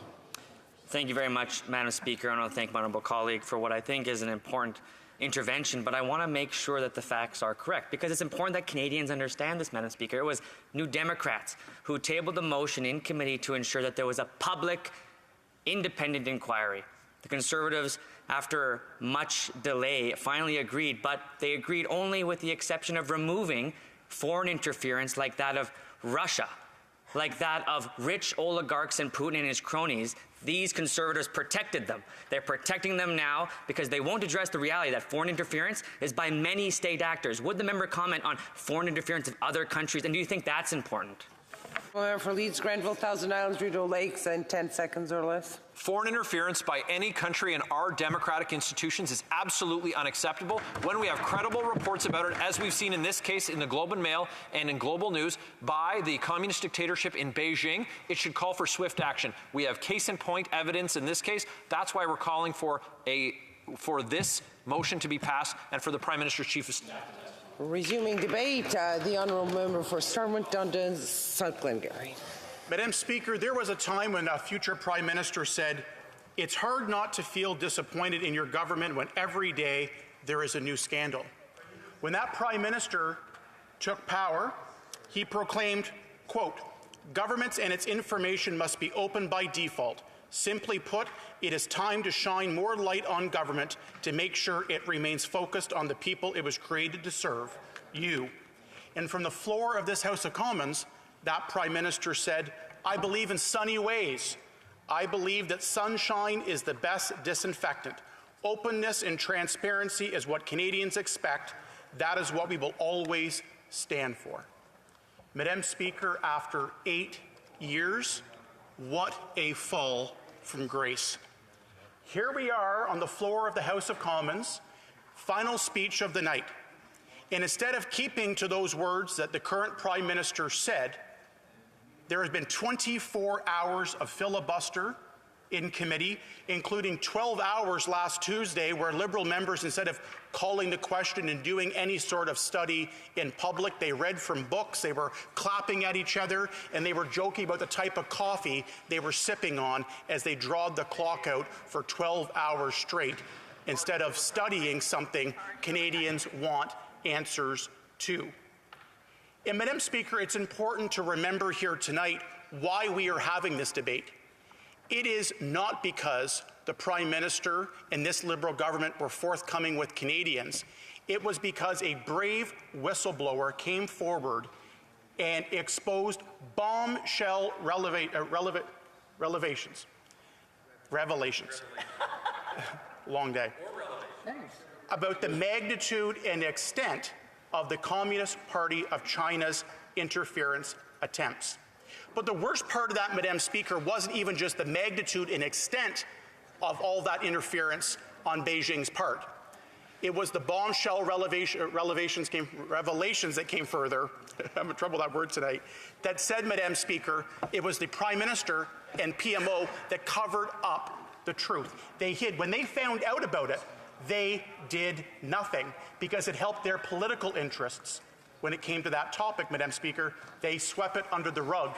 And it's a whistleblower that we owe a great deal of gratitude to, that we are on the floor asking for more information and testimony from this government. That's why we need to have Katie Telford, as the Prime Minister's Chief of Staff, appear at committee. And we get a lot of fake outrage from the other side, from the Liberals, Madam Speaker, because they say this is unprecedented, this should not be allowed to have chiefs of staff. Chiefs of staff from both Conservative and Liberal governments have testified at committee before, especially when scandals brew out of their office, Madam Speaker. Katie Telford has already spoken twice at committee. On the WE scandal, she spoke and testified there, and she also testified on the sexual misconduct in the Canadian Armed Forces and what the government and the PMO knew and what they did, and more importantly, what they didn't do to resolve that problem. So the question Canadians are asking now, why suddenly is this a problem that she can't testify? Every passing hour of the filibuster and the opposition we've seen from the government in the House here today, the truth must be really bad here. That's what we can conclude. If she did everything great, no problem, PMO acted with full integrity, she should have no problem going to committee and defending her actions. But suddenly, the third time, now on this national scandal, when we want her to come forward about what she knew, what the PMO knew, what the Prime Minister knew, when and how and what they did, suddenly every roadblock goes up. Madam Speaker, nobody believes that the Prime Minister was not aware of the magnitude and the extent of the election interference by Beijing in the 2019 and the 2021 elections. And the solutions that the government proposed today, Madam Speaker, are going back behind closed doors again. No public inquiry, having a close family friend give advice behind closed doors on what he should or shouldn't do or maybe do or might not do. And they want to continue to have a secret committee behind closed doors with reports that go directly to the Prime Minister instead of that sunlight that we desperately need to see. Madam Speaker, I will say this. The Liberals and the PMO have lost the right to take this issue behind closed doors again. Because what happened when they got the reports from our intelligence agencies about the magnitude and the extent, because they knew it might hurt them, they avoided it, they swept it under the rug and did nothing. They covered it up. But tonight, as we wrap up the debate, Madam Speaker, what is equally important is to talk about the issue and the need for support for this motion. But we've also got to rightfully call out the NDP for their lack of backbone in standing up and supporting this resolution. The state of the NDP today is very sad to watch, Madam Speaker. They are unable to simply stand up for what is right. Here's the thing, they propped up the Liberals originally, and then when the bombshells kept coming from the whistleblower in the media, they came and said they supported it. The NDP whip said, sadly, what we've seen in this country is a continuous leak from CSIS that tells us there's something serious that we need to be concerned with. And after that many leaks, I am persuaded that we now have to take a step that I'm not necessarily comfortable with because it is imperative. That was just a couple weeks ago, Madam Speaker. So as the Liberals filibustered and held up a vote, as we've come to the floor and are forcing a vote on this tomorrow, all of a sudden the NDP are wavering again. So I want to make a comment through you, Madam Speaker, to the 3 million Canadians that voted for the NDP in the last election. No one voted for the NDP to allow this to happen, to cover up time and time again on multiple Liberal scandals. The outrage and the frustration that millions of those that placed their faith in the NDP to suddenly start covering up and defending the Liberals time and time again is shameful. The NDP could file amendments, they can do different things. A week ago, Madam Speaker, they supported having Katie Telford at committee. They supported hearing this at committee, and all of a sudden, they are wavering. Don't fall for their games. We can have a public inquiry. We can study other forms of election interference. The reason this is allowed the honourable member speaking to finish his speech. Thank you. The honourable member. Madam Speaker, you would think I might be bothered by the heckling of the NDP. They know they're in trouble. They are confirming what I've just said, that Canadians believe that their cover-up of the Liberals is continuing, and it's absolutely unacceptable. We need this motion to pass because the Liberals, PMO officials, the Prime Minister's Chief of Staff need to be at committee answering questions on what they knew, when they knew it, and when they hid it. The question tomorrow is, are the NDP going to stand up for Canadians? Or are they going to prop the Liberals up again and cover up more of their Liberal NDP now scandals?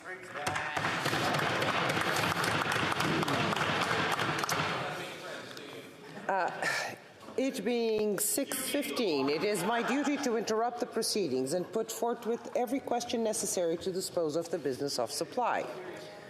La question est la suivante. The question is as follows. Mr. Cooper, seconded, says that given the many reports of interference in the democratic process, Canada's democratic process by the Chinese government, the committee would like to be able to study all manner of interference in 2019 and 2021. Thank you. If a member of a recognized party present in the House wishes that the motion be carried or carried on division, or wishes to request a recorded division, I would invite them to rise and indicate it to the chair. The honourable member for Leeds, Grenville, Thousand Isles, Rideau Lakes. I'd like to request a recorded division, please, Madam Speaker. Pursuant to order made on Thursday, June 23rd, 2022, the division stands deferred until Tuesday, March 21st, 2023, at the expiry of the time provided for oral questions. À l'ordre, à ce moment-ci, conformément à la... At this time, pursuant to the standing order, a motion to adjourn the House is deemed made that this House now adjourn. Gulf Islands. Thank you, Madam Speaker. And again, a privilege to rise today in this House on the lands of the Algonquin and Anishinaabe people and a deep Miigwech. I'm speaking today as a follow-up to a question that one might think was stale-dated, but it does give us an opportunity to pursue what was a remarkable success in Montreal at the 15th Conference of the Parties of the Biodiversity Convention. it's nice to be able to recognize a success at anything in the stage of a planet on fire, of biodiversity and free fall. And yet, when I raised this matter, which was at the end of November, before the conference occurred, where I was asking if the Prime Minister would be able to raise the profile of this event and encourage other world leaders to come, that question is definitely stale-dated. But the results of what happened at COP15, the result which is titled, of course, the Kunming, that's the city in China where this event was supposed to have happened, the Kunming Montreal Global Biodiversity Framework and the global goals for 2050 are worth taking the time right now, and I'm grateful the Parliamentary Secretary is here for the adjournment discussion. What did we accomplish? I will say publicly, and I haven't had a chance to say it in this place, that the Honourable Minister for Environment did a great job in negotiating and keeping some diplomatic heavy lifting going. This was a convention discussion that was, the cards weren't good. The cards that were dealt on this were pretty bad. The COP15 was supposed to have happened in September 2020. All the delays, all due to COVID. But then the geopolitical cards weren't good either. Here was Canada offering it basically the last minute. June of 2022, we said, okay, to the People's Republic of China. Clearly, you don't have a place to host this right now. Montreal is the host city, the secretariat for the United Nations Convention for the Protection of Biodiversity. So Canada's going to step up and invite everybody here. When I say last minute, 6 months may sound like a lot of time to people, but Madam Speaker, you and I know what it's like. If you suddenly decide you're going to invite 30 friends for dinner and it's 4 o'clock in the afternoon and then they're due at 7. In UN terms, that's what we did. And the dynamic here was very challenging in that the People's Republic of China remained the host in the context of being in charge. They were, in UN terms, the president of the COP, and that meant that our Minister of Environment was, physical host in Montreal. Again, credit to the Minister of Environment that he actually put himself into an interesting position and worked in a very unusual, diplomatic, successful partnership with the Minister of Environment from the People's Republic of China. Now, what did we accomplish there? Well, the goals are many and they're detailed, and what I want to speak to today, because we have 23 targets and they are detailed. But I'm afraid what we're going to see is a typical response out of Environment Canada of, okay, here we go, 25% by 2025, 30% by 2030, and then it becomes a job of drawing lines on a map. The targets are not about lines on the map, and lines on the map may even do a disservice to the targets of slashing pesticide use, reducing food waste, recognizing Mother Earth and Indigenous sovereignty. These are goals that require far more transformational changes than lines on a map, and if an area is outside that line, it will be decimated. We need to focus and plan. Parliamentary Secretary to the Minister of Environment and Climate Change. Well, thank you, Madam Speaker, and I want to thank my friend and honourable colleague for her comments, her compliments on the success of COP15, and I will certainly pass those on to the Minister. But, Madam Speaker, this was a success for Canada and indeed the world. And, Madam Speaker, I think the honourable member will agree the hard work begins now in implementing that framework. As was correctly noted, Madam Speaker, China retained the presidency of COP15 while Canada provided the host location. Canada stepped up as the host location, doing in 5 months what normally takes 2 years to do, and sent a strong signal that we understand the urgency of mobilizing the world on this issue, Madam Speaker. China, as the COP15 presidency, was responsible for working with the United Nations Secretariat for the Convention on Biological Diversity to issue invitations to the high-level segment. This was a UN conference, as the honourable member referenced. It was Canada's conference in terms of home field, and formally It was China that invited heads of state and governments to COP15 at their discretion. As a United Nations meeting, COP15 was open to all UN member states. All parties were formally invited to choose their representatives following an official notification from the CBD Secretariat. As the honourable member will know, the Prime Minister delivered remarks at the opening ceremony of the 15th meeting of the Conference of the Parties, COP15, and he highlighted the importance of protecting nature and biodiversity. He was engaged with key stakeholders. His participation on the ground sent a strong message, Madam Speaker, that Canada is engaged and is leading by example in order to push for a clear, ambitious, and transformative post-2020 global biodiversity framework. The high-level segment, which was always planned as a ministerial event, engaged ministers to help conclude negotiations and secure an ambitious outcome, and that is exactly what happened, Madam Speaker. The Minister of Environment and Climate Change served as the head of the Canadian delegation and had a very, very active role in the negotiations and at COP15 generally. In addition, several other cabinet ministers attended COP15 throughout the 2 weeks of negotiations, lending a strong message of Canadian political engagement and leadership. And just wrapping up, Madam Speaker, and again highlighting that the Prime Minister was active at COP15 and Canada's expectations for an ambitious outcome were indeed realized at this landmark event. And we are confident there is now clear recognition that nature is as important, Madam Speaker, as climate, and that the two crises must be tackled together. Thank you, Madam Speaker. The Honourable Member for Saanich Fires.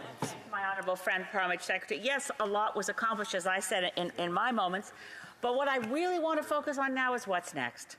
And the question will remain, how do we recognize this language in the targets from Kunming, Montreal are truly transformative? This is the first UN document that has referenced Mother Earth. Our relationship as humanity with Mother Earth, the leadership of Indigenous peoples around the world in an indigenization of our cultural approach, which has forever been, well, at least in industrialized modern society, exploitative, extractive, and violent. This is a call for a transformation of our values, a change in our industrial systems, and a requirement that we do more in how we conduct agriculture, aquaculture, forestry, that we change our ways while we still have time. Well, Parliamentary Secretary. Once again, Madam Speaker, I find myself in violent agreement with the honourable member, which is often unusual in this chamber. But and just to re-emphasize that the Government of Canada signalled commitment and resolve in the lead-up to COP15 through a series of statements and announcements centred around our progress towards conserving 30% of our land and waters by 2030, the protection and recovery of species at risk, and partnerships with Indigenous peoples and provincial and territorial governments.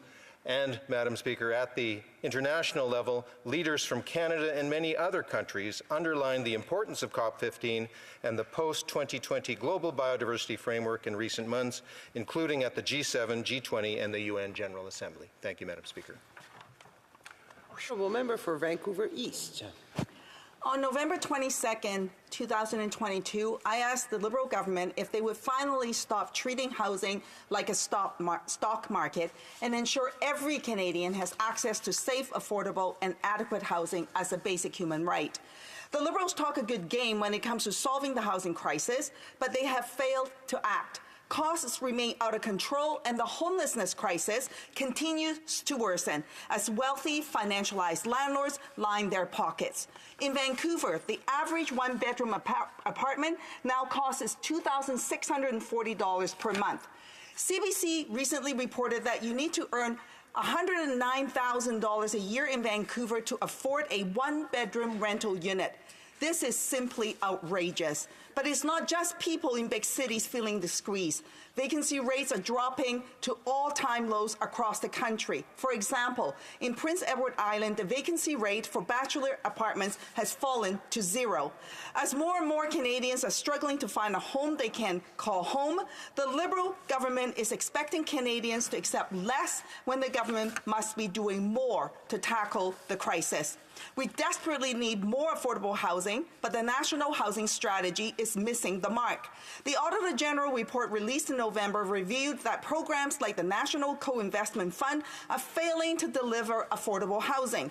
I've heard from housing providers, community nonprofit organizations, and advocates that this flawed program desperately needs to be fixed. The Auditor General report reviewed that the government spent billions developing unaffordable housing. The co-investment used an affordability measure tied to 80% of average market rent, resulting in housing that is unaffordable for many Canadians.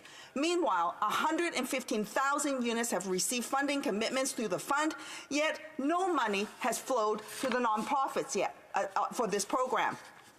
CMHC says that the funding cannot be given to nonprofits until construction begins. This is yet another bureaucratic barrier for nonprofits trying to deliver affordable housing. As projects sit on the shelf collecting dust, rent changes to the co-investment fund recent changes to the co-investment fund implemented by the government are jeopardizing affordable housing projects. Rising construction costs due to inflation and higher interest rates are adding to the financial burden of nonprofits. Rather than help nonprofits in these challenging times, the government has reduced the funding available through the co-investment fund by implementing a $25,000 per unit cap on non-repayable grant dollars. Prior to this change, the organizations were eligible for up to 40% of total project costs. This is a huge cut for nonprofits who will now need to find money elsewhere or worse, abandon projects. People say that projects go to CMHC to die. And sadly, the government is only proving this point. Community organizations are being told the fund has been depleted, and now they have nowhere to turn for money. Nonprofits intending to rely on the program were informed of changes at the last minute, leaving them with gaps in funding and putting their projects at risk. Is unacceptable, Madam Speaker. The upcoming federal budget next week is an opportunity for the government to provide real investments into affordable housing and finally tackle the housing crisis. Do away with the $25,000 limitation. Do not let these projects that are desperately needed in our community, do not let the efforts of nonprofits who's been working so hard to provide housing fail. The ball is... The Honourable Parliamentary Secretary. Thank you, Madam Speaker. I appreciate the question from my colleague from Vancouver East. It shows that we share the same concerns. We share a concern that people across this country still face challenges when it comes to housing affordability and homelessness. Our government always welcomes input from across the way, across the housing sector, across the country, and how we can solve this complex problem. And Madam Speaker, I would say it can only be solved through deep collaboration, and that's the approach we are taking. Our $82 billion, that's billion with a B, Madam Speaker, National Housing Strategy, the first of its kind in Canadian history, is built around partnership. We're not talking a game, Madam Speaker. This is real action, and even more fundamentally is built on a rights-based approach to housing and acknowledgement that everyone in Canada deserves a suitable home they can afford. With this in mind, it prioritizes people made most vulnerable to housing need, and it is yielding real results. For example, the Rapid Housing Initiative, one of the strategy's programs, specifically targets those most in need through the rapid creation of housing units. More than 2,500 homes for people experiencing or at risk of homelessness are currently built or being built with funds from this initiative. These are 2,500 homes for people who need them when they need them most. And Madam Speaker, many of these homes are being built in my home community of Winnipeg. People like those who will stay in the new 20-unit building operated by Lookout Housing and Health Society and my colleagues riding of Vancouver East are benefiting. This is being built now with funding from the Rapid Housing Initiative. Or in the 24-unit facility, also in my colleagues' riding, operated by Luma Native Housing Society, providing supportive housing for Indigenous residents. These are just a couple of examples from one program. They are repeated across the country and across the range of programs being delivered under the strategy. They are concrete results we are proud of, while also serving to reveal the size of the problem and the fact that we still need to do more, as the honourable member has suggested. And we are doing more. Our current budget includes a combination of new ideas and expansions of past successes, all supported by significant investments. We are approaching the issue of housing affordability from every angle, Madam Speaker, every angle that will have an impact. And in collaborating with partners across the housing system, we're finding new angles every day. So I again thank my colleague for the question and for continuing to share our concern for housing affordability in this country. Thank you, Madam Speaker. Honourable Member for Vancouver East. The Canada Housing and Renewal Association is calling for an additional $4 billion per year over 2 years into the National Housing Co-Investment Fund. The funds must be used to build truly affordable housing, targeting core need, with rents no more than 90% of total income. The government must inject additional dollars into the program and lift the arbitrary $25,000 per unit cap on grants. We cannot afford to keep letting projects die at CMHC. The government needs to fix the co-investment fund and finally get to work on tackling this crisis.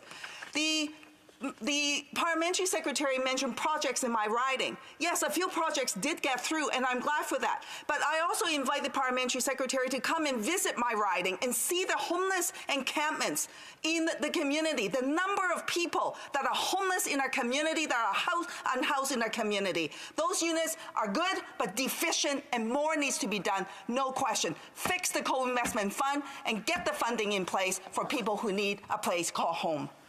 Honourable Parliamentary Secretary. Well, Madam Speaker, our government has prioritized housing affordability throughout our mandate. It's why we launched the historic National Housing Strategy and why in subsequent legislation we enshrined housing as a human right, and we continue to make housing a priority. We have enacted programs to help people from across the spectrum of housing need, always prioritizing those who were made most vulnerable. Madam Speaker, I would be very happy to visit the honourable member's riding. I have been to Vancouver East before, and I know there is great housing need there, and we need to work together on all sides of the House to address that need. The honourable member for Kitchener Centre. Thank you, Madam Speaker. I appreciate the chance to come back to the question I asked after I returned from the most recent UN climate negotiations on the fact that a credible climate plan must include plans to phase out oil and gas while supporting affected workers. Today feels particularly appropriate to do so given that international climate scientists shared their most recent report, one that speaks to this being our last chance before the climate crisis becomes irreversible, this being now their last report before the goal to limit warming to 1.5 degrees C is out of reach. Here's the crux of it for Canada. If we want even a 50% chance of staying under 1.5 degrees C in global average temperature rise, and if we were to do our fair share, then 86% of Canada's proven fossil fuel reserves need to remain unextracted. It's a tall challenge, particularly for a country that has chosen to be so dependent on oil. But we can and should rise to it. While the federal government isn't turning a blind eye to this crisis, carbon pricing is an example of an important measure that they've moved ahead with. In the words of Bill McKibben, on climate, winning slowly is the same as losing. And for every positive measure, like putting a price on pollution, they also continue to placate the oil and gas industry as if the science didn't apply to them. They've been busy approving oil exploration permits off the coast of Newfoundland, looking for more oil when we know we need to leave the majority of our proven reserves untouched if we want a shot at rising to this crisis. They also brag about billions of dollars of investment in climate action, and you'll no doubt hear this from the Parliamentary Secretary's remarks tonight, I expect. But so much of this so-called investment is in fact more subsidies to the very sector most responsible for the crisis. For example, in the form of a tax credit for a failed climate solution, so-called carbon capture and storage. In my original question, I asked if this government were going to continue to hide behind the greed of the oil and gas industry. In the months since, it's only gotten worse. While they continue to push the federal government to give them billions, last year's budget, for example, set aside $8.6 billion of our money for the fairy tale known as carbon capture. The oil and gas industry continues to rake in record profits. The 6 largest oil and gas companies operating in Canada booked pure profit of more than $35 billion last year. These are the same companies that lied to us for decades about the climate crisis that they helped cause. And in recent weeks, these companies have been telling Canadians and their MPs that they need more of our money to increase the carbon capture tax credit, money that could be invested in workers' livelihoods. Because if we're going to be honest, we don't need more of that. What we need is a federal government willing to be clear with Canadians about this crisis and the urgent action required to address it. We could unite Canadians around this, investing in workers' livelihoods, in deeply affordable public transit and high-speed rail, in a zero-emission electricity grid, and in deep energy retrofits of buildings across the country, which would create well-paid, high-skilled jobs and return to public coffers $2 to $5 for every dollar spent. My question for the Parliamentary Secretary, who I appreciate is here with us this evening, is will she advocate in her caucus for these transformational investments in place of more subsidies to the oil and gas industry while the window of opportunity is still open? The Honourable Parliamentary Secretary to the Minister of Natural Resources. Thank you, Madam Speaker. And I agree fully. The climate change is a matter of tremendous urgency right now. And that is why, in fact, we are taking action. And so I was really liked hearing some of the ideas that the member opposite had, because, in fact, we are working on many of those. And I'll talk to you a little bit about that. Now, the price on carbon pollution was mentioned as one of the actions we have taken by the member opposite. And I don't think that we should actually undermine how important that is as a fundamental piece to action on climate change. It is a market-based solution, and it is effective. And actually, I see it in the decisions being made by industry when I speak with people and they say, we look at the price in carbon pollution and we are deciding that we are going to change the way we heat our buildings, the way that we use energy in our districts, for example, in a university in my community. So it is having a very real and tangible impact. But the other thing we did is we legislated that we would be net zero by 2050. And to go along with that, we put out an emissions reduction plan that covers all sectors of our economy as to how we are going to reduce emissions. And that includes working towards a green building strategy. That includes reducing emissions from transportation. In fact, member opposite mentioned public transit as being important. I'm very happy that with federal support, my city has the largest number of electric buses in all of North America. Those are the types of things that we are working on and supporting, because what it is about moving away from combustion and doing so quickly. That is what our goal is. And we are working on that, as I've mentioned, if we're looking across all sectors of our economy. Not only that, we're investing in clean energy. It is important that we have a clean electrical grid to support all of these different forms that I'm talking about. And so when we're talking about that, Canada already has one of the cleanest electrical grids in the world. I'm really quite proud of it. 84% clean electrical grid. That is something to be proud about. And not only that, it attracts investments to our country. But let's just talk for a second about that. We know that we need to get the other 16%. And that is something that we are investing in, and we're working with our provinces and territories to make sure that we do have that clean electrical grid to support a clean economy as we go forward. Now, let me also talk quickly about investments that are coming to our country because of the fact that we have a clean electrical grid and because When people look at our country, they see that we are making that commitment to have a net zero economy.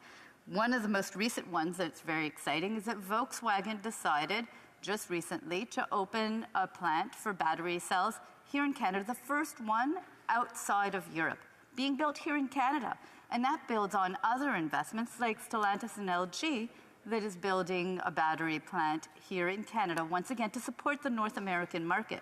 Those are signals from around the world of people looking at what we are doing here in Canada, seeing the investments we are making towards a clean economy, and saying that this is where they want to build their parts for clean energy transition. Not only that, creating good paying jobs right here in our country. Those are the jobs that we are attracting and that we should be very proud of. So there are many parts of what we're talking about today. It is an urgent crisis and we absolutely must take action. But I also want to say we are moving mountains in a lot of what you can see what we're doing, be it in reducing emissions and from all of the forms across all sectors, and building a clean economy for the future with good paying jobs. The honourable member for Kitchener Centre. Thank you, Madam Speaker. I do not dispute for a second some of the investments that the federal government is making. But the reality is that by giving the oil and gas industry, for example, upwards of $20 billion a year, those investments work in cross-purpose with what the parliamentary secretary just spoke about. It feeds the lines of the opposition when they attack a carbon price. And more importantly, it's insufficient to respond to the climate crisis in the closing window of opportunity we have. And so my question back to the parliamentary secretary again is, will she stand up to end the subsidies to oil and gas? Because if we wanted a truly renewable grid, it would take about $17 billion to do it, according to the Green Budget Coalition, less than we currently give the oil and gas industry every single year. The honourable parliamentary secretary. Madam Speaker, we have unequivocally stated that we will end fossil fuel subsidies for unabated fossil fuels. We have said that we will do that. We are working on that, as he knows.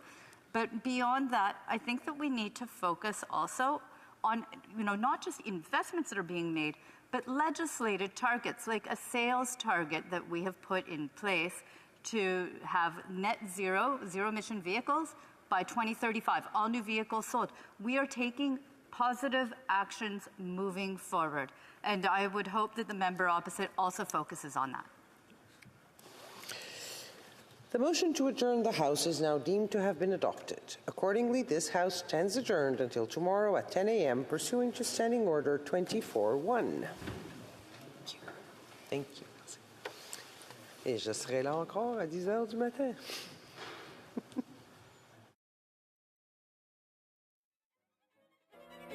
Thank